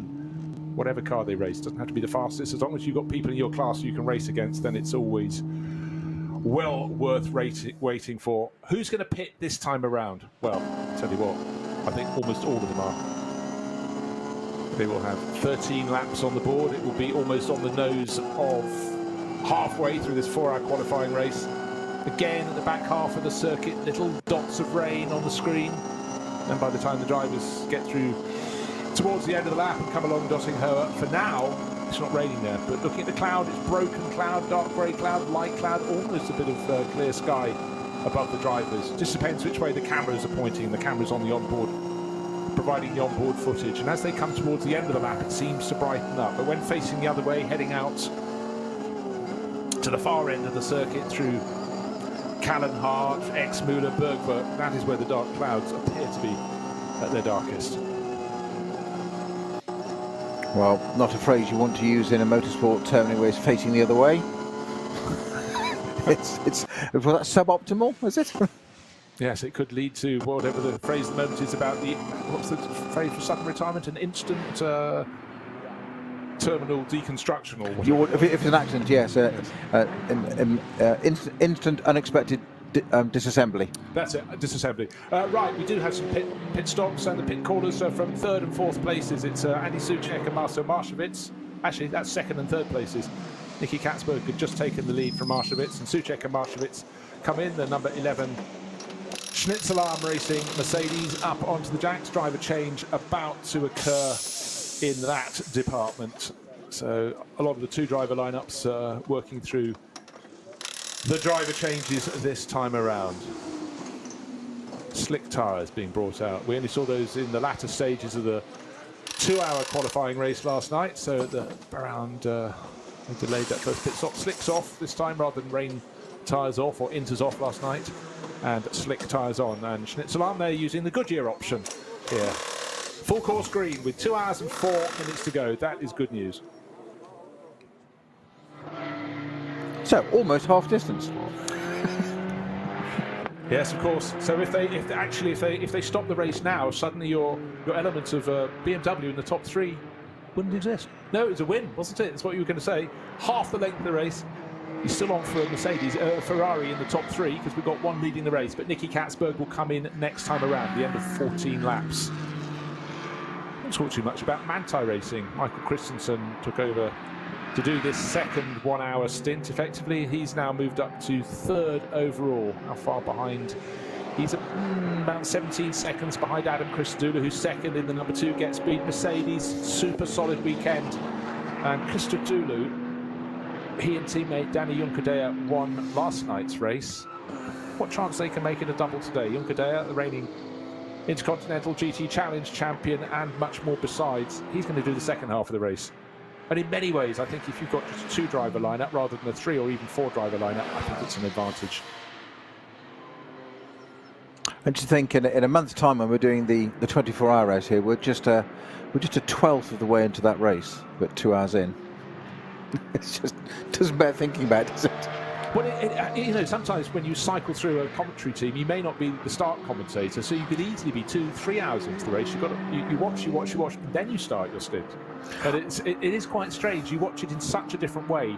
You've got more of a chance to flick through the timing screens, look for information, and then you have to start talking, and then you have just a full stream of things happening and coming up to you. But Schnitzelarm Racing, just going to wait to see who's taken over from Marcel Marchewitz. But Marcel, you know, that car was there or thereabouts until the start of the second hour. Marcel put it into the lead by dint of possibly very good pit stop before and good in lap, but the car had been started by Marcel. He'd run the whole first half of the race. I want to see how many of their other drivers they can run, but only 2 maximum, clearly. Will it be Kenneth Haar? Will it be Colin Carasani, Dutch racer, who's moving up the order very quickly in GT racing, or Luca Sandro Treffs? Marcel Marchewitz now talking in the pits, being interviewed. He's all smiles. Yes, he just got mugged to get the lead by the Fricadelli Ferrari, but he's starting to run in exalted positions that certainly weren't within his remit a few years ago. You just answered a question for me there, because I'd often wondered where you disappeared to during commentary. I now realise that you cycle through the commentary box. That's brilliant. Yes, I know. It's restricted places. I mean, of course, Nelson Piquet used to describe driving around Monaco like riding a bicycle around your sitting room. You try riding a bicycle around a commentary box. They're not big. Unicycle, that's the answer. Yeah. Which Formula 1 driver, former world champion, trained on a unicycle in his younger years? Probably James Hunt. He was a polymath, but it actually was somebody who wasn't so much of a polymath. But he went to circus school. His name, Mika Hakkinen. You're just looking at me aghast with horror. Fair enough. That's normal. So for the 2 cars that came in and made their pit stop, it's young German racer Luca Sandro Treffs, who's taken over from Marcel Marchewitz, the number 11 Schnitzelarm Racing Mercedes, and the 102 BMW that was brought in by Andy Soucek has been taken over by Jesse Krohn. It's good that he's put his name on the screen, because he wasn't on my entry list, because the 3rd driver in that car was down as Jake Dennis, but Jake quite possibly racing at Tempelhof. I would have thought. Is he still doing Formula E, or have I got my wires crossed entirely? But Jesse Krohn is now in that 102 Walkenhorst BMW. And the good news for Walkenhorst, ahead of the pit stops, they came in behind the Schnitzelarm Mercedes, but just that little by dint of maybe being a second less in the pits, on the in the out, they're just in front, coming along past the VW Sirocco, and it's nose to tail between those 2 cars, but they're powering into the second half of this race. Nicky Katzberg still leading, and his margin over the second place car, both yet to pit, is 11 seconds. The car in second place, Adam Christodoulou. But we were impressed, Peter, by flashes of speed from Fricadelli Racing with this new for 2023 296 GT3. But it's been consistent, it's been constant, and that's why they're leading this race. It's not a flash in the pan. It's not, and it augurs well for the 24-hour in a month's time, and I just hope that Racing One bring their version of this car along as well, so we have a couple of them out there abreast this new Ferrari. Just be wonderful to see them out there. And it's to be honest, I'm absolutely not wanting to tempt fate to say anything wrong right now, but even if the Ferrari stopped right now, it's covered itself in glory. It's not quite its debut, but it's only a couple of races in. We talked about the GT2 Mercedes Schnitzelarm that's had, I think it's about a turbo problem with the pump on that car. That's why it's in the garage still. The Door Aston, all this car doing this due diligence, testing them, running them, seeing what happens, evaluating it. The Ferrari, it's done a great job so far. If it can carry on where it is, it's brilliant, because it's going to win. Superb. But if it didn't, there's no shame lost. It's just good to see another manufacturer out there, and nice to see. If I say a non-German, I don't mean that in a bad way, but it has been the hunting ground of BMW, Audi, Porsche. So it's nice to see something a bit different there. The Lamborghini's going well until incidents, and Ferrari. It's great to see. Bit of variety. No, we always in motor racing are Catholic in our taste. We love variety, but I would think for none of the drivers in that car would it be a bad thing. For Ferrari, hello, Ferrari right at the top of sports car racing all over again. 60 years away, effectively, from front running, well, not quite 60, but very close to that. But for Nicky Katsberg, fantastic Dutch racer. Hello, this is my calling card. I've put quite a few out there already. Racing for Corvette, racing for all sorts of manufacturers, BMW for Rover Racing, and so much more. But here and now, he's doing a fabulous job. News from that interview with Marcel Marshowitz, just got a bit compromised at Arenberg, missed his braking point out there. And also confirmation, thank you very much, our producer, Rob. Yeah, Jake Dennis was correct. He's at Tempelhof competing for Andretti BMW team in Formula E. So again, these drivers sometimes don't know where to place them. They take, you agree deals with teams, then championship dates move around, and suddenly you get a clash. But Jake, really enjoys his GT racing. So we'll see. I think what's more revealing there is that Rob's still awake. I hadn't realised. Yes. Well, he certainly hasn't made us a coffee recently. Well, he hasn't. No, yeah, very. We don't need the coffee today, though. See what we did. We're a good team, aren't we, Bruce? Come on, that's what we did there. Yeah. I hold him down and just accost him. Right, Nicky Katsberg in the Fricadelli Ferrari into the pits, and from second place, Adam Christodoulou. We knew with 14 laps being completed, they would need some juice. They're almost back. They're 5 minutes past the halfway point in this 4-hour qualifying race, and a few others will be coming in. Actually, about another 10 cars in SP9 need to report to the pits for their regular pit stops. And let's see which of the cars that pitted last time around will assume the lead of the race. Certainly one car that's been going very well. Connor De Filippi, the BMW Junior team, appears to be moving up the order. He got into the battle with the Falcon Motorsports Porsches and dispatched the pair of them. It's been a good weekend for the American. But now he too takes the run into the pits. The Manthey Racing Porsche, Michael Christensen, came in just ahead of him. So just bear in mind the 102 and 11 BMW and Mercedes for Walkenhorst and Schnitzelar made their second pit stop last time around. The order is being jumbled. It's box, box, box. The majority of the SP9 runners into the pits they come.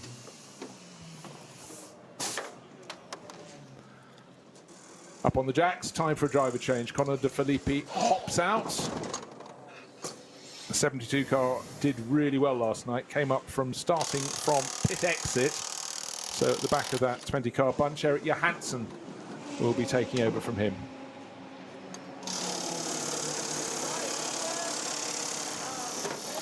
Pit stop all looks very standard indeed, and of course the way they run the pit stops in the 24 hours is to not have it as those Michelin tyres are being fitted, that they have to rush in the pit stop. It's a very sensible sort of minimum pit stop time, keeps them all safe. It does amuse me that on the driver's door of the BMW Junior team car is a circuit map. But it's not so they can look at it as they go round, because they couldn't look down that much. It's when they've parked the car at the edge of the circuit, they can actually report roughly where they are. No, you're completely wrong. For the first time ever, Jones, you're completely wrong. It is there so that the drivers can look down at the door and see what corner's coming up next. Do you not realise? The man's a buffoon. You're not the first to have said it, you won't be the last. Mind you, that said, of course, you've got a tracker map up on one of your manifold screens around the desk here in the commentary box, and all the teams will have exactly that, and you cannot deal without one of those if you've got a car out around the Nordschleife. I mean, it's bad enough on shorter circuits. I remember many, many moons ago, like in Formula 3000 days, that dates me, doesn't it? Alan McNish went off somewhere around the back of Hockenheim, and then the team told him to walk back. He got lost in the forest in the infield. The Bears got him. It was the end of a great career. Stop sniggering at the back. Right, SPX. Back to school days. We've talked about it. Maybe not enough. These are very, very exciting. It's always an exciting class. It's the one for experimental cars. Cars that will be sort of fully homologated for the following season. And we really think the GT2 specification Mercedes. We've got 2 of them racing here. There's 1 racing on this first racing weekend for the new GT2 Mercedes down at Monza. Power cuts providing for that because they've had all sorts of problems down at the Italian home of motor racing this weekend. Well, it's not so much power cut, I think they're hoping for power connected, aren't they, at some point? There's been more downtime than it has connected. Across the whole region. Yeah. It's not just the circuit. The circuit's apologised, but clearly it's beyond their remit. So stop oil protesters again. Right, Bad news for, yeah, exactly, for the number 5 Audi. We're getting reports that it's had 2 punctures so far this race. The first was suffered by Frank Stippler, rear right, and now a rear left. Oh, dearie me. Just some days it's just not your day. Right, waiting for the stagger to unwind after the second of the 3 pit stops in this 4-hour race. But consistently in and out of the pits, when on the track, either first or second, it's the Fricadelli Racing Ferrari that just seems to be having such a good run. Earl Bamber's taken over, the Kiwi. Settling in. It's funny, isn't it? After so many years, you think Earl Bamber, you think Porsche. Now just having to get our head around him being out there in a Ferrari. Let's see if he can do as good a job as we've had from Nicky Katzberg, who really has driven an excellent run this weekend.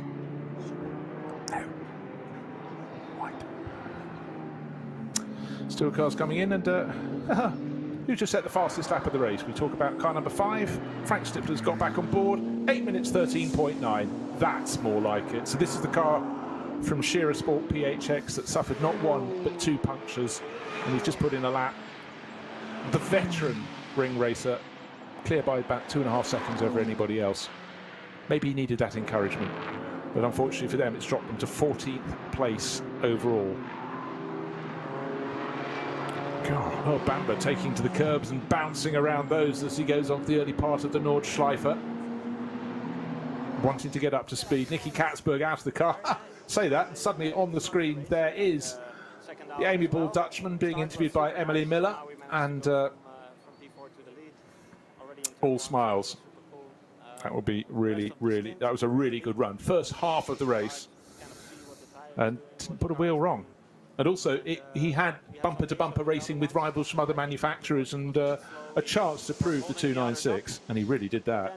But certainly did. You say bumper-to-bumper, it really was the case. But what a great showing for this car so far. And I'm going to stop because it's just fingers crossed. There's still 1 hour 49 minutes to go, and that's a long race by most people's standards. There's just a bit of this one to go yet. Still, let's keep quiet. Let's see what happens. But it is great to see just a different make, if you like, I think, up there at the front. It's just so good to see. BMW fading a little bit, and we've got a couple of pit stop things to change around, haven't we? Because we've got Ferrari, Mercedes, 2 Porsches, and BMW again now into 5th place. That's our junior team with Johansson at the wheel. So I want to say Stefan there. That's just in my mind. It's like you and Hans Stuck, isn't it? It's Stefan, Johansson, Stefan. No, there are others. No, Stefan. I'm sticking with it. I like it, and I'm sticking with it. Frankly, I'm surprised it didn't go back to Stuck 1 from the Auto Union days. But really good for Fricadelli and for Ferrari to be at the top end. Fricadelli's such a popular local team, but Ferrari popular the world over for their racing. That's what's given them the image that's been so super strong. Enzo Ferrari certainly did something right in establishing his own mark after running all the Alfa Romeo racing programs back pre-war, and a legend in the sport who loved his cars, didn't always love his drivers as much, but then of course wins were everything. But to him, well, racing was his life. And latter days, you know, even when his young drivers didn't think he was watching, he'd just be at the side of the circuit at Modena, just checking things out. Now, one car we haven't talked about too much is a GT4 type of Mercedes that the Wahl brothers are competing in. That's Tobias and Florian. Their car looks immaculate. That's run for them by the Hout Racing team. Hubert Hout's works outfit and his outfit and his cars are always beautiful in their presentation. That one, you can tell the Wahl brothers are in it because run for them by Renger Racing for the Hout Racing team. Yeah, but I think just judging by what it said on the helmet, I think Frank Berg just got into that. Has he? Yes. He should be in the number 46. There's also run for the 4h Racing team, which is one of the two GT2 brand new Mercedes. Let's have a little look, because he's desperate for any track time. Maybe he said, can I join the Vals? I'm going to say, it's definitely his helmet. I'm not going mad. It's what it says it on the side. So that's what completely threw me. I thought, hang on, that's in the wrong car. Good work. Let's see if you're right. So we'll wait for that car to go back out onto the circuit. That's running in the SP10 class, which is equivalent to GT4. And Frank Bird, of course, was out in the first part of the race in another car from Team 4h Racing Team, the GT2 class. And in the Aston Martin run by Durr Motorsport, we've been talking about Darren Turner, who'd been sharing that with, or will be sharing that with, and was sharing that last night with Phil Dorr, but the younger brother, Ben Dorr, appears to be taking that one over. So again, a family enterprise. Good to see that. Vantage GT3, car number 69, still circulating in the race. It was 15th last time I checked, and it's 15th all over again. So we've got... It may well be that Darren doesn't actually, sorry, my fault there, doesn't even get to run in this race. Phil Dorr kicked it off. Darren doesn't need the experience as much as Ben Dorr does. So I would suggest that's Ben who's taking over from Phil.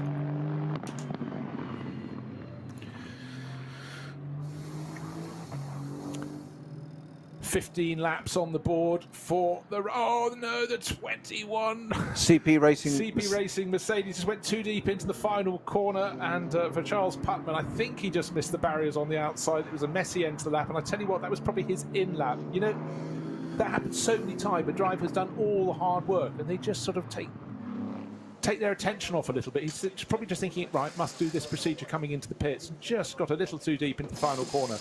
And seriously, as you go into Hohenrhein, the barriers seem to be right across the track. They are almost hard across the nose of the car in the right-hand part of the corner before the left, and he used all the meagre amount of area on the outside of the circuit there to get through. Martin Ragginger in from the lead of the race. He pitted a lap after most of his rivals, bar the Shearer Sport Audi, brought in by Kim Lewis Schramm. And we'll see who comes through next into the lead of the race, but it'll be those that made their second pit stop earlier will gain the advantage at this point. But then, of course, their final pit stop will be earlier than their rivals, where it'll be going the other way as the pendulum swings. I think it's going to put the Fricadelli Porsche back to the front. Porsche? So it's being Porsche, the Fricadelli Ferrari. You just jump back to, yeah, exactly. Yes, yeah. I wish I could go back many years, but that's another story. I think it will be indeed our Ferrari.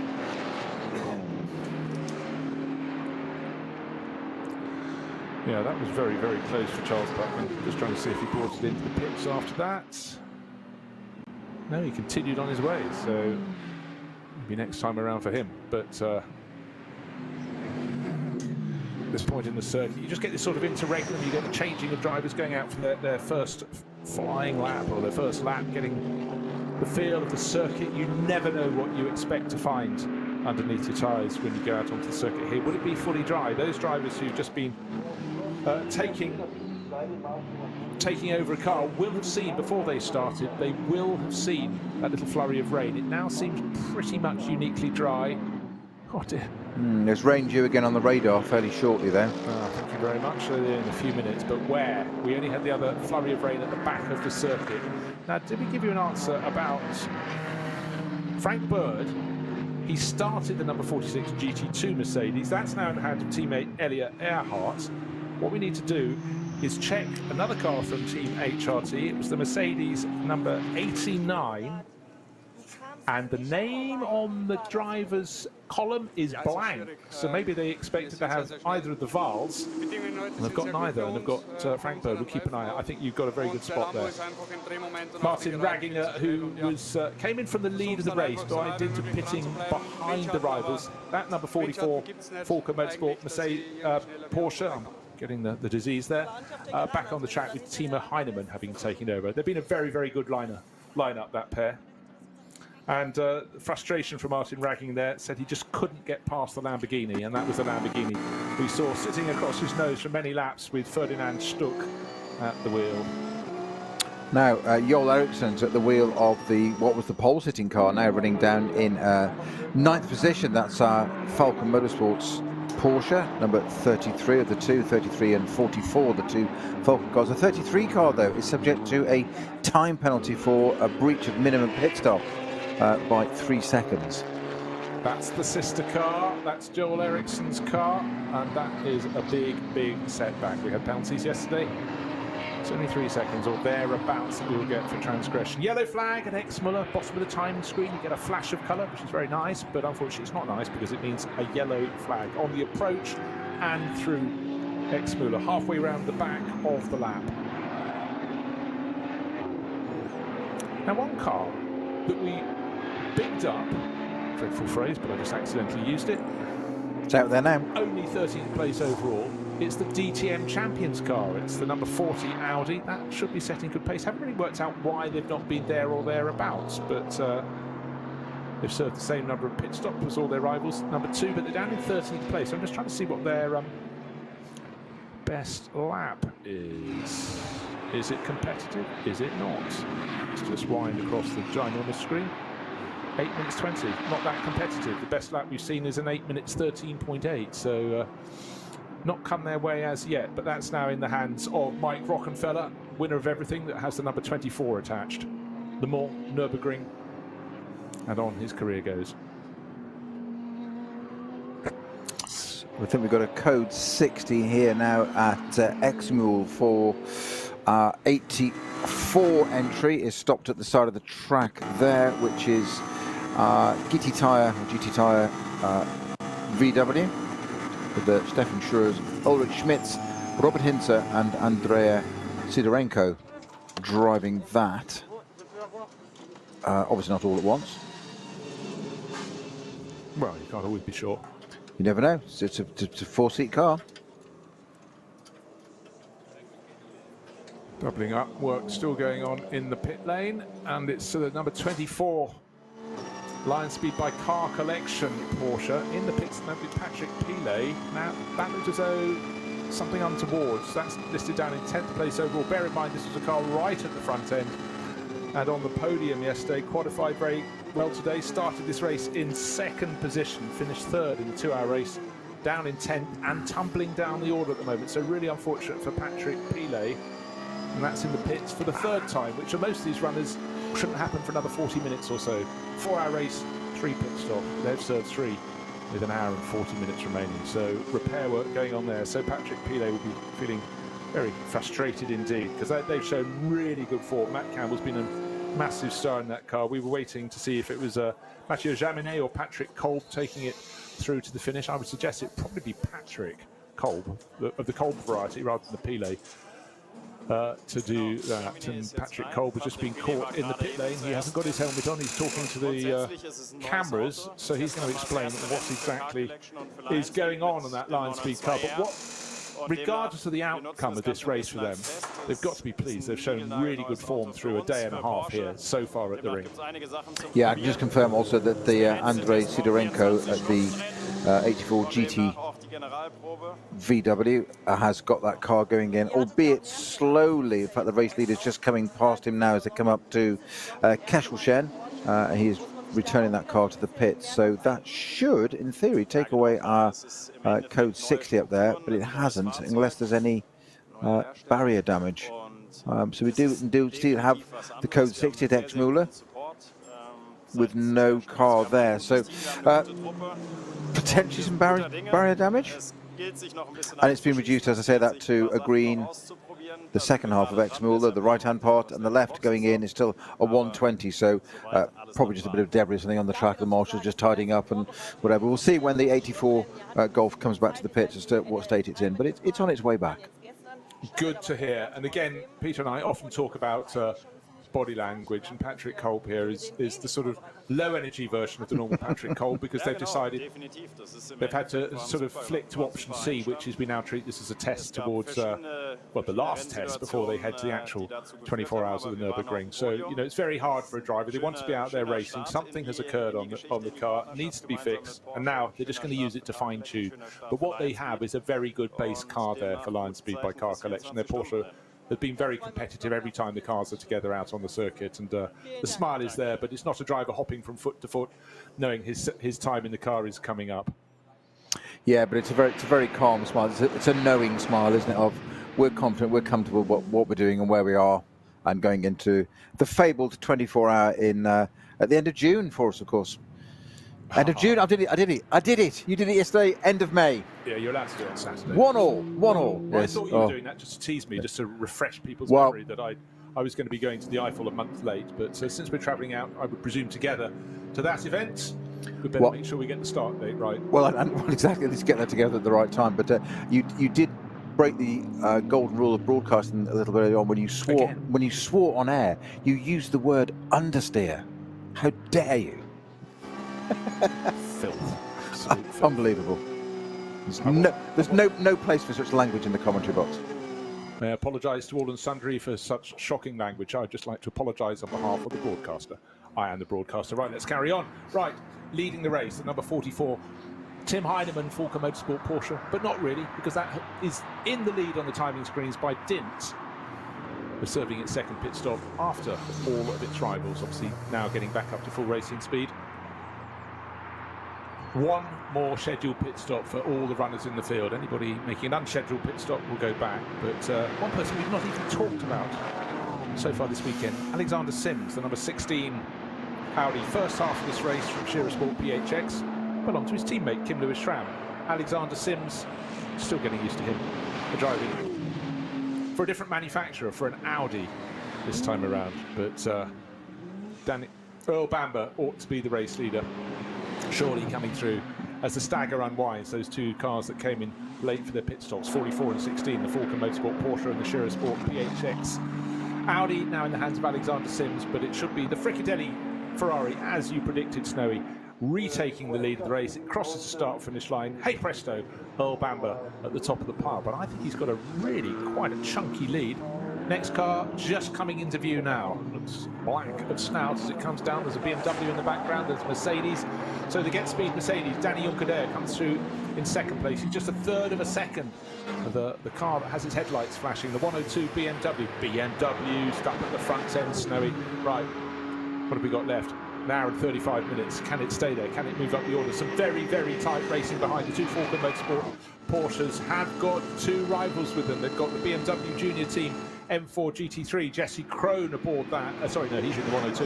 The BMW Junior Team car is Johansson on board, but really close racing. Four cars bookended by the Falker Motorsport Porsches.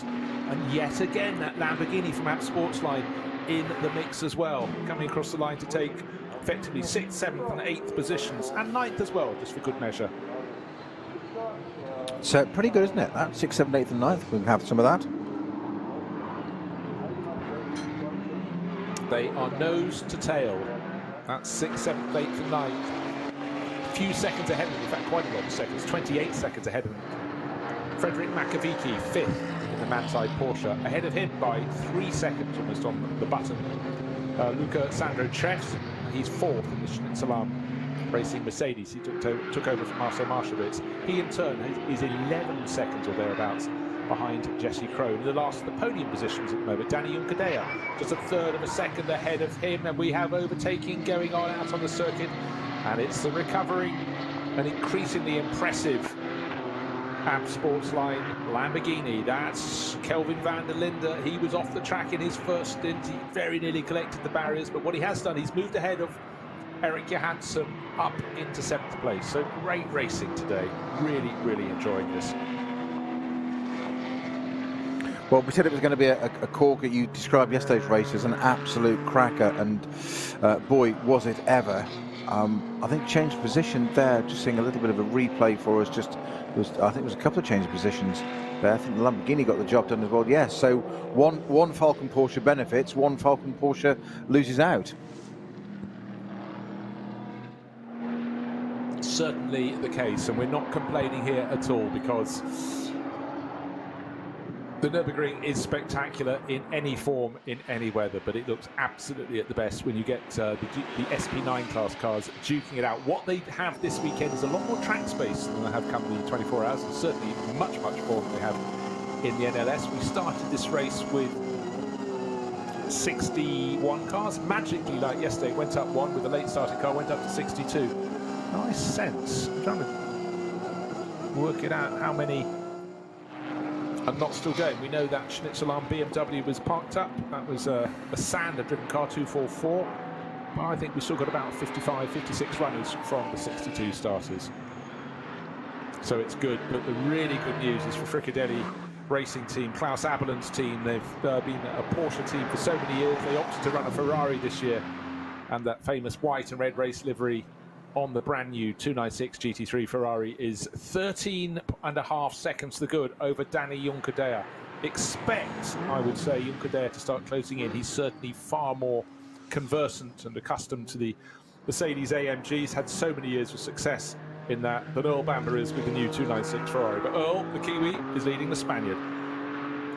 Well, it's always a risk changing a brand that you've been not just synonymous with, but of course all the experience and the data. We've talked about this frequently throughout this weekend and these different qualifying sessions and races, Bruce, of the data collection, whether you're almost irrespective of where you're performing on track, it's all data collection for the team, every aspect of it. We always focus on the drivers. Of course, they're just the bits that do the glamour in front. They're the headline event, if you like, or the headline bit. But of course, there's so much more going on behind. And switching a brand that you're so comfortable with, and not just synonymous, but you've done so much with. Fricadelli, Porsche, just always been. I've even called it that mistake today. You've got to learn a whole new setup, a whole new way of doing things, how a car works, how the culture of that car is. Certainly Italian design, etc. It's going to be built and done in a different way. Whilst it's going to be a GT3 car, it's going to be different to the Porsche way of doing things, which you just come embedded with. And it's very, very brave, is the point I'm trying to make, of changing to a manufacturer in such a high-profile series. But it also proves all those manufacturers are all trying to achieve exactly the same thing, beating all the others and producing a better product. That's what they're trying to do. But that's motor racing. Yeah. You can carry. We all admire people being loyal, but you've got to look at the lie of the land. And when a new model comes in, is it going to be good straight away? Is it going to be the second year you might move across and try it? Yeah. You know, it's ifs and buts and maybes. So I've just seen such a funny tweet. It's not to do with Formula E, is it? Yes. Yes, I've seen this. I wasn't sure where to comment. Bruce, go ahead. From someone who should remain nameless. His name's Martin Haver. Track invasion, Formula E in Berlin, protesting about the lack of noise. Martin, you are old school through and through. How funny was that? There we were. I know. Too much time in his hands, I feel. Climate protester on the track of Formula E. Can you make it up? Oh no, I didn't know it was associated. Yeah. I didn't even know that was the case. Yeah. Oh yeah, yeah. Oh gosh, give me straight. Yes, it's official. The world's gone crazy. Right. It's You not didn't crazy need validation? here, though. It's not crazy at the Nürburgring. The Nordschleife are providing great racing as ever. Earl Bamber leading in a Ferrari. That's news to the Fricadelli Racing Team. It's a delight to them. Oh dear, we've got a Seat dropping a little bit of fluid as it starts around the Grand Prix loop. It's the Cupra TCR. Sorry, it's a Cupra, not a Seat. Schlappy, Epp and Yearly in 53rd position overall. Just coming out of the pits. And the driver of 816 is Stefan Epp, one of the two German drivers, along with their Swiss teammate Matthias Schlappy. Let's hope that liquid drop is something at which it's descended down to the Dunlop hairpin. It goes, and yeah, maybe my wish has been granted, because the last thing we need is a slippery surface out there on the track. Just keep it, had a little flick down the timing screens to see if the Walkenhorst 100 BMW had been repaired yet. That would have been a miracle. Big body damage, front right corner after impact with an unfortunate Porsche Cayman, Joel Lebert, who'd rejoined the circuit at Tiergarten and left him nowhere to go. Just look at that 816 Shearer Cupra. We say that fluid or steam or whatever it was exactly coming out the right rear there. It's an overflow pipe that's coming out of the bodywork at the back there. It's obviously built that. I'm just not sure what that would be for, unless it's an overfill of something. Unless it's got an oil tank in the back or something. That would put liquid out. It's a slightly odd scenario. I'm not really sure what that's about. It has stopped. It's literally after it's left the pits, it stopped. Not really sure. No, I wasn't too sure either, so I minimised what I said about it, other than something's leaking out the back, which is, sort of layman's terms. But well, that's what you do. You throw it to me to try and explain it, and that's my job. Make you look good. anything one can do in this career that makes us laugh. And well, smile indeed, so much. We do enjoy it, and that's key. We hope you're enjoying the broadcast on the Radio Show Limited. And we truly appreciate all the listeners from all around the world. That's something that always makes me smile when I think about what we're doing. That while it might be early morning to us, to someone else it's late at night, and it does astonish me how some people are super sparky. They're sending lots of tweets into us on RSL_studio at all times. You think, how are you that sharp at 4 o'clock in the morning your time in Australia or Indonesia, or delete as applicable? But I am full of admiration of your application and your passion for motor racing. Of course, motor racing should be driven by passion. And it absolutely is, because an awful lot of it doesn't make full sense if you look at all the finances that go with it. But we, thank everybody who's out there supporting us and just following the races. Right, yeah. A very good battle out there on the circuit between the Manthey Porsche, pushing on all the time, working its way. That's Fred Makovic now all over the tail of the Schnitzelam Mercedes. Battle for 4th place. Lucy Treffs at the wheel of the 4th place car, but certainly in terms of experience, Fred Makovic has at least a decade on him. Right, and just from one of our professional listeners there, of course, an update there. I was trying to work out what was going on with that. The Cupra, of course, is the most obvious thing in the world. So thank you to Time Certain Clock. It might just be excess fuel. It's overfilled, just a little overflow pipe at the back there, which is where the tank would be at the back of the car. And it's just getting rid of that extra bit. If it hasn't sealed exactly correctly, it did stop very quickly. So I'm sure you're right. So thank you very much, and thank you for being in Australia and being wide awake for us. Yeah, that's just to prove the point. Exactly right on time. It's almost like we made that up, but that's exactly what happened real time. We try not to make things up. It was half a moment I was worried that Peter's eyes were going, that he thought Frank Bird was climbing aboard the number 89 Mercedes. It wasn't. Spot on. So it's not just the Vaal brothers running in the Vaal-sponsored Mercedes, the Team Howe Racing team, but Frank Bird has tried not one but 2 cars this weekend. He kicked off this race in the GT2 Mercedes. That's twice I've been right in one race. Unbelievable. Go for the hat trick. Let's go on. There's an hour and 24 to do it still. Rob, help me. Back me up here. Oh, Rob's under the table. Sorry. I need Rob on this side of the table, please. Back to school again. Back to school, yeah. I've just managed to flick off a screen, which wasn't the world's most intelligent thing to do. He will, of course, flick it the right way. Looking increasingly good for the Fricadelli.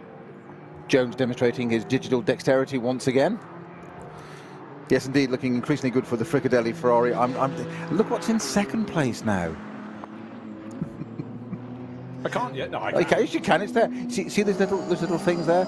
There's figures and numbers and the letters. Put the letters in the right order. There's 3 in there. It says BMW. Okay. Very good. Bruce's Motor Work. My father made me a little. Oh, don't go there. Don't go there. When I was a youngster, and that's what was written on the side. Oh, bless. Before you were packed off to prep school. Put it in a cupboard. Did you take it with you? Absolutely not. I just love the sight of the Nürburgring through the twisters. SP9 cars, 4 of them in a row, separated by half a second each. The left, the right, just fantastic. So 6th, 7th, 8th and 9th, very close indeed. But Tim Heinemann has moved up to 6th in the number 44 Falker Motorsports Porsche.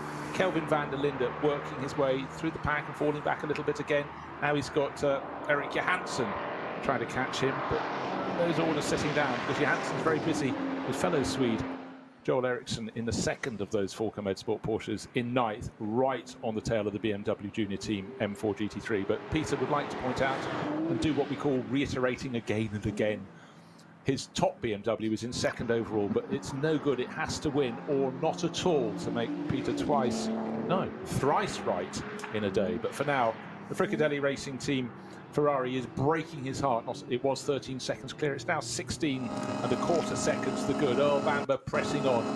And this performance is really going to put the cat among the pigeons, because that was a car that new for the 2023 season, and it often takes a good season, as we saw with the BMW M4, to get up to the ultimate pace for teams to understand the new offering. and all the manufacturers sort of go in a cycle to bring in the new GT3 car. GT3 has been such a global success, but the new kid on the block, yes, you have Evo and Evo 2 models of other iterations of other manufacturers, but this new Ferrari is something clearly very special indeed, and the Fricadelli racing team, they should be really proud. They got it dialed in perfectly for these weather conditions, these temperatures here on the Nordschleife at the Nürburgring. One thing we haven't done for quite some while is talk too much about who's leading Cup 2. They're the next best placed car and class between underneath SP9. Huber Motorsport. Tom Kiefer led early in the race, but it's now in terms of Hans Wehrmann to take the lead in that class, and they are circulating in 16th overall. What sort of pace are they managing relative to the fastest cars? They are 20 seconds and slightly more down around the course of a lap. They've got their own battle, and then behind them the two K. Kramer racing entries, 184 and 161, are second and third in that Cup 2 class for. And K. Kramer racing 184 in the hands of, I was going to say Guido Naumann. He's not in that car. Naumann's in the car. Yeah, he is in that car. Sorry, 161. Again, I can't identify. We had Alexei Veromenko. We've got someone listed as just SELV in capital letters at the wheel of that one. Try and get to the foot of that. You're looking perplexed and puzzled, but at the same time. Well, I am, and that's quite a normal state. It's just wind. But I'm just getting reports on penalties, and I want to be very careful what we say here. And this is, has come up 3 minutes ago, but car 21, which is the CP Racing Mercedes, the All-American lineup, has got a penalty for a stop of 5 minutes. Code 6 breach plus driver disqualified and loses N-ring permit, which would be pretty draconian. Thank you. Listen to what I mean, not what I say. Ahead of the 24, and I think it was Charles Espinal at the wheel of that. No, I think the one who had the avoidance was Charles Putnam, because it started off in the CP, hands of CP Racing Shane Lewis. Hold on, let's double pack. Yeah, Shane Lewis. Charles Putnam. And at the moment it's Charles Espinal. We don't know, this has just been issued, but I wouldn't want any driver in this field to lose their Nürburgring permit. I also, for CP Racing, such staunch supporters, to lose it any time would be dreadful, but to lose it ahead of the Nürburgring 24 hours, it would be the cruelest stroke imaginable. So we'll keep an eye out on that, and fingers crossed that's not quite the case, but that's certainly a message we're seeing on the screens. Yeah, I'm going to try and get that verified as to with race control, how that works. Because you said that would just be a cruel. It wouldn't surprise me if they didn't then do the 24-hour, because there's such a tight-knit bunch, the four of them. They go racing together everywhere, in anything, karts, etc., but especially that Mercedes. Looking for better news to counterbalance potentially really bad news. Let's go down through the classes a little more. TCR, I think we've only got 4 cars running in that class. Manuel Lauk is leading that. He's 24th overall, but that's one place behind the car that's leading SP10, and that's KCMG. Their entry is car number 47. It's a Toyota Supra, and Australian racer Josh Burton at the wheel of that. He's been sharing that with Eduardo Liberati, who started the race. Again, with the 2-driver lineup, they're doing a sort of 50-50 split. The first 2 hours to the start driver, and the second driver finishes the race. Who's going to finish the race in the race-leading Fricadelli Ferrari? He's just about to put 18 laps on the board. Earl Bamber crosses the line. Let's have a little lap. We're running full green around the circuit. Last lap. Best lap was 8 minutes 16.1. That last lap a second slower, 8 minutes 17.1. So good pace from Earl Bamber. Turn around, and we're going to have 2 cars probably very close together coming across the line. It should be 102 in second place. Jesse Krohn is doing it. He's got plenty of company. He's got Danny Juncadella just 0.6 of a second behind, and close.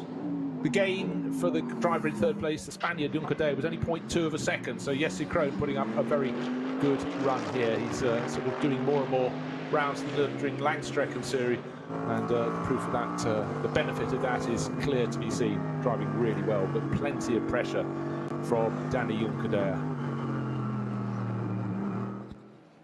The car, of course, that this car won yesterday, despite absorbing that 30-second penalty for what we thought was, I wouldn't call it a jump start, I'd just say it was a little bit eager.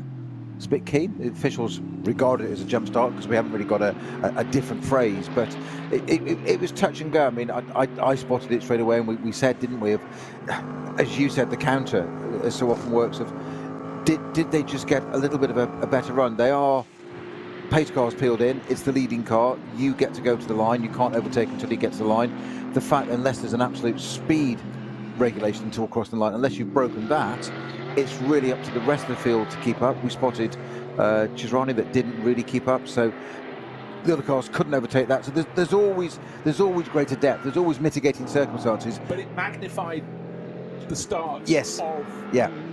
of the number 2 Get Speed Mercedes, and Danny Juncadella was driving that. But at the end of the lap, however good his start was, he was 11.2 seconds clear. So clearly he was right on top of the situation. And Colin Carasani way short of experience in comparison, and he sort of then got enveloped into the pack. But we never thought, even in a 4-hour race, you could absorb a 30-second advantage. But somehow they did. I was convinced that they'd be down outside the top 3 when that lone pit stop was served in the halfway point in the 2-hour race. And yet they both clearly drove really well. Adam Christodoulou bringing that clear at the end. But what was the margin between the top 3 cars? 3.1 seconds at the end of 2 hours of racing.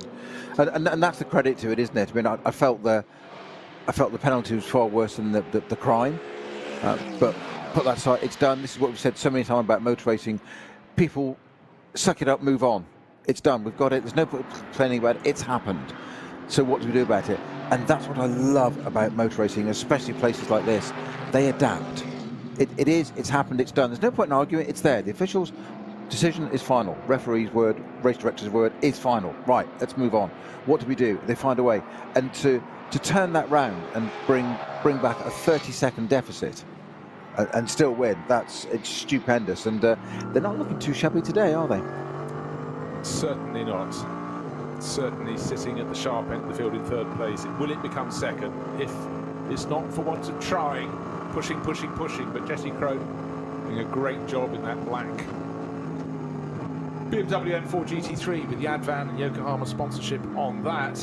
And for Walkenhorst Motorsport, they'd like to stay at the upper end of the field because clearly one of the sister cars very battered indeed. Let's have a little scroll down the timing screens. It's the number 100 still in the pit garage being repaired. The answer to that is yes. This is the one in which Henry Walkenhorst was left with a choice of hitting the barriers or just clipping a Porsche Cayman that had spun at the entrance to Tiergarten and then rejoined and just pulled right across the track in front of him. Really unlucky for Henry Walkenhorst.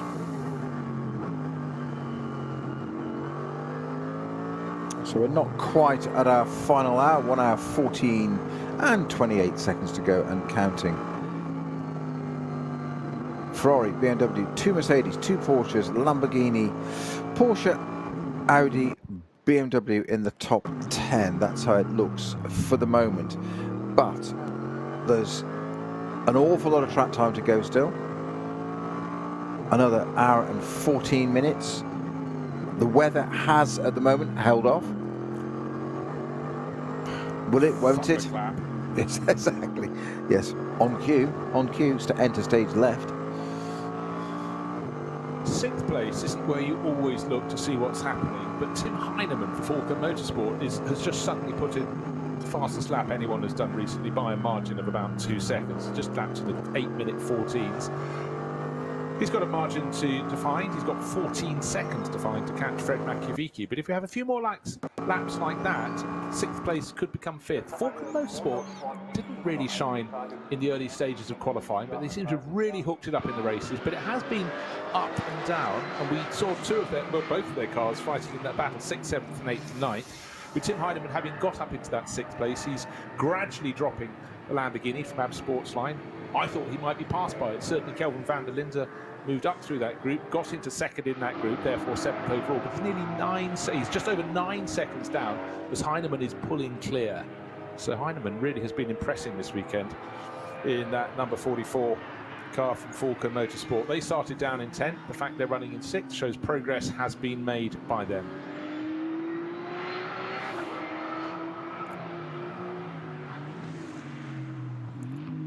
And again, just checking if anybody else is banging in quick laps. No the best of the rest are doing 8 minutes 16s. That really was a good lap from Tim Heinemann, so that gap should be coming down. As I say that, he suddenly loses 5 seconds in one timing sector to Fred Makiavicki. I'm fairly sure we're running full green. Yes, we are. Well, we'll wait and see if there's a problem there for Tim Heinemann. Maybe there's been a moment. We'll gauge that. No, it's now dotted back to what it was. Yeah, 14 seconds.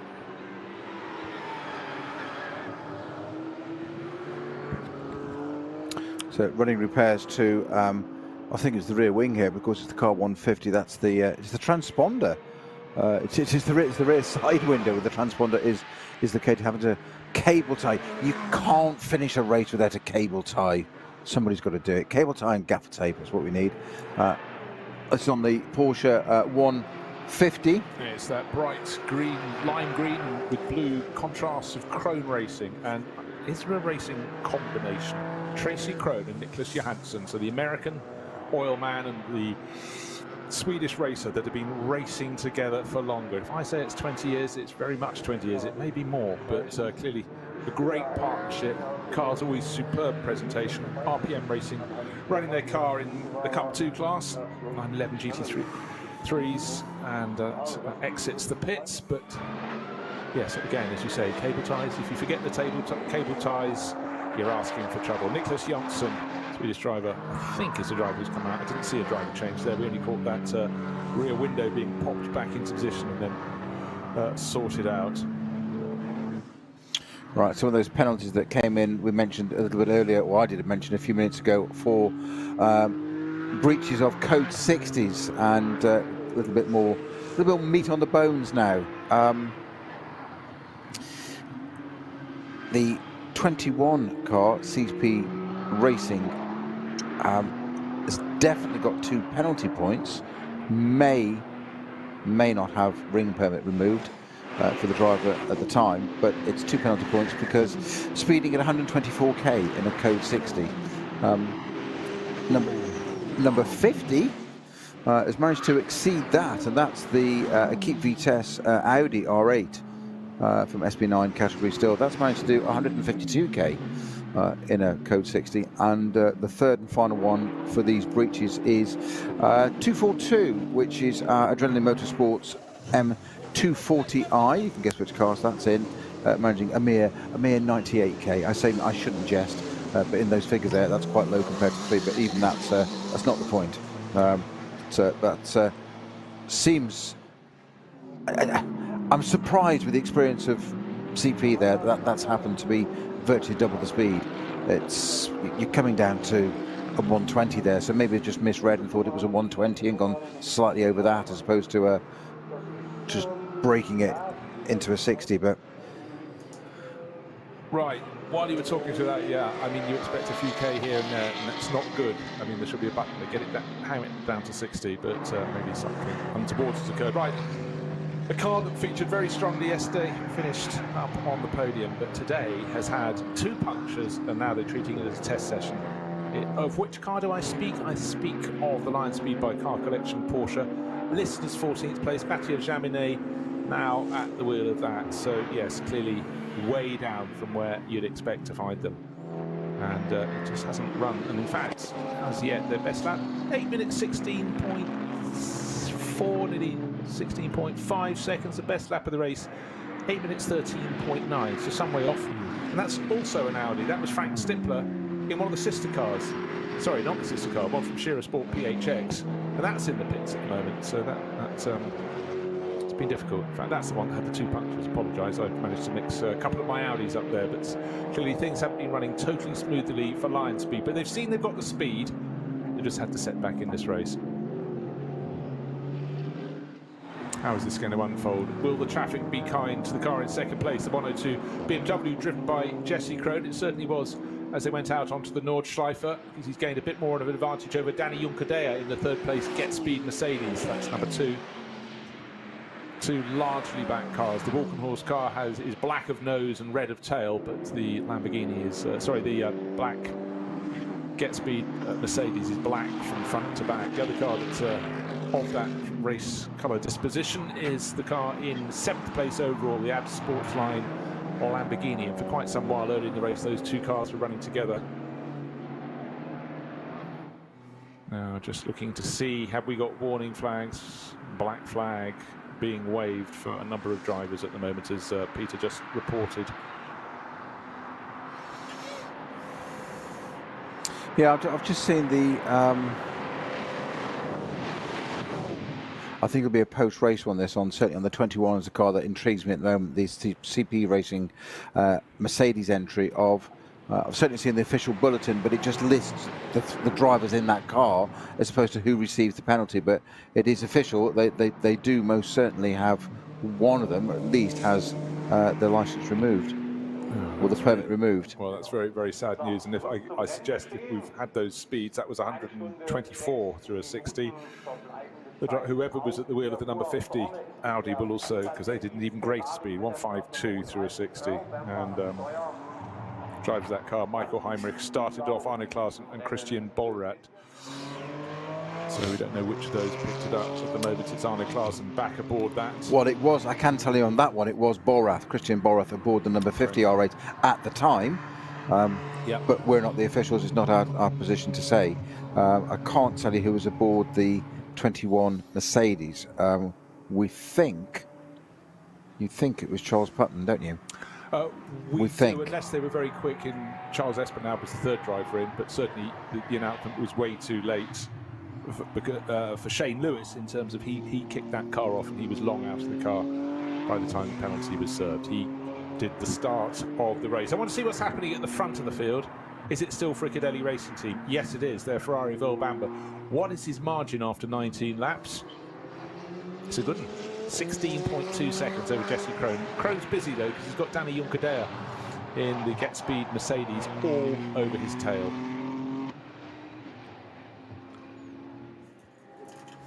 Concentrating, and then back to fourth place. It's 25 seconds to the second of the Mercedes. That's number 11 from Schnitzelarm Racing. And Lucasandro Treffs, young racer, has got just 7/10 of a second advantage over Fred Machiavicchi in the best of the Porsches in fourth overall. Perhaps if there's a story in this race, it's the fact that the Porsches had looked so strong. We had them second and third last night. At one stage, I think 5 of the top 6 runners in the 2-hour race were in Porsches. At the moment, they're sitting in 5th, 6th, 8th, and the next two is Romain Dumas just entering the pits at 13th and 14th. Their form has fallen away somewhat. It has, but you never know. We've got it's slightly alarming there. The timing screen I'm looking at, it said 4 minutes and 44 seconds remaining. Of course, it's an hour and 4 minutes and 44 seconds. So hopefully our timing screen doesn't disappear in 4 minutes and 35, 34, 33 seconds. But there's an hour to go, and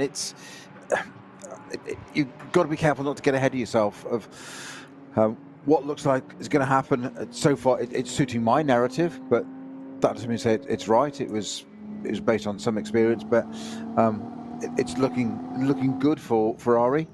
I almost wish I hadn't said that now.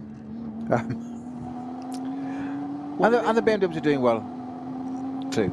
Yeah, but you know what? Within that, the good thing about the Ferrari is that it's sort of taken the median run. If after the first pit stops we had cars coming in after 5 laps, they were in that main group, the median group, after 6. And then a handful, 3 of them in the SP9 class came in after 7. And really, when your second pit stop is served, it's in the same association as it was first time around. They're the middle group, and they're leading this race by 16 seconds. And I don't think it's anybody else can claim whether starting earlier or making their first pit stop earlier or later, they will have an advantage to topple at Fricadelli Racing Ferrari. Let us see. And as we've seen many a time, a little bit of weather can blow in here. You can get a slow zone thrown that hits you and doesn't affect the car who's chasing or a car that you're chasing. And advantages can change very quickly indeed. But for now, as the light is getting a little bit grayer, it's Ferrari leading the way. Margin after 19 laps, 16.2 seconds. Slight closing of that gap. It was slightly larger, but we're dealing maybe half a second the previous time around. So Jesse Krohn doing a good job, but he's very, very busy in the office because he's got Danny Juncadella in the Get Speed Mercedes all over his tail. Ben Dewar on board the Dewar Motorsport Aston Martin, running in 14th place overall. He's closed the margin to the Huber Motorsport Porsche, but that has just reported to pits. Roman Dumas brought that in for pit stop number 3, whereas the Aston Martin, of course, has to serve that. Well, let's see if Darren Turner gets a run in that today, but it's been the two brothers, Phil and Ben Durr, from the family that runs the team, owns the team, the name above the garage door. I see what you did there. Oh, so I didn't mean to. Above the garage door. Brilliant. It's funny. I bet you're on fire today, Jones. Oh, what a low bar. Somebody mentioned the bar. So, what is going to unfold? The final round of pit stops coming up very soon indeed. It's a 4-hour race. Had a 2-hour race yesterday, but it's 4 hours today. The third and final pit stop for the drivers who are running without problems on their cars coming up any time soon. In fact, yep, the second and third place cars follow Earl Bamber through. The gap was 16.2 seconds as the car Jesse Cronin comes through. 14.6. The gap is coming down. Danny Juncadella in third place, just half a second further back. Lights flashing, coming alongside one of the Hyundai Elantra ends in the TCR class, and it's obstructed. Poor old Danny Juncadella. The 830 had to go somewhere, but it was the very short run between turn 1 and turn 2 where the cars have to snap through an opening in the barriers. The 830 right across the nose. That's the one driven very well by Manuel Lauk and Mark Basseng. Had to have somewhere to go, but unfortunately for Danny Juncadella, it was right across the nose of his car. It's Manuel Lauk at the wheel. Can't blame him there. It's such a short run from turn 1 to turn 2. But for Danny Juncadella, he'll have to work it out all over again. He was half a second down at the start-finish line. He's maybe a second back, cost him half a second. Through the Dunlop Carer, the hairpin at the bottom of the hill, then the climb up towards and through the Michael Schumacher S, and then crest the hill, and then start dropping a little bit, run behind the paddock into the kink at the foot of the climb, and then up to the Vidal chicane, and then on to what follows next, which is the magnificence of the Nordschleife. CP Racing's day doesn't get any better. Unfortunately, they've had that slight exertion off the track. They've had excursion, my apologies, off the track, I knew what I meant. They've then had that penalty for breaking or breach of the Code 6, and they've now just got another penalty for speeding in the pit lane. Doesn't say how long that was though, but it's just not their day. As you say, some days it just doesn't work out. No, it really doesn't. And this is a team that's been very, very loyal to this any long-distance racing around the Nürburgring in particular. It's their absolute favourite, and they have crossed the Atlantic many a time to come and play.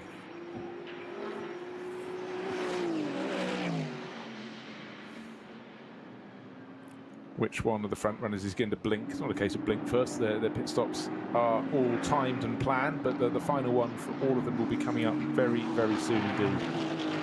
Earl Bamber, the lead was 16 and a bit seconds, then it went down to 14, but he'll be probably coming in next time around, so not too much to worry. And then the question is, David Pittard, will he get a go, or will they simply split today's race between Nicky Katzberg, who did the first part of the race, and Earl, who's done hour number 3, who's going to go into hour number 4?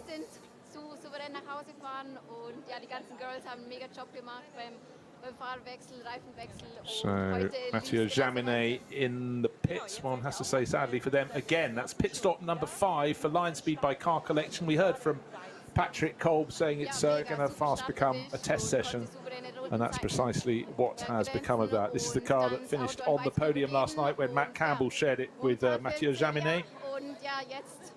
But today we've had Patrick Pilet in the car as well, and certainly Patrick Kolb in the pit garage. Maybe they give Patrick Kolb a run to the finish, we will see. But at the moment, Mathieu Jaminet brought that in.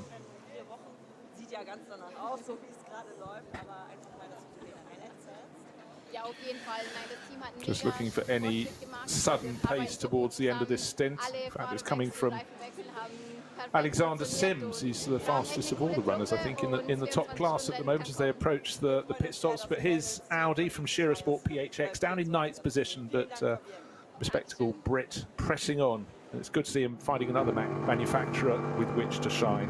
Stepped down from Formula E after many, many years in that category, and it's good to see him flourishing again. I think really finding his true métier, which is in GT and sports car racing.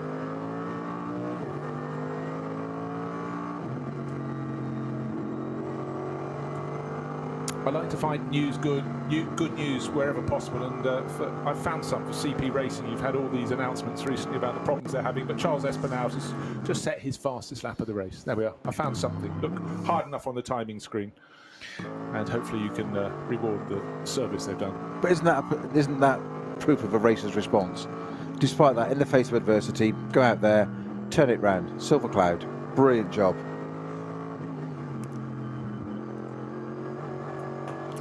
Looking keenly when the cars fighting over in second and third, halfway around the lap. Is there going to be any moisture? Yes, there is. Sudden flick of the windscreen wiper for Danny Juncker, so he's getting a little bit something on his screen. That's the point where it was raining for what? All of about 3 minutes, maybe 5 minutes at the most, just before the second round of pit stops. That's the point that the team managers start to twitch. Oh, should we get the wet tyres out? And of course, when you're racing on a circuit with a lap that's 25 kilometres, the consequences of deciding it's not going to rain, let your driver, if he's got enough fuel, go on for a further lap and then finding a downpour. Oh my word. And with a lap time of the fastest lap in the race, 8 minutes 13 or so, it's a long, long lap, and a lot of rain can fall at the time. Yeah, just confirmation, just going back to that very quickly, it was Charles Putnam in that CP Racing car at the time. Racing, I say CP Racing car, the team's called CP Racing. When you say Shearer Sport car, it sounds logical. When you say CP Racing car, it sounds like you're saying racing car. It sounds childish, doesn't it? You know what I mean? Go with it. Yes, go with it. It's there. It's out there now. It's got legs. It's running around. But it was Charles Putnam at the wheel of that, unfortunately. So hopefully that can be resolved before the 24 hours, because I wouldn't want to see that that team not taking part. And certainly here, of all people, it's eponymous. It's named after him. You know, Charles Putnam is the CP of CP Racing car. Yeah, well, if it's something that has happened, he will be absolutely kicking himself, because as Peter reported, there were fairly major transgressions for a code 60, not by a percentage or two. It was a whole lot more. It's double. It's three of them at the same time. It's just not like them at all. Quite often these code 60s are preceded by a code 120. So you reduce speed to that, and it was a 124, and I'm not just trying to find a way out of it. I'm not being a lawyer on this. I'm not nearly clever enough, but I'm just wondering if they've just slightly misread the 120 to 60, or it's come a bit suddenly, and they're slowing down to that bit, and they've just got that wrong bit at the wrong time, because it's just not like them at all, and they're so straight down the line, those guys at that team. They do it properly, do it right, do it within the rules. Yes, it's competition, but all in exactly the right and professional way. So that's it almost couldn't happen to a nicer team on the grid, to be honest. No, exactly so. Right, the third and final round of pit stops. Surely this time around the cars will be a calling advantage for our race leader Earl Bamber in the Fricadelli Racing Team Ferrari. Was down to 14.6 seconds last time around, and now some of the Cup 2 Porsches are sitting in the pit lane. But will Earl Bamber come in this time or next time around? Will he come in after 21 or 22 laps? And there were periods with slow zones, of which we were just speaking, which might have bought them a little bit of extra fuel. But I would think they should be coming in, as I say, this or next time around. And looking at the sectors around the lap, is he... he's actually not losing any more time to the chasing 102 Walkenhorst Motorsport BMW. That is working very hard in the hands of Jesse Krohn, with Danny Juncker, best of the Mercedes driver. Car number 2 from Get Speed in third position overall.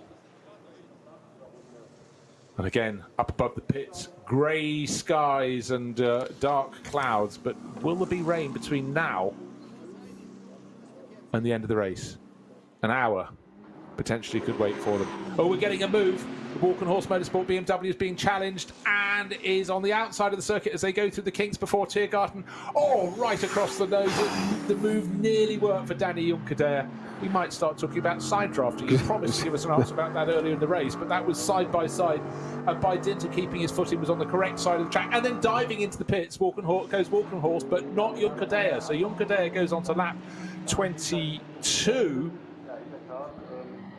And Jesse Krohn dives into the pits. And the Ferrari, by the way, in the race lead, yeah, as those two fought behind him, he clawed back more than 4 seconds. Now, Earl Bamber, 18.7 seconds to good over Danny Juncker. That was very, very close going to Tiergarten, though. Thought it was worth a go. And even though he was coming into the pits, Jesse Krohn wasn't prepared to cede position at all. Really tough on his entry to the Tiergarten did not offer up second place. Now his car, the 102 BMW, had to stop in the pit lane. A fresh set of Yokohama rubber being put on. Double check. Yes, a set of shiny slicks coming off, or slicks coming off and shiny slicks going on. They've not been thrown by that little flurry, tiny flurry of small shower out at the back of the circuit. They've decided slicks are the way to go. That's what we're sticking with. Maybe in 8 minutes' time, when the next cars come in from that lead group, we'll find there is some proper rain for them, or perhaps it's simply blown by. Again, the team chiefs have to keep an eye on their weather apps. Also in the pits, the Schnitzelam number 11 Mercedes. That's Lucasandro Treffs, and Kelvin van der Linde has brought in the AB Sports line Lamborghini, which I think he'll probably hand back to Ferdinand Stuck. 102 Walken Horse Motorsport BMW put up on the dolly jacks. Is that just to spin its nose round for pit exit? Or be wheeled back into the garage? They're still trying to push it round. Don't worry, it's only to push it around. It's always a moment at which you think, over the years, Peter, you look at dolly jacks and go back into the garage. But here you have to remember, so many cars in the pit lane, they need to make space for them. So there is this stipulation, they need to be turned around to face diagonally from in front of their pit garage toward pit's exit. So good job from the crew there. Okay, so the 21 CP Racing Mercedes has that penalty for speeding was 65.2k in the pit lane. So it's a 30-second time penalty. And also a new penalty for 78, which is our Pro Sport Racing Aston. Unfortunately, Guido Dumouriez with a pit stop 1 second short. So, no, sorry, hang on, maybe this again. 32-second penalty plus a second. Yeah, so it's a second short. So they've got to have a 32-second penalty added. Wow. Small margins, twitchy trigger finger there. On the 102 BMW coming back out onto the circuit. So Jesse Crone will take this through to the end of the race, but double check, because many a time we've been caught out. You get the signal that's a driver remaining on board, and then it gets the first timing sector, and suddenly another name appears. But this is the car that Jens Klingman kicked off. Andy Soucek did the second stint. Jesse Crone the third, maybe now the fourth. I didn't see a driver change in the pit lane there. And the Finn probably to take it through to the finish. Again, keeping an eye, surely the lap before the cars come into the pits. The vast majority of the front-running crews have only served 2 pit stops. 3 need to be done in this 4-hour race. And is there any gain? No, it's again looking as though Earl Bamber's got most of the answers. 1 sector, Danny Juncadere gained about half a second on him, but it's still going to be a sizable margin for whoever takes the Fricadelli Ferrari through the final one. It's almost going to be, by the time the car gets back to the pits, only 45 minutes, this 4-hour race. Car was started by Nicky Katzberg, then Earl Bamber. Will David Pittard get a go? But whoever does could be heading to the first victory for the 296 GT3. They've had a class win here last time out. They won the Pro-Am class, 296 GT3, but an outright win. Well, Klaus Abelin will be beside himself. He's the team boss, the owner that's made it all happen. Well, let's keep our powder dry for another 49 minutes. We're not quite there yet. Well, there's some satisfaction in being potentially right, he said very quietly. Ladies and gentlemen, he just won't let it go. It's the competitive bit in me. I might be old, but it's still there. So, will conditions stay through to the end of the race? Just taking a look at the sky wherever possible, wherever a camera angle will show it, on board or a static camera around the circuit. Not static, sorry, not from a camera position. It's just a grey afternoon. It's not sort of the spring weather where you gamble past the daffodils. It's waiting for summer sort of weather. Yeah, I was just looking at the basic weather sort of app I've got here. Just a very quick update on that. But it's not saying the rain's going to come in. There's an increasing chance of it latter part of the day. That increases from 20% this morning at race start at 11 o'clock-ish, weather-wise, to 55% chance between 2 and 5, bearing in mind that we're at 4 o'clock now, 10 past 4. And of course it then increases to 90% chance by by 5 o'clock, which is almost exactly at the race end. So it could almost be, wouldn't that be tantalising? Just the last lap or last 20 minutes, the last 2 laps of just a little bit of rain. Just you sure about your tyre choices now, boys? You know, just you've always said that we can go through every little bit of layer of this, the complexities of an NLS or any race on the Nordschleife, and it's cars, it's tyres, it's strategies, it's drivers, it's pro-ams, it's abilities, experience, etc. But what will always catch you out in the end is the Nürburgring. It might just suddenly go, you've had it too easy. Come on. It's not benign. No. It must be said. And it might only rain at one spot. It might not rain at all. It may be a deluge. Who knows? The only way to find out is stay tuned. Yes. Let's hope we can spot it as and when it comes. But yeah. Let's hope, after all that build-up, I hope we don't miss it. Could be wet on or under the podium. Let's wait and find out. But certainly for Earl Bamber and the Fricadelli Racing Team crew, surely coming to make their third planned pit stop, sitting on a margin of, at the start of the lap, 18.7 seconds over Danny Juncadea, who moved up from challenging to second place to being in second place in the Get Speed Mercedes when the 102 Walkenhorst Motorsport BMW was brought in by Jesse Crone, put out onto the track again by Jesse Crone, so he's doing the final stint of the race, doing the second half of this 4-hour qualifying race for Walkenhorst Motorsport. Started by Jens Klingman, Andy Soucek second. That's the first hour, the second hour, and Jesse Crone, the Finn, to do hours 3 and hour 4. We are green the whole way around the circuit, and cast your mind back if you were with us from the early stages or the start of this race. The first 24 minutes, full green, and then we had a long time where yellow flags and slow zones were dotted around the circuit, and Earl Bamber coming towards the end of lap 22.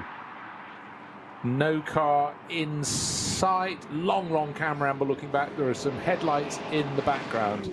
Is it close enough to be the driver in second place? Again, waiting to see if that's going to be the case. The driver in second place, of course, is Danny Juncadea in that Get Speed Mercedes. Through the final couple of corners goes the red-white Fricadelli Racing Ferrari, diving into the pit lane, waiting to the last second to get down to the pit entry speed. Not everybody's managed that. There have been certainly time penalties for those who've transgressed. And the Fricadelli Ferrari comes to a stop. A fresh set of Michelin slicks awaiting, and a new driver coming on board. So presumably that would be David Pittard. Nicky Katzberg did the first half of the race. Good stint from Earl Bamber there. So again, none of these drivers with a lot of experience of the 296 GT3 Ferrari new for 2023, but it seems to have settled in frighteningly quickly as far as the rivals are concerned. The physique certainly looked tall enough to be Pittard going into that car, and I think that is indeed his helmet design. And again, don't think these races are simply for this weekend. We're building towards the 24 hours of Nürburgring in a month's time, and a top finish here helps you get out into top qualifying when we get to 24 hours. That's what the teams are all aiming for, as well as getting a handle on their cars and how they've been behaving. And certainly a person who should be very pleased is Klaus Abelin, boss of the Fricadelli Racing Team, hoping to get an interview with him coming up very soon indeed. Don't forget, Fricadelli Racing moved across Ferrari this year, and who's helping them run their cars? Well, of course, Rinaldi Racing, which is Germany's lead Ferrari racing team, has been for a long time. You need that expertise. Again, you were talking about move to different manufacturers, and you just get slightly different ways of working. And while those front runners are in and the Ferraris just changed hands, that's precisely what Fricadelli Racing and Klaus Abelin wanted of their first year with the Ferrari. Yeah, not just that, the different ways of working as well, but different types of cars. So, you know, Fricadelli have gone from Porsche to Ferrari. It's still a mid-engine car, so the dynamic in that sense is there's parity. But people like Pittard have come from largely BMW front engine, suddenly going to a mid-engine car. It's very different. It has different nuances, which to most people is, well, what's the difference? A car's a car. No, because when we're pushing this hard, looking for every last thousandth, everything counts. it'll suddenly do things that you don't know or don't understand. If you don't understand how the thing works, it can catch you. A mid-engine car will rotate into a corner in a totally different way to a front-engine car, and you've got to learn to adapt to that in its different circumstances. And you say all the permutations are just suddenly completely different. It's almost like one of those kaleidoscopes. You just throw it all in, twist it, and see what you get, and hopefully get a nice image at the end. Hold that thought. That's magnificent. Ferrari back on track, waiting to confirm that it's not David Pittard having a go. It's Felipe Fernandez-Laza. I noticed his name was on the screen. It wasn't on my initial entry list, but David drove it yesterday. And again, it's about all of them gaining racing experience. And Felipe Fernandez has been such a long-time runner for the Fricadelli racing team, quite often alongside Klaus Abelin, the team boss, and he's the driver going out to do the third stint. And will it be a winning stint? So when everybody served their final pit stops, let's see how close the number 2 Mercedes will get when they come back around, because it came in second place, 17 and a bit seconds behind. But don't forget, of course, we're waiting to see where the cars that pitted last time around will be. But it's the run to the finish, and starting with a 17-second advantage or thereabouts is very good news for the Fricadelli racing team. Cars still coming in and coming out of the pit lane.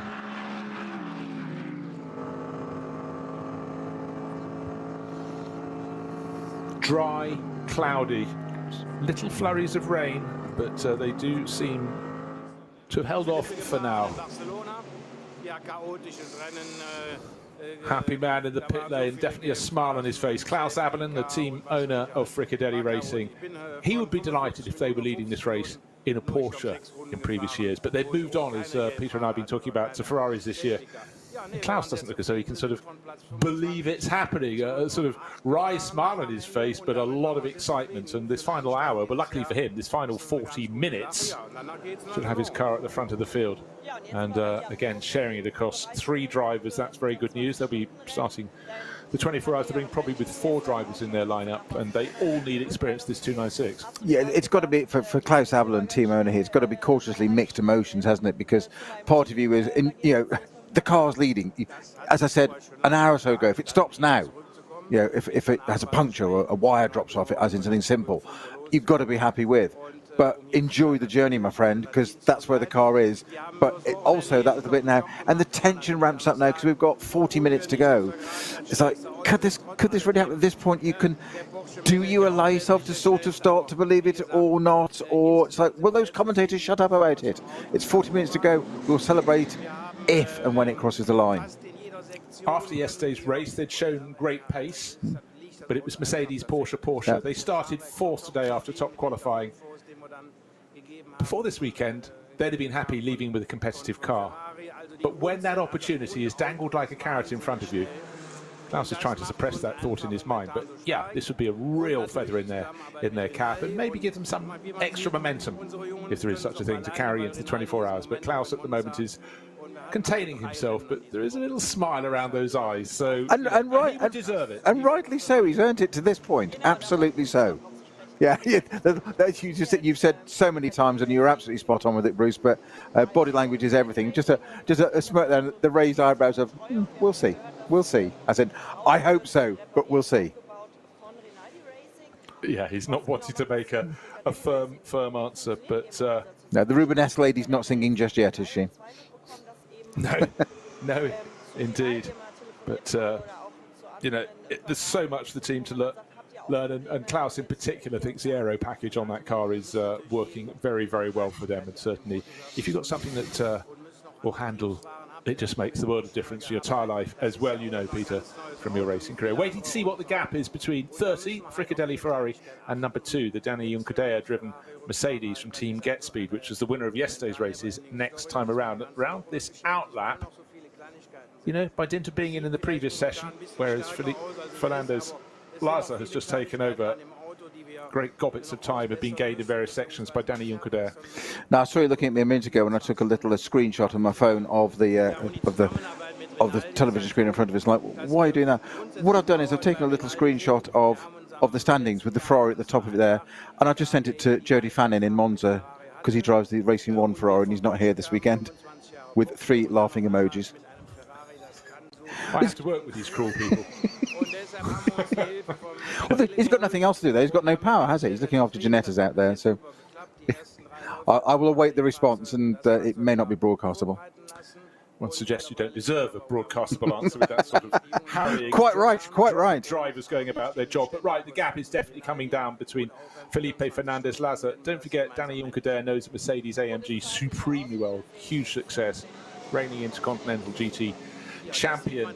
And he's had a cracking year. Largely chased racing with Raffaele Marciello and Jules Gounon right at the top of the Mercedes ladder. But he's got a new challenge. It's hunting down a Ferrari. And that's precisely what the Spaniard's doing. What remains on the clock? 37.25 minutes of this 4-hour race.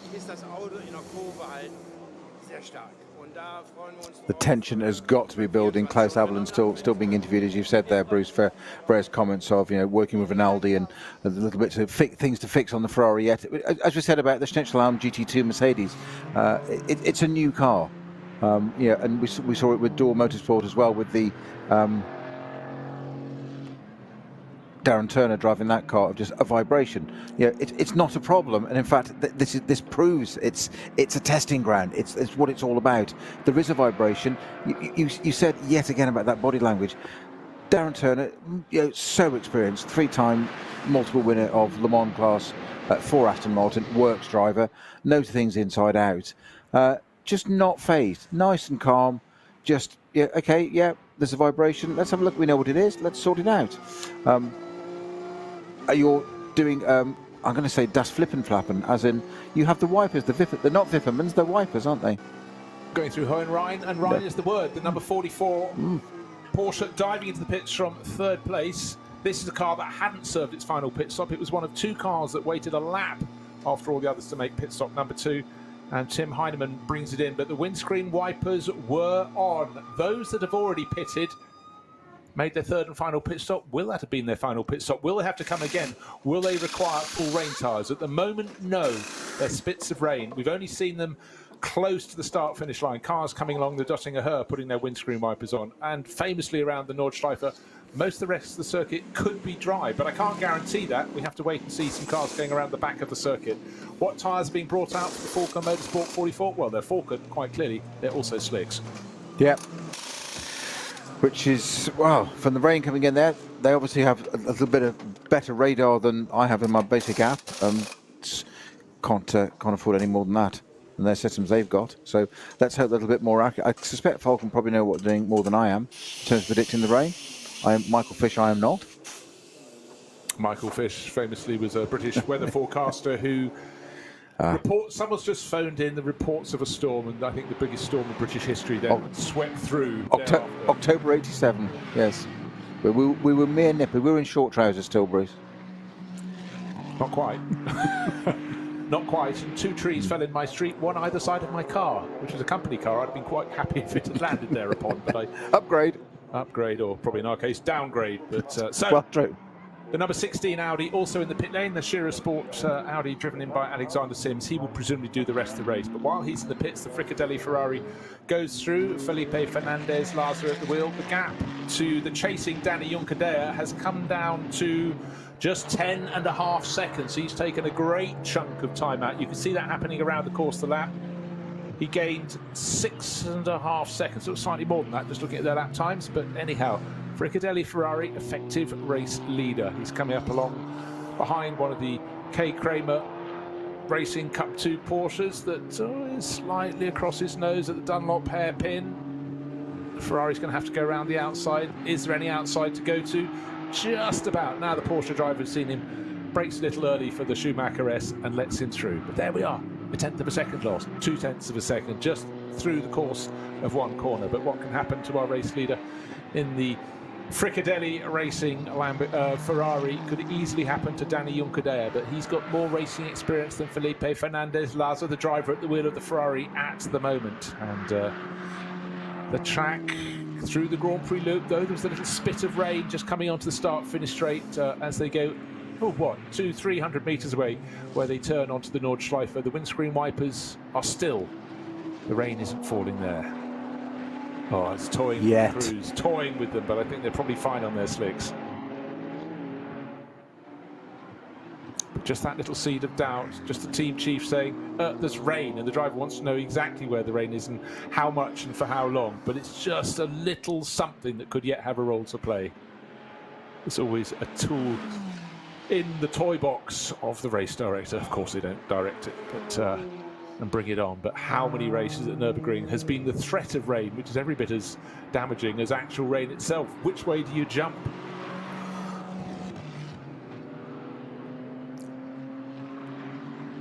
So once the number 44 Falcon Motorsport Porsche with Tim Heinemann at the wheel after the third and final pit stop, and Alexander Sims in the number 16 Shira Sport PHX Audi drop back into position as the final two cars from the top class to serve their third and final pit stop, we will see the order. But it should be the Ferrari leading surely, the Fricadelli Racing Team 296 GT3, a car that's had its problems, the number 5 Audi goes across the start-finish line, 2 punctures for them.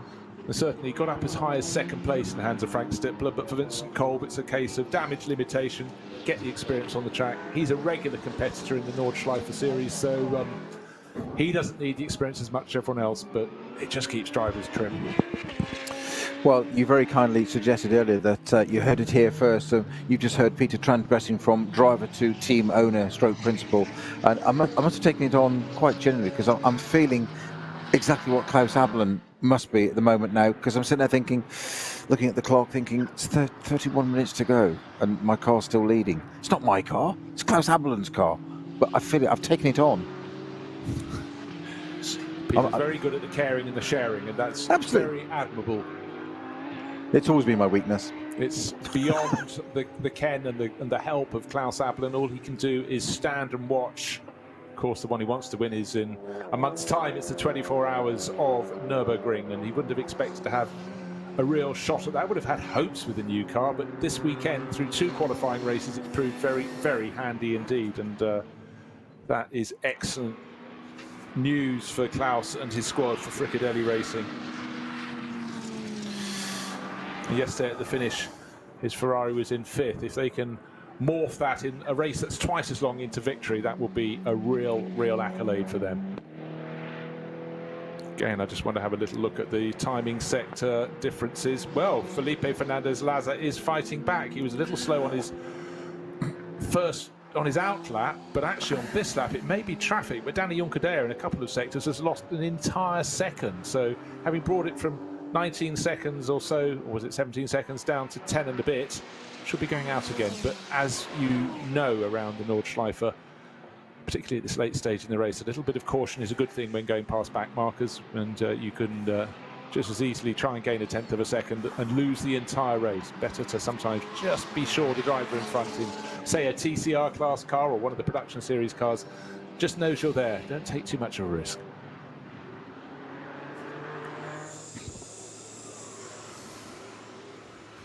Well, sorry, yes, Bruce. So that Ferrari is, say, in the hands of Fernandez-Laza, currently at Klostertal. That super fast run, up to the Caracciola Carousel, and it is super quick up there. Certainly in one of these current GT3 cars, we saw Frank Stippler there just totally unfazed by that super fast section of the circuit, and there was a great bit of onboard where suddenly Frank Stippler's number 5 Audi appeared alongside and just, well, you're going fast, I'm going faster, I'm coming past you. Simple as that. This is, yes, natürlich, as they say, of course, in German, and that's it. Right, I want you all to remember a number, 10.7 seconds. That's the gap between Felipe Fernandez-Laza and Danny Juncadella. Danny gained 6.5 seconds on the previous lap, but that story hasn't continued. Around this lap, perhaps with little spots of rain that Fernandez-Laza is happy to race through, to chase through. He's pulled clear big time from Danny Juncadella. Every single timing sector I look at is advantage Ferrari, not advantage Mercedes. There I was thinking the story was going to be the chase for the victory of the race, with Felipe Fernandez-Laza trying to protect his lead, defend his lead in the Fricadelli Racing Ferrari, and Danny Juncadella, steely-eyed Spaniard, closing in at the black, gets speed Mercedes. Not the case. Happened for one lap. This lap is something untoward with Juncadella's get speed Mercedes. I don't know. Waiting for timing sector 6. In the previous sector, he lost 1.7 seconds in sector 5. of the 9-sector lap. So things going very right for the Ferrari in these conditions, and not so right for Danny Juncadella in the second place Mercedes. The car from Team Get Speed. What's his advantage? Oh, he's got a huge advantage over the Manthey Porsche that should be third overall. That's Manthey Racing, Fred Machiavicchi. Tidy advantage, 37 seconds in the Spaniard's advantage there. Will we be green through the final? Not even half an hour anymore, 27.5 minutes. Certainly this is the run into the flag, these next few laps. Absolutely, drivers praying there'd be no further flurries of rain, because I think every single one of them went back out for this final stint on slick tyres. Certainly nowhere near enough rain, just little flurries at the back, but flurries here on the Nürburgring Nordschleife can change very quickly into proper rainstorms.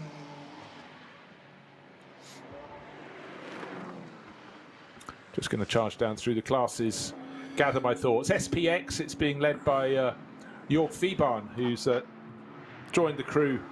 Elia Earhart, it was started by Frank Bird. Elia Earhart drove that number 46 team, Hout Racing team. Mercedes, that's car number 46. Jörg Viebahn joined the crew to be the third runner in that. A lot of chopping and changing, drivers getting to experience this brand new GT2 racer. Great figure we were given. We were told it has in full racing trim, without any interruptions, over 700 horsepower. Balance of performance here offered them a mere 616 horsepower in a car that's rather lighter than your road car. Fabulous. And slightly more planted. Yes, one hopes. And the advantage of no tread on the tyres. Slicks. Bonnet on the CP Racing Mercedes looks, unless it's the colour scheme, let's double check as it comes into Tiergarten. Yeah, it's loose. It's loose, or it's up on the left-hand side from the driver's point of view. That would be a little bit concerning, one presumes. I don't know how long it's been up there in front of Charles Espen now.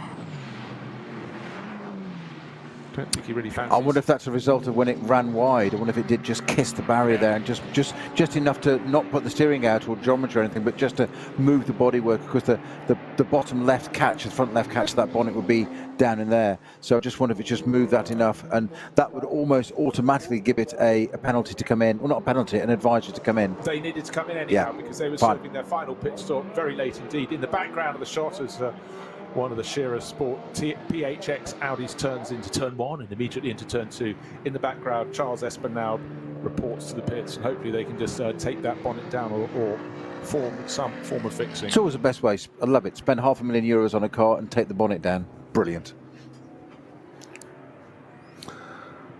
Never pay sticker price. That's what they say. Yeah. 25 minutes remain. Still little flurries of rain, but not enough to really count.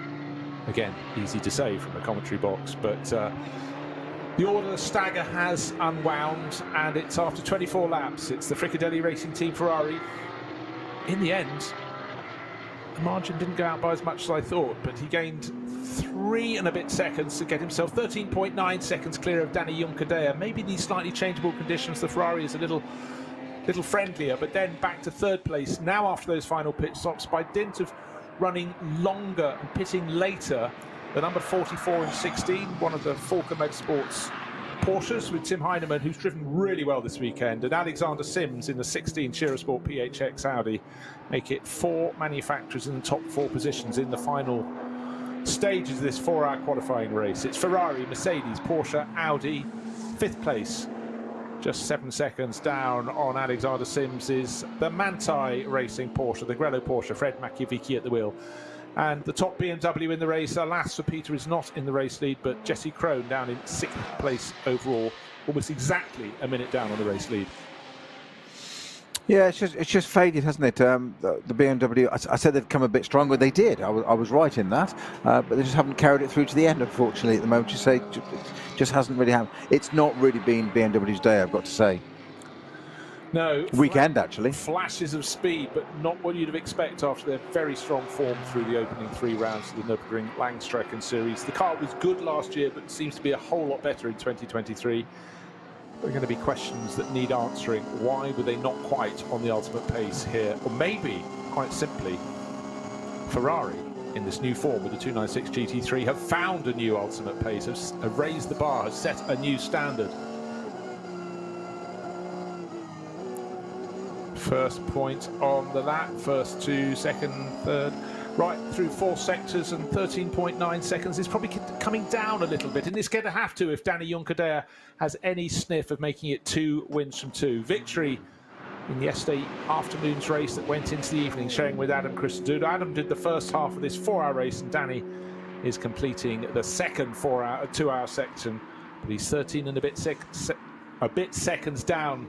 As the clock continues to fall, the numbers get smaller on the top right-hand side of the screen, which tells you the countdown clock to the end of the race. It says 22 minutes and 22 seconds, but certainly the margin by which it needs to come down is 4.5, maybe 5 seconds a lap if Danny Juncadea is going to get onto the tail of Felipe Fernandez-Laza. Looking good at the moment for Fricadelli Racing and their Ferrari. You did remind me there of the legendary Australian cricket commentator Richie Benno of 22 and 22 seconds. You have to follow that to know what that means, but I haven't a clue. Yes, you do. 12th man, still the 12th man. You're talking code, man. Yeah. I know. The problem is I can't decipher it. The code, but not of the Enigma variety. So Felipe Fernandez-Laza, what a good second lap he did. He did his out lap where he was being caught quite easily by Danny Juncadea. He responded. The gap went the other way. And now as he pounds around lap 25 in this race with not a lot of time left, the gap is coming down all over again. Maybe there was just a little flurry around the back of the circuit. We know little bits of rain have been falling out there, and the Ferrari just seemed a little happier under those conditions. But yeah, the gap is starting to come down again, but I would warrant it needs to come down by an awful lot in every sector. If the Get Speed Mercedes are going to get close enough to take a tilt at the Fricadelli Racing Ferrari and scupper the dream of team owner Klaus Abelin. Don't speak of such evil things, Jones, with 20 minutes to go. Which other supposed to pour sauce over these meatballs, not hot water. Yeah, see what you did. See what you did. Right, couple two. I'm glad you did, because I didn't quite understand it. Always a competitive class. K. Kramer Racing have now moved into the lead. I'm just double checking everybody. No, that owes us a pit stop. It will go back to Huber Motorsport that who'd been running so well ahead of the 2 K. Kramer cars. Quick double take. I thought, how has that been reversed? But by dint of the class being led by a car that hasn't served its third pit stop, that's 184. So surely Hans Wehrmann will be able to come through to the finish to take victory in the Cup 2 class. SP10, Josh Burden, it's been KCMG in their Toyota Supra by some margin for quite a way. So looking as though that could come good for them this weekend. And again, I just want to double check if anybody else is starting to find some great pace in slightly tricky late race conditions. Some of the crews setting actually very good laps, but they're down towards the tail of the top 10. In 9th place overall, Timo Scheider in the DTM Champions car, and Kelvin van der Linde have just set their car's fastest laps, and they're very, very close to the fastest lap of the race. So conditions clearly absolutely fine, but for them, the races haven't been clean because they're 9th and 10th overall. That's the number 40 Team Shearer PHX Audi. That's Timo Scheider and Kelvin van der Linde, who's been alternating with Ferdinand Stuck, taking over that number 27 Sportsline Lamborghini Huracan.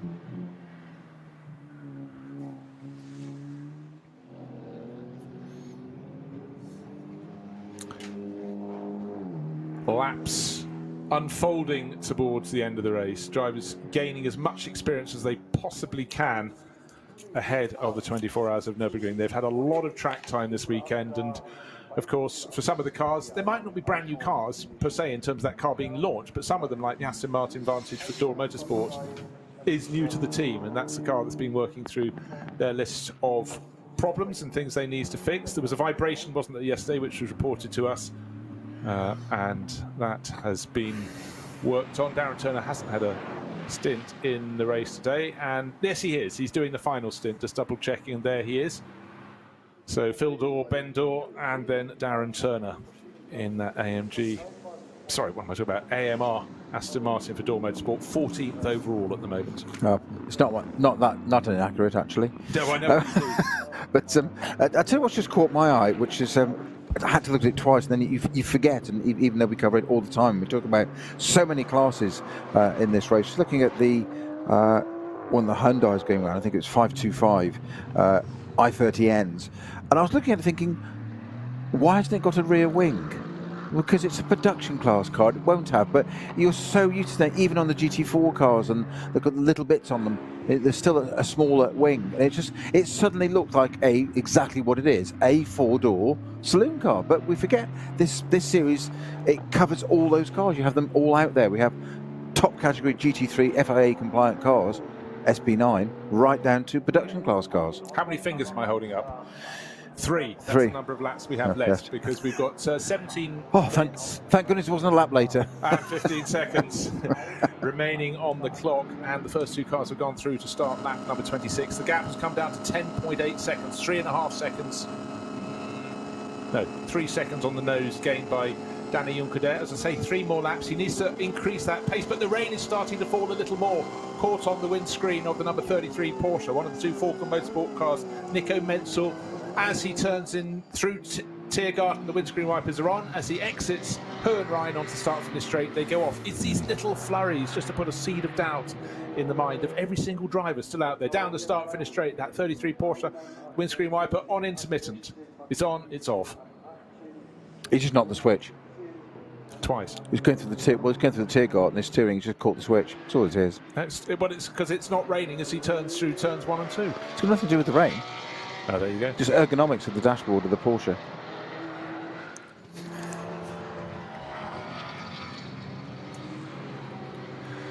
So the gap's coming down, but not quite at the rate that is required for Danny Juncker even to get on the tail of Felipe Fernandez-Laza. However, conditions changing, little flurries of rain.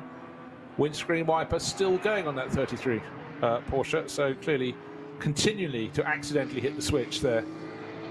Mr. Snowden. I know. It's just what drivers do. They're not as they're portrayed. And again, some of the drivers setting their fastest laps in the race. The driver down in the best of the BMWs, that's in 6th position. Jesse Krohn sets the fastest lap for that car, so still finding form. But the race all but done with 15.5 minutes out of the 4-hour race duration still running. Cars down the pit lane are using intermittent windscreen wiper settings. Everybody, not just those that think they've got water on their screen. No, it's quite notable, isn't it? Those 2 cars coming down the pit straight there, both, you say, exactly on intermittent wipe every few seconds. So there must be sufficient there to do it.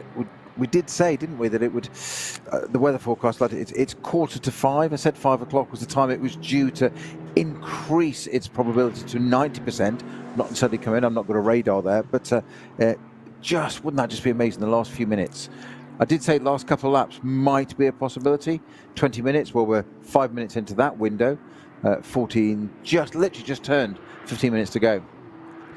Drivers are looking at a circuit that they've got a little bit of moisture on their screen, but the track still looks dry, as it would at this second. But just going down to the Dunlop Carer through effectively turn 6, the nose of one of the BMWs, I think in the 240i class, went very much snapped to driver's left as he was trying to turn to the right. So it's slipperier than the drivers might think they're seeing. But also, whenever he goes to this mixed conditions, we heard from Klaus Ablen that they've got a very good aero package on that Fricadelli Ferrari.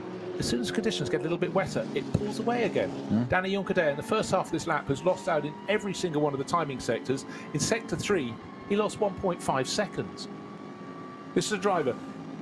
He gained 6.5 seconds. He lost 3.5 seconds. He gained 3 seconds, and now it's going the other way again, which is very good news for Fricadelli Racing Team with their Ferrari. Again, it could be, of course, he just hit traffic in each and every one of those sectors, but I tend not to think that's the case. You'll certainly get them in some of the sectors, but not every single sector as they go through. And sector 4, he's lost another half second, waiting for sector 5 to be completed. Wait about 10 seconds. It's been completed by the Fricadelli Ferrari. Felipe Fernandez-Laza. Sector 5 about to be completed by the driver giving chase, but gaining and then losing. That's Danny Juncker. Oh, he's just gained 0.2 of a second, but he lost far more than that early in the lap. So still looking advantage Fricadelli.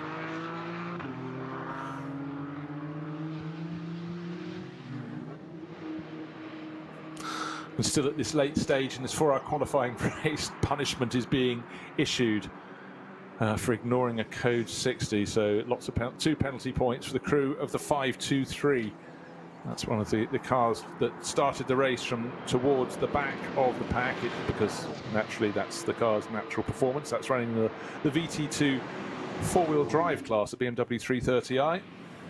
It's from Sorg Rennsport, so penalties still being issued, and they're very, very strict, and you cannot have a race run at the Nürburgring and not be strict, because the ramifications of drivers not heeding those around them and exceeding limits when limits have been put in normally for an incident to be cleared up can be very, very huge indeed. So absolutely right, the penalties can be so tough.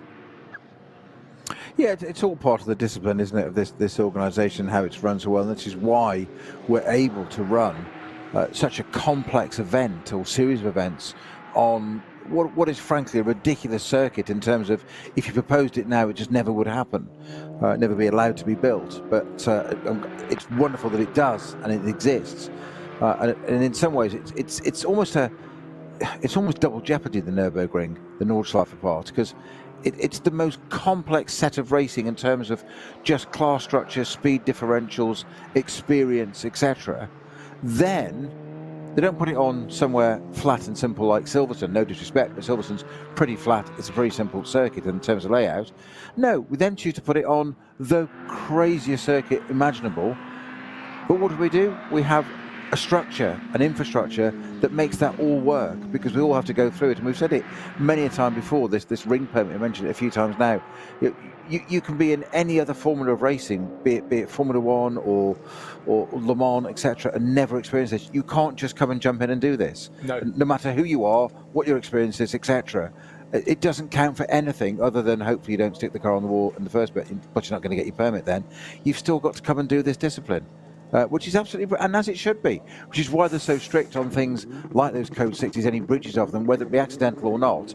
They don't just turn a blind eye and say, yeah, okay, we'll let it go this time, because, as you say, the consequences are unimaginable to the pace some of these cars are doing and the closing speeds. So good for them. It's a great series on an amazing circuit.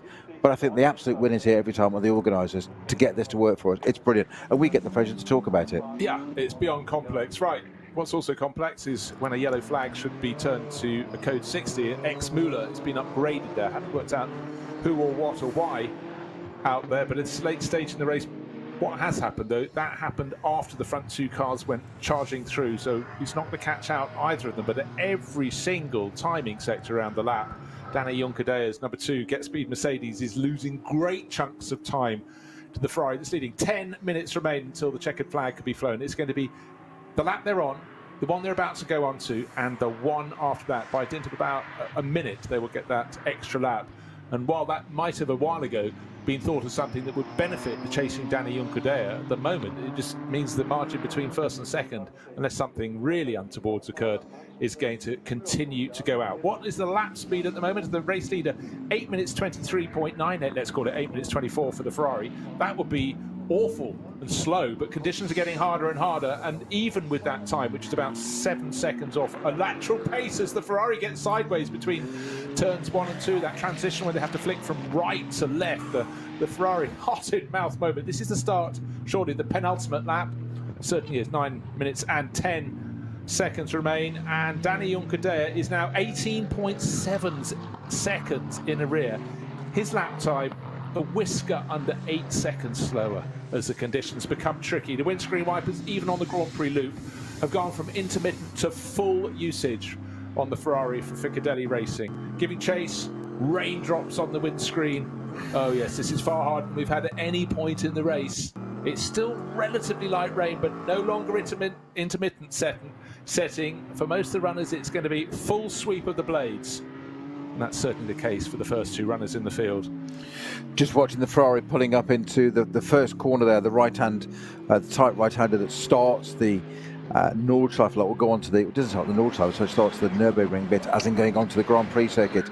Just before you said about twitching there, it was struggling to pull up straight under braking, which I think would have been a definite Code Brown moment in sitting inside the cockpit of that car. Don't forget these cars are equipped with ABS, and traction control and all of these. It's all variable, often sort of 10, 12 settings, and they'll be sitting there adjusting that all the way along, and probably be advised to by the team. But all the same, yeah, the pressure of having led this far with 2 laps to go, and it's suddenly scrolling under braking. You're thinking, no, please, no, not now, not now. Just get to the end and do what you've done for the last 4 hours, please. It would be one of those things that would be hard enough if you were regular seasoned race winners here. Yeah. But in something new, and with the potential publicity of taking a win with the 296 Ferrari in the first season for that car is huge, and Klaus Abelen just won't be knowing where to look. Now, the slow zone, the Nordschleife transition has now been cleared, the code 60 there, and we think it was car 72, which is the BMW Junior Team Mercedes. Eric Johansson at the wheel, running at the start of the lap, start of lap 26. He was in 10th place, but I presume he'll have dropped down the order, just waiting to see if anybody is going to go flashing past him. He's only got 25 laps on the board, so yes, I think there's been a problem for him. Right, Lamborghinis, let's discuss. We started with 2. The Conrad Motorsport car had its problems. But Kelvin van der Linde charging on in 8th place, but he's been pushed very hard by the Audi, crewed by 3 ex-DTM champions, and that's being pedalled very hard in these late stages by Timo Scheider. He's trying to close in, and the top 10 waiting to see which car will start lap 27, because we're still waiting for the car listed as 10th overall. That's Eric Johansson. Well, it's not. No, it's because it's pulled off at the side of Exmuller. Okay, just looking for clarification. Yeah, it's just not. It's just not BMW's day, is it? Jerika Hansen's BMW Junior entry number 72 pulled off at the side of the track at the moment by just on the almost the exit of Exmuller. It's a left, then a right. It's smack in the middle there. If the GPS is as accurate as I think it is, it looks like it's behind the barrier already, because there's no code 60 or anything for that, no yellow flag. So, and the GPS suggests it's pulled out of the way. So I'm guessing a mechanical issue there, and that car's just being pulled out behind the barrier. Lucas Gajewski, who fills us in with so many facts, has pointed out the mechanical problem might be that it only has 3 wheels. A lost wheel has been reported for that. Now, that happened to the Valkenhorst car, the left rear wheel on that for Kubica Mazejak. That failed earlier on in the race, so that's interesting. That's very, very interesting indeed. Another little factor I just want to throw into the equation.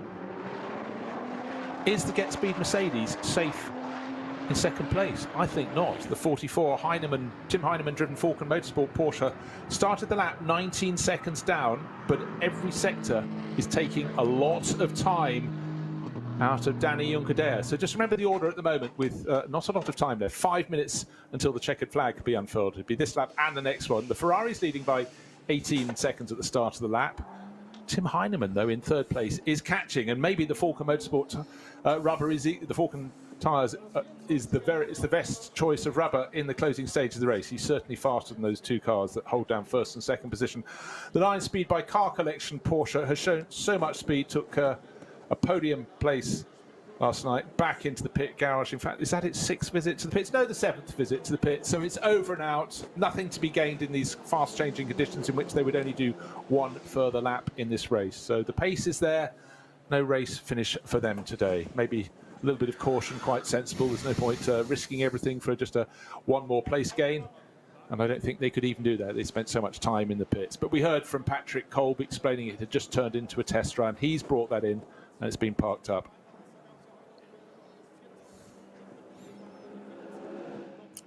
So the clock counts down. Riding on board the number 44, Tim Heinemann driven Falcon Motorsport Porsche. What he wants to see in his screen is the tail of the black Mercedes. That's the one he's chasing after. I think the clock will not be his friend, because it will count down at the end of the following lap to the end of the 4 hours of racing. Looking for the race-leading Fricadelli Ferrari, Felipe Fernandez Laza, to start his final lap. Not happening as yet, but he'll be working his way around. But again, on this lap, he's actually, in one sector alone, the chasing Danny Juncadella took 3 seconds off him. But I think that's a combination, Snowy, of the weather and not wanting to take risks when it's potentially could be the team's biggest ever result, plus the fillip. of doing it in the 296 GT3, the brand new Ferrari. But the rain is definitely coming down harder over more of the circuit. We had moments where it was right at the far end of the circuit, Exmüller, Bergwerk, and then we had it drying up there, then it was raining just as it came into Tiergarten. And then by the time they got to the Dunlop Care at the bottom of the hill, it had all gone all over again. But right now, caution, surely. A modicum of pace, but it's a big margin, 18.7 seconds at the start of this penultimate lap, and then going on to the final lap. What will the margin be? I think it would have increased a bit more. The big question is, will the Get Speed Mercedes hold on in second place, or will Tim Heinemann take it in the number 44 Porsche? He is really, really pushing on. We said it yesterday, didn't we? That you know, that huge advantage on the start of the race for the Get Speed car, then the 30-second penalty that went with it. They still won it. 3.5 seconds across the top three yesterday. You predicted, well, you stated that yesterday was a cracking race and predicted that today would be even better. Who'd have thought we'd have this with just under 2 minutes of left on the clock to go, that we'd have the Frickadelli Porsche, I've done it again, Frickadelli Ferrari leading from the Mercedes of Juncadella and the Falcon Porsche in third place. Who'd have thought with this gap between them already, with 4 hours gone and the rain comes in, you couldn't make it up. You couldn't. But go write a script, you couldn't make it up. Right. The other factor, we've mentioned that Tim Heinemann is closing on Danny Juncadella. He's closing fast. He'd almost be in line of sight, and the best place to see it is along the Dottinger Höhe. They're getting there now. We should have all three of the top three cars onto that stretch of track. Maybe not quite together, but certainly the Porsche in third place is catching the Mercedes in second place, which is falling away, sadly. And then getting it back, second half of the lap, Danny Juncadella picking up the pace, starting to take some of the time that he's lost to the race-leading Ferrari back from it. And all along, the aquamarine-nosed, blue-tailed Porsche from Falcon Motorsport, their lead example in number 44 in third position, is catching the pair of them. We've got one further lap to go. We will just shortly get onto that. We've got 50 seconds remaining, and lap 27 is about to be started by Felipe Fernandez-Laza. Anybody else getting in the mix? Quite certainly there is, because Tim Heinemann is being pushed very hard by Alexander Sims in the Sport PHX Audi. That has almost used the slipstream. He was 0.7 of a second down at the start of the lap. Tim Heinemann has gained a little bit, but maybe 1.5 seconds back in fourth place. Alexander Sims also in the charge, sniffing out a podium finish. 11.5 seconds, that's the gap, first to second. The start of the lap, it was all going the way of the race-leading Ferrari. The end of the lap, gaining 7 seconds in all. 11 seconds, that has to be enough for Felipe Fernandez-Laza and the Frickadelli racing team. But boy, oh boy, as the conditions change, the tension really mounts. Right, top four cars covered by 21 seconds, with the car in fourth trying to catch the car in third. The car in third definitely catching the car in second. And the car in second catching the car in the lead of the race. Don't panic, Mr. Mannering. 11.5 seconds between first and second, but it's right to the end of the race, and the car's just not turning in as the drivers want anymore as they go around the Grand Prix loop. I think Tim Heinemann has got the answer to the challenge from Alexander Sims. But much can change. They're only at the Dunlop hairpin. They've got 90% of this lap to go. This, the final lap of 4 hours. Can Frickadelli hang on, Peter? Well, it's absolutely awesome to watch Felipe Fernandez-Laza going across the line there. 3 hours, 59 minutes and 19.7 seconds left on the clock with an 11.5 second lead. How much more can anybody have wanted not to do another lap around the Nordschleife? The one time a racing driver says, no, please, just put the flag out. And there's a case for Klaus Avelin to go and sit in the dark corner and say, just tell me when it's all over. Whatever the result. Between now and then, the drivers are going to be hoping and praying, particularly the driver leading the race, Felipe Fernandez-Laza. Please, I'm going to have caution in this, but I can't afford to hang back too much behind some of the back markers in the performance class cars, category cars, because the charge is there. But what's so confusing, the first half of the lap seems to belong to the Ferrari, the second half of the lap the Get Speed Mercedes. That's where the gap comes down. Still cars reporting to the pits. The number 40 DTM champion car, Timo Scheider, comes in for pit stop number 4. He only wanted 3. Don't know why that's in so late in the race. That came in from 9th place overall, so that probably means step up everybody else. Tim Heinemann, who could be the star, is the star of the closing stages of the race. He's got traffic up ahead. Has it seen him? He's been shown the inside. Nicely done. down past an SP8T class BMW. Windscreen wiper not on intermittent anymore. It's on full wipe. He's giving chase. How's he faring around the course this lap? He's catching the car ahead. He was 6.5 seconds down in third place. Can he get second? Then will second challenge first? Will Danny Juncadella manage to catch and then even pass Felipe Fernandez-Laza? Or the man in the pits, probably with no fingernails left, Klaus Abelin, Will Fricadelli Racing, his team, take this great result, this win here in, yes, it's a qualifying race for the Nürburgring 24 hours, but by gosh, to win this would be a massive fillip. And this, well, quite literally, for the driver of the Ferrari, this is endurance racing at its absolute best. This is what we love. This is why we come and watch it. This is why I urge you to watch and listen. This is what it's all about. Forget your Grand Prix stuff. Set car with open wheels, 2 doors, time and a roof. That's what you need. Time and a roof. How many risks do you take in the closing stages of the races? The cars now with windscreen wipers beating at all points around the circuit. But how wet is the actual circuit itself?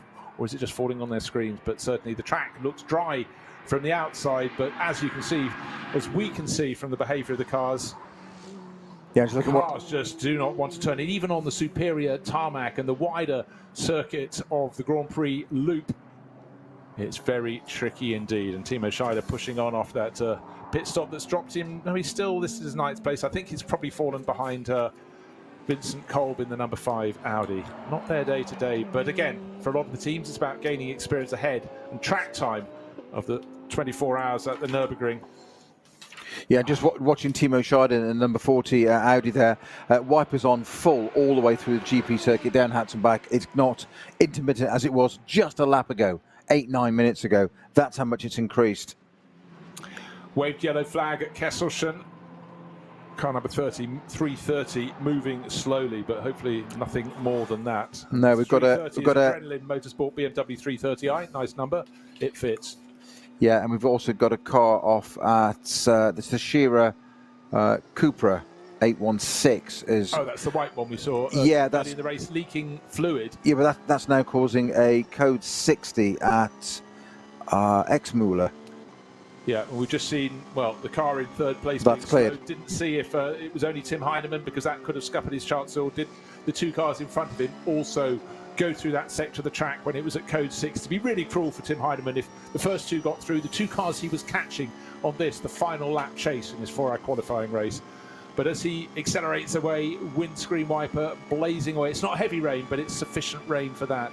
Now what he wants is a clear run up the track to see if he can close that margin. Just looking to see if anyone lost time. Who lost time in sector 5? 4 seconds nearly gained by the chasing Danny Juncadella. Felipe Fernandez-Laza leading and hanging on. The yellow and red slippery surface flags being shown at the side of the circuit. Halfway around the final lap, waiting, looking for that Ferrari to get to Galgenkopf to emerge, lights ablaze for its final run along the Dottinger Höhe. Well, it's just approaching the carousel at the moment, so it's got a long way to go yet before it gets to that. It's got Hoacht, Wippermann, Brunchen, Flansgarden, Schwabenschanz before we get to any of that little bit there.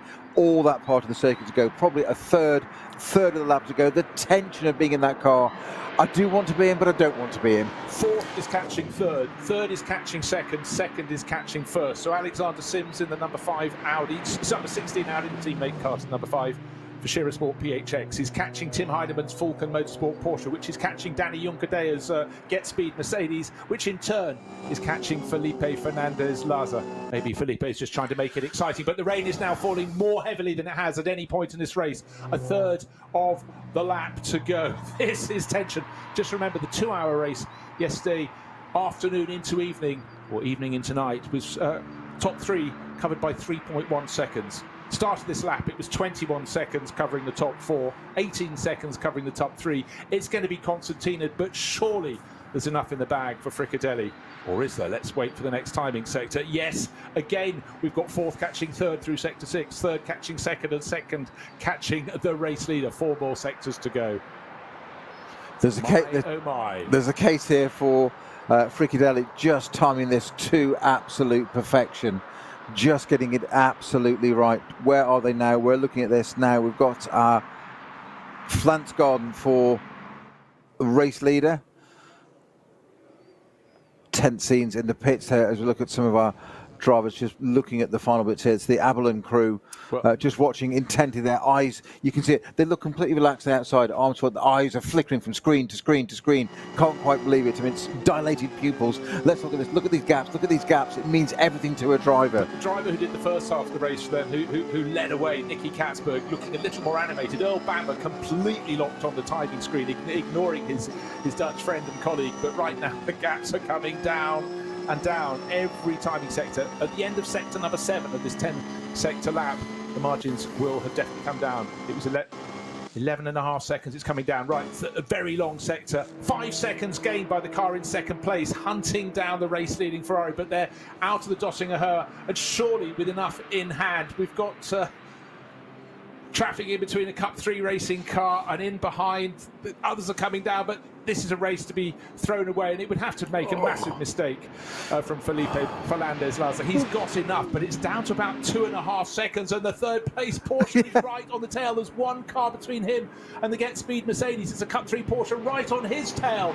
We're going to have the top 4 cars covered by 5 seconds, but right now, unfortunately for Alexander Sims, he's a little bit blocked. He moves past the Cup 2 class car, but the Ferrari is into the final sequence of corners first and out of it first. It's going to be super close. It's going to be victory. Yes, it is. The 296 Ferrari from Felipe Fernandez-Laza wins by, it matters not, under 2 seconds, 1.935 seconds. Top 4 cars covered by 3.4. That was the chaser being chased by the chaser's chaser, if you wish. But it was victory for the Ferrari. Oh, what a fantastic finish. High five in the commentary box. Don't know what that means. Well, that was extraordinary, and I would love to see the face of Felipe Fernandez-Laza aboard that race-winning Ferrari. It's joy all around. David Pittard drove the car yesterday, applauding the teammates. Happy faces in a happy camp. Whoa. Yeah, you said David Pittard there just wiping his brow, laughing like, phew. What does David Pittard know now? He hasn't driven the car today, but he knows he's got a great car for the 24-hour in a month's time. Well, that was an epic finish. I thought we were going to have Heinemann chasing Juncker, but then Alexander Sims got onto his tail, fell away a little bit. But let's reiterate, victory Ferrari, 2nd place for Mercedes, 3rd place for Porsche, 4th place for Audi. A great mix of cars, and you did get a 5th manufacturer in the top 6 positions with Walkenhorst Motorsports. Number 102, Jesse Krohn at the wheel, following the Manthey Racing Porsche through to bring some pleasure at least for BMW. And in 8th place, a Lamborghini as well. So 6 makes in the top 8 positions. There is nothing with the GT3 class of racing, SP9 as we call it here on the Nürburgring. Nothing wrong with this. I did predict, and you said it was brave, that I said, there'll be a Ferrari on the podium. It may not be the top step, there'll be a Ferrari on the podium. It's exceeded all expectations and gone and won it. It might just be 2 seconds, but some of that was down to measured result, careful drive on that last lap. Do enough to win. But boy, what? But that was do enough to win on a circuit that could have provided you failure instead of success. At the blink of an eye, just going wide around a back marker and getting on the damper track. Little bit of rain, but it was increasing, and boy, did that put a little seed of doubt into the mind of all those drivers out there. But some really good fun today.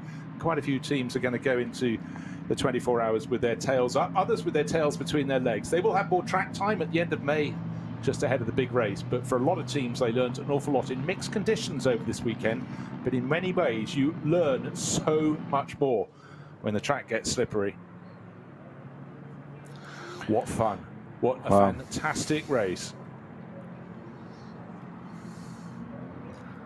And the car's picked up by a pace car to bring them round to the foot of the podium if you're one of the top runners. TCR class went victory to the Hyundai Motorsport crew of Mark Basseng and Manuel Lauk. They were down in 23rd position overall. So again, battles one can report up and down the order, but that Hyundai Motorsport team seemed to have that one in the bag from some distance out. SP10, again, the KCMG Toyota Supra controlled that race. Eduardo Liberati, who started, Josh Burton, who finished. They finished 21st overall. Cup 2 went to Michele Di Martino, so long a runner in the Conrad Motorsport Lamborghini, and now finding good form to win the Cup 2 class for K. Kramer Racing. They came, they saw, and they finally conquered Huber Motorsport, who led for so long in the hands of Hans Verman, but in the end had to come away without the victory. But again, good experience and good form going into the 24 hours at the end of next month. Before you ask me summary of the race, I'll tell you what my thoughts on this are, Bruce. I'll preempt it. If we hadn't got other jobs and work to do, other events to cover, I'd say let's pack our bags now, get in the car, get to the Nürburgring, in place, ready for our 24-hour race in 4 weeks' time. Let's not even go back. Let's just be there. You're absolutely right. And for those that I just want to be in place. To the Nürburgring 24 hours, of course, all the coverage will be on the Radio Show Limited network. We'll cover it every session in full Technicolor, we hope. Technicolor description, and of course the global feed. And Earl Bamber out, Nicky Katzberg out to pat the bonnet of the race-winning Ferrari for the Fricadelli Racing Team. Second place, and only just, to Danny Juncadella. First yesterday, second today. It's been a strong weekend for the Get Speed Mercedes, and Tim Heinemann has given Falken Motorsport and Porsche a little more cheer, coming home in third position. And don't forget, there was an Audi right under his rear wing in fourth place. Alexander Sims for Shearer Sport PXX, but today it belongs to Fricadelli Racing Team, to Felipe Fernandez-Laza, to Earl Bamber, and to Nicky Katzberg, who did half of the running. And of course they had a fourth driver involved. He's out there enjoying it. He did half of last night's 2-hour race. That's David Pittard. That's a strong lineup. It's a smiling lineup. And I can't wait to see Klaus Abelen's face, where he has to own up that actually he would love victory. He was going to take just a mature run through to set up the car. But this 296 Ferrari has surprised all comers, and it's beaten all comers. I want some cameras on. Klaus Abelen now, got to see that reaction. Yeah, one really does. That was a fantastic race. Just going to run you through very quickly 5th and 6th positions. It was Mantai's Porsche with Fred Machiavicki that came 5th, and Jesse Crow, the top BMW, in 6th place overall. And now the interviewer's microphone thrust under the nose, under the chin of Felipe Fernandez-Laza. He's been a long-time racer here on the Nürburgring Nordschleife, and he is very chop. I mean, you can't imagine the emotion there. It's the first win for the 296. It's a team that, as I've said repeatedly, they're synonymous with Porsche, to the point 2 or 3 times during this commentary I've said the Fricadelli Porsche, because it becomes such a phrase. So I'm not going to berate myself too much for that. It's the Fricadelli Ferrari, FF Corsa, there you go, that works, doesn't it, for Ferrari. It's unbelievable to go on and achieve that in the 4-hour race. It looked good yesterday. It looked strong in the race yesterday. Was it 5th overall in a 2-hour race? Yeah, 5th. And that's what I thought. I reckon, all things being equal, no issues, no mechanicals, no incidents, whatever, all of which is possible. I did think, when I said today, that car could be on the podium. I really felt it. I didn't think it'd be on the top step of it, and it's all credit to them. And what a filly, literally, for the 24-hour. What a way to go into that in a month's time.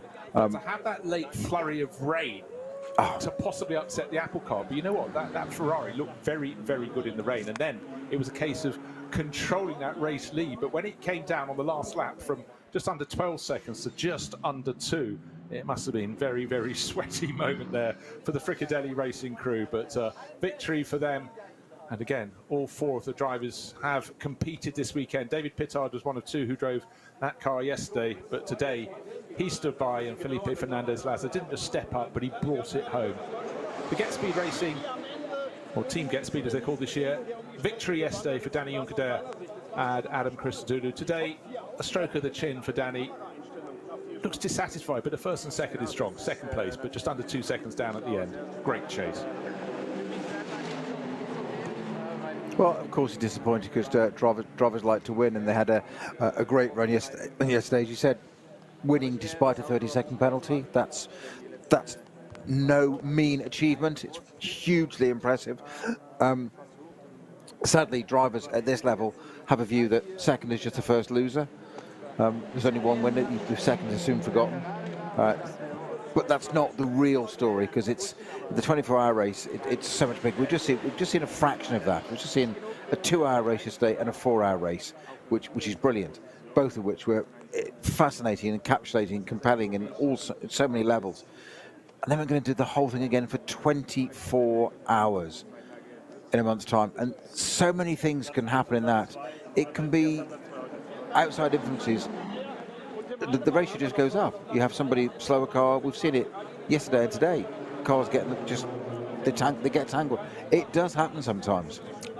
How tricky were those closing laps? Just had the answer from Danny Juncadea there. He said the weather is exciting for the spectators, but alas, not for me. I took no risk at all during the last 2 laps because, frankly, it was hard to keep the car on the track. And, frankly, it was a bit too late. I put the frankly in, by the way, to catch the Ferrari. But it's actually good to be in second place. Of course, he'll digest that. And the crew of the third place Porsche from Falcon Motorsports, Martin Ragging, who kicked it up with Tim Heinemann. Tim is getting stronger and stronger. I've been really impressed with him through 2022, going into 2023. Good young talent there, and it's good to see that being rewarded. He would have loved that chasing down the second place Mercedes. Didn't quite get there. Margin at the end, 2/3 of a second. That's the difference between third and second. Top 3 cars covered by 2.6 seconds. That's fabulous after 4 hours of racing. But what a finish. More in store, and again, it's really good for the crews to get, as the weather really has taken a turn for the worse. We had that little flurry of rain that got a little bit heavier, but now the flag's beating strongly over the podium, the end of the pit building, and more rain on the lens.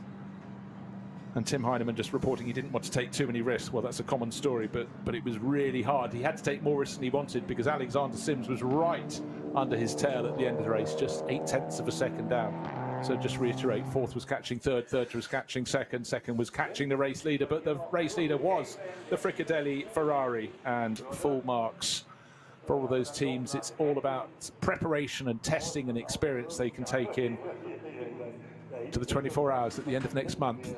Well, also a quote from Danny Juncadella, who also said taking no risk during the last 2 laps. If that's Danny Juncadella, no, sorry, I'm just building on that. If he said that's taking no risk on the last 2 laps, I want to see what it's like when he does take risks. Very true. But they know that the Nürburgring 24-hour, it started in 1970. Every form of weather, to plagues of frogs, has come through. Locusts. Yes, the lot. Rain, hail, snow, you name it. So you want a car that works through those conditions, and this weekend provided a modicum of those, with rain, with night, with day, intermediate, and right now, just gone 5 in the afternoon, it's looking very grey indeed. But they got 2 cracking races in. They had a top qualifying session. They had 2 90-minute qualifying sessions, and it's all about track time this weekend. That's what it's all about. Of some of the younger, newer drivers in this, it's also about getting that race experience in multi-class racing.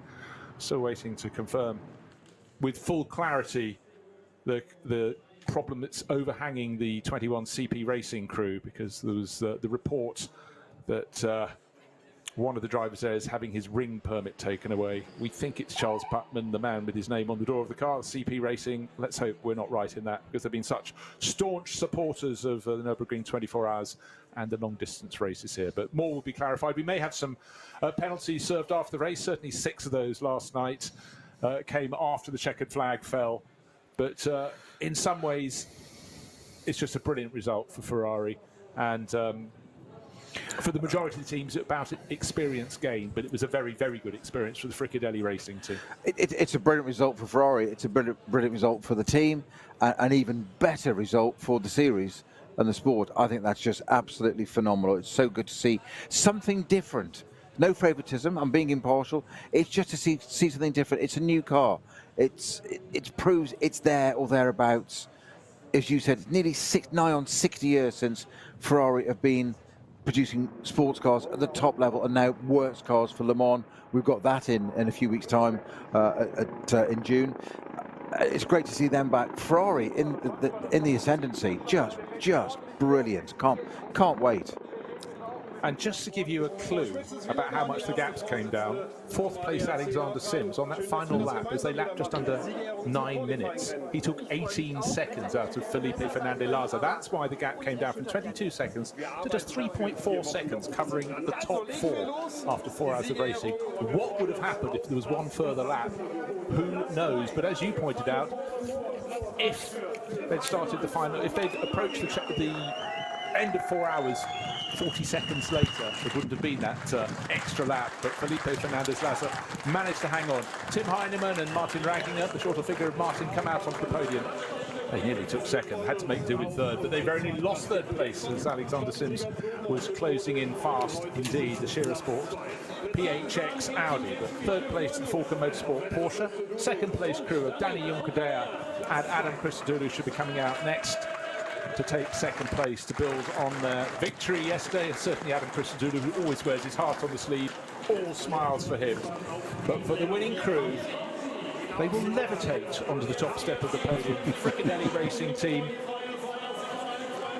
led out by Felipe Fernandez-Laza, Earl Bamber, and cheering, air-punching Nicky Katzberg. They've enjoyed that. And any race that is exciting as that at the end will stick in their mind. But the fact they ended it with victory, big one to them. And I'm going to give a bonus prize to Laza there for just walking out on the podium, being so cool.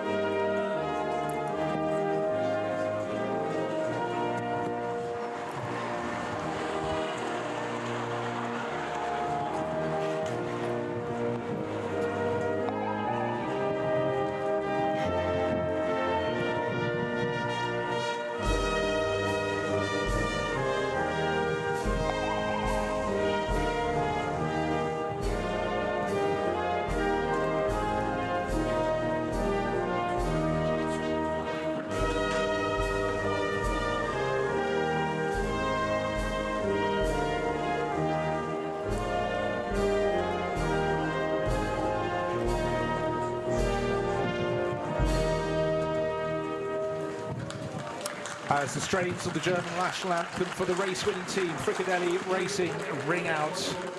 Lots of happiness up on the podium, but in fact it's good to see the crews joking with each other up there. They knew that was a fabulous finish to a race, and they all know, despite the fact they're driving for different manufacturers, for Ferrari, for Mercedes and Porsche, and Audi tucked in right behind, they all have cars that in these conditions are competitive. But in a month's time, when we arrive back here at the Nürburgring Nordschleife for the 24 hours of the Nürburgring, conditions are probably going to be very different all over again. But for Ferrari and for Fricadelli Racing Team, this win will surely have pride of place in their trophy cabinet. I mean, it's a great haul for the second place team as well. I mean, yeah, a win yesterday in difficult circumstances, that 30-second penalty and unchangeable conditions. Again today, a second place. It's easy to focus on this Fricadelli Ferrari winning a race, and it's being the first race and a change of team, change of brand, etc. But you know, that Mercedes in second place, that's a very, very solid foundation for N24 in a few weeks' time. It most certainly is, and for the crews, you can understand why they're happy, but equally, if you look in the paddock, there'll be drivers for other teams where things didn't go as well. Of course, you have winners and losers in motor racing, and you can be sure win, lose, or lose something in between. For a lot of the crews, there's a lot of work between now and then, of course, is the Nürburgring 24 hours. But trophies aloft, smiles all round, still waiting for a camera to shine down on surely the beaming face of Fricadelli Racing Team owner Klaus Abelin, who's been such a supporter of all racing at the Nürburgring. So the bumpy will flow, and for those trying to get away, the rain is still falling on the start-finish straight, but it added real spice to the final lap of the race as everyone closed up in that top four. 3.4 seconds covering Ferrari, Mercedes, Porsche and Audi at the top of the podium. Well, the weather may be grey, but I guarantee the mood in the Fricadelli garage will be quite the opposite. Well, it's been a really enthralling weekend. A lot of teams got a lot of mileage, many laps here, and we thoroughly enjoyed covering it. But we didn't expect to finish as good as that. We didn't expect to see a Ferrari climb towards the front, but Nicky Katzberg looked very, very powerful in that opening stint. But the changing conditions, they really changed more than we realised.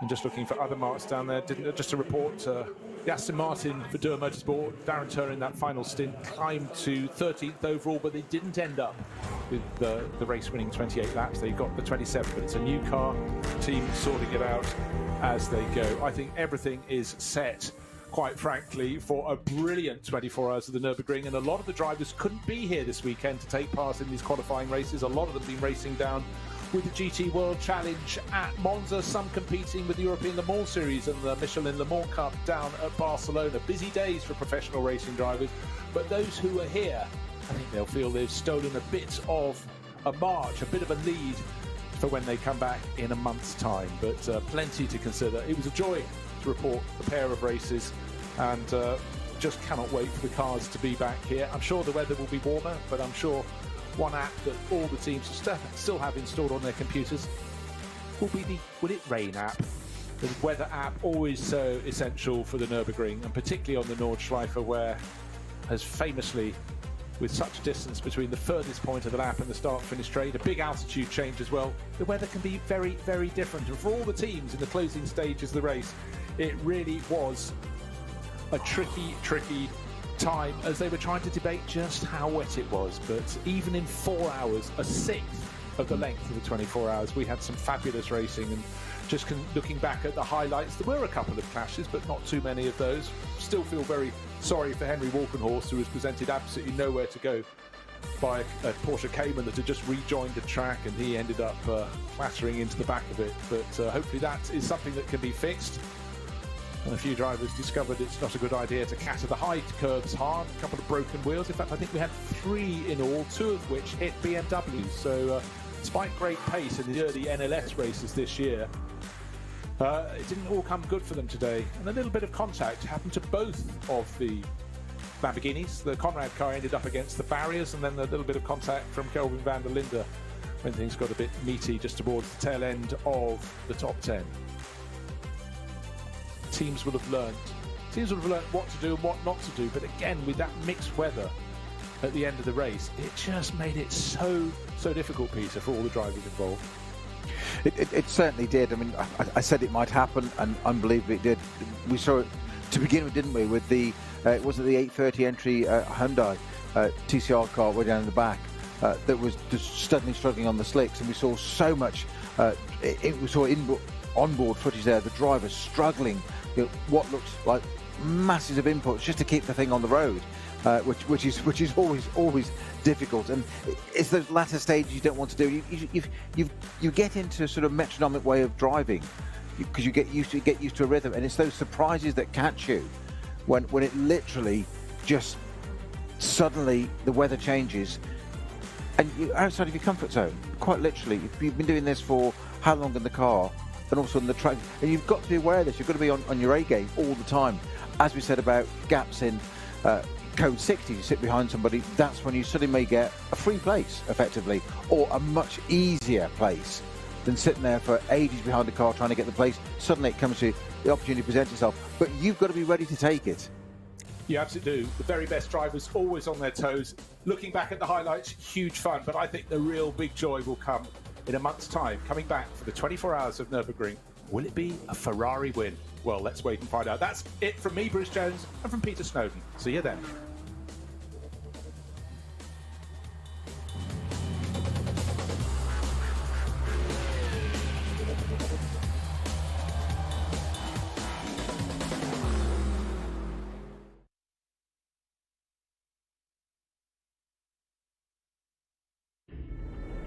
...25,378 Kilometer gilt es zu meistern.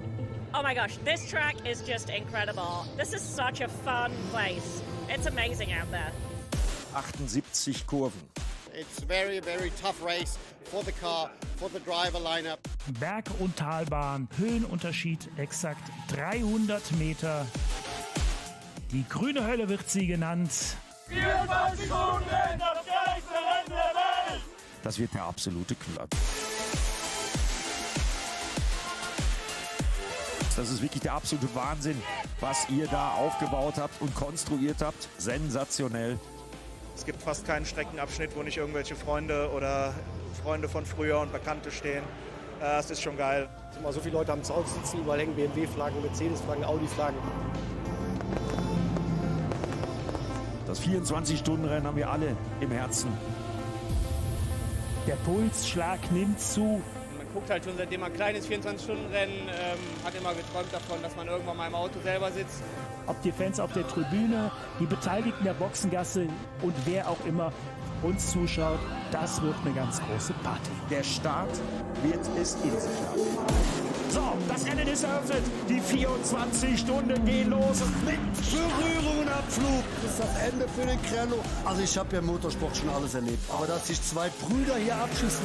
It's a very tough job to find the right mixture, being aggressive and being gentle. Schrecksekunde in der Eifel. Das Auto rollt da führerlos und herrenlos. Sowas habe ich überhaupt noch nicht gesehen, Uwe. Wow, was sind das für Bilder? Ein wunderschöner Sonnenuntergang ist da draußen.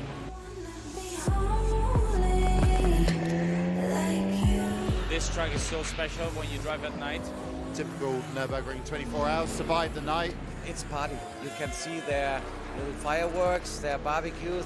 But on the other hand, you're flying with 250 k's through the fucking forest and over the bumps. There's not such a lot of time to look left and right. Und liegt's an der Vernunft, letztendlich, ob es kracht oder nicht. It's not the Nürburgring if it's not raining. It's 50% dry, but completely dry, and 50% heavy wet. Dangerous. Das ist saugefährlich, da geht anscheinend gar nichts mehr. Was ist da los? That's the most important thing, to finish the race. Da kommt der Sieger, die Eifel tobt. And it's a particular credit to the crew for the work that they did. We lose together, we win together. And that's for us importanter than any kind of results. Ein Team, die Rädchen haben sich ineinander vereint.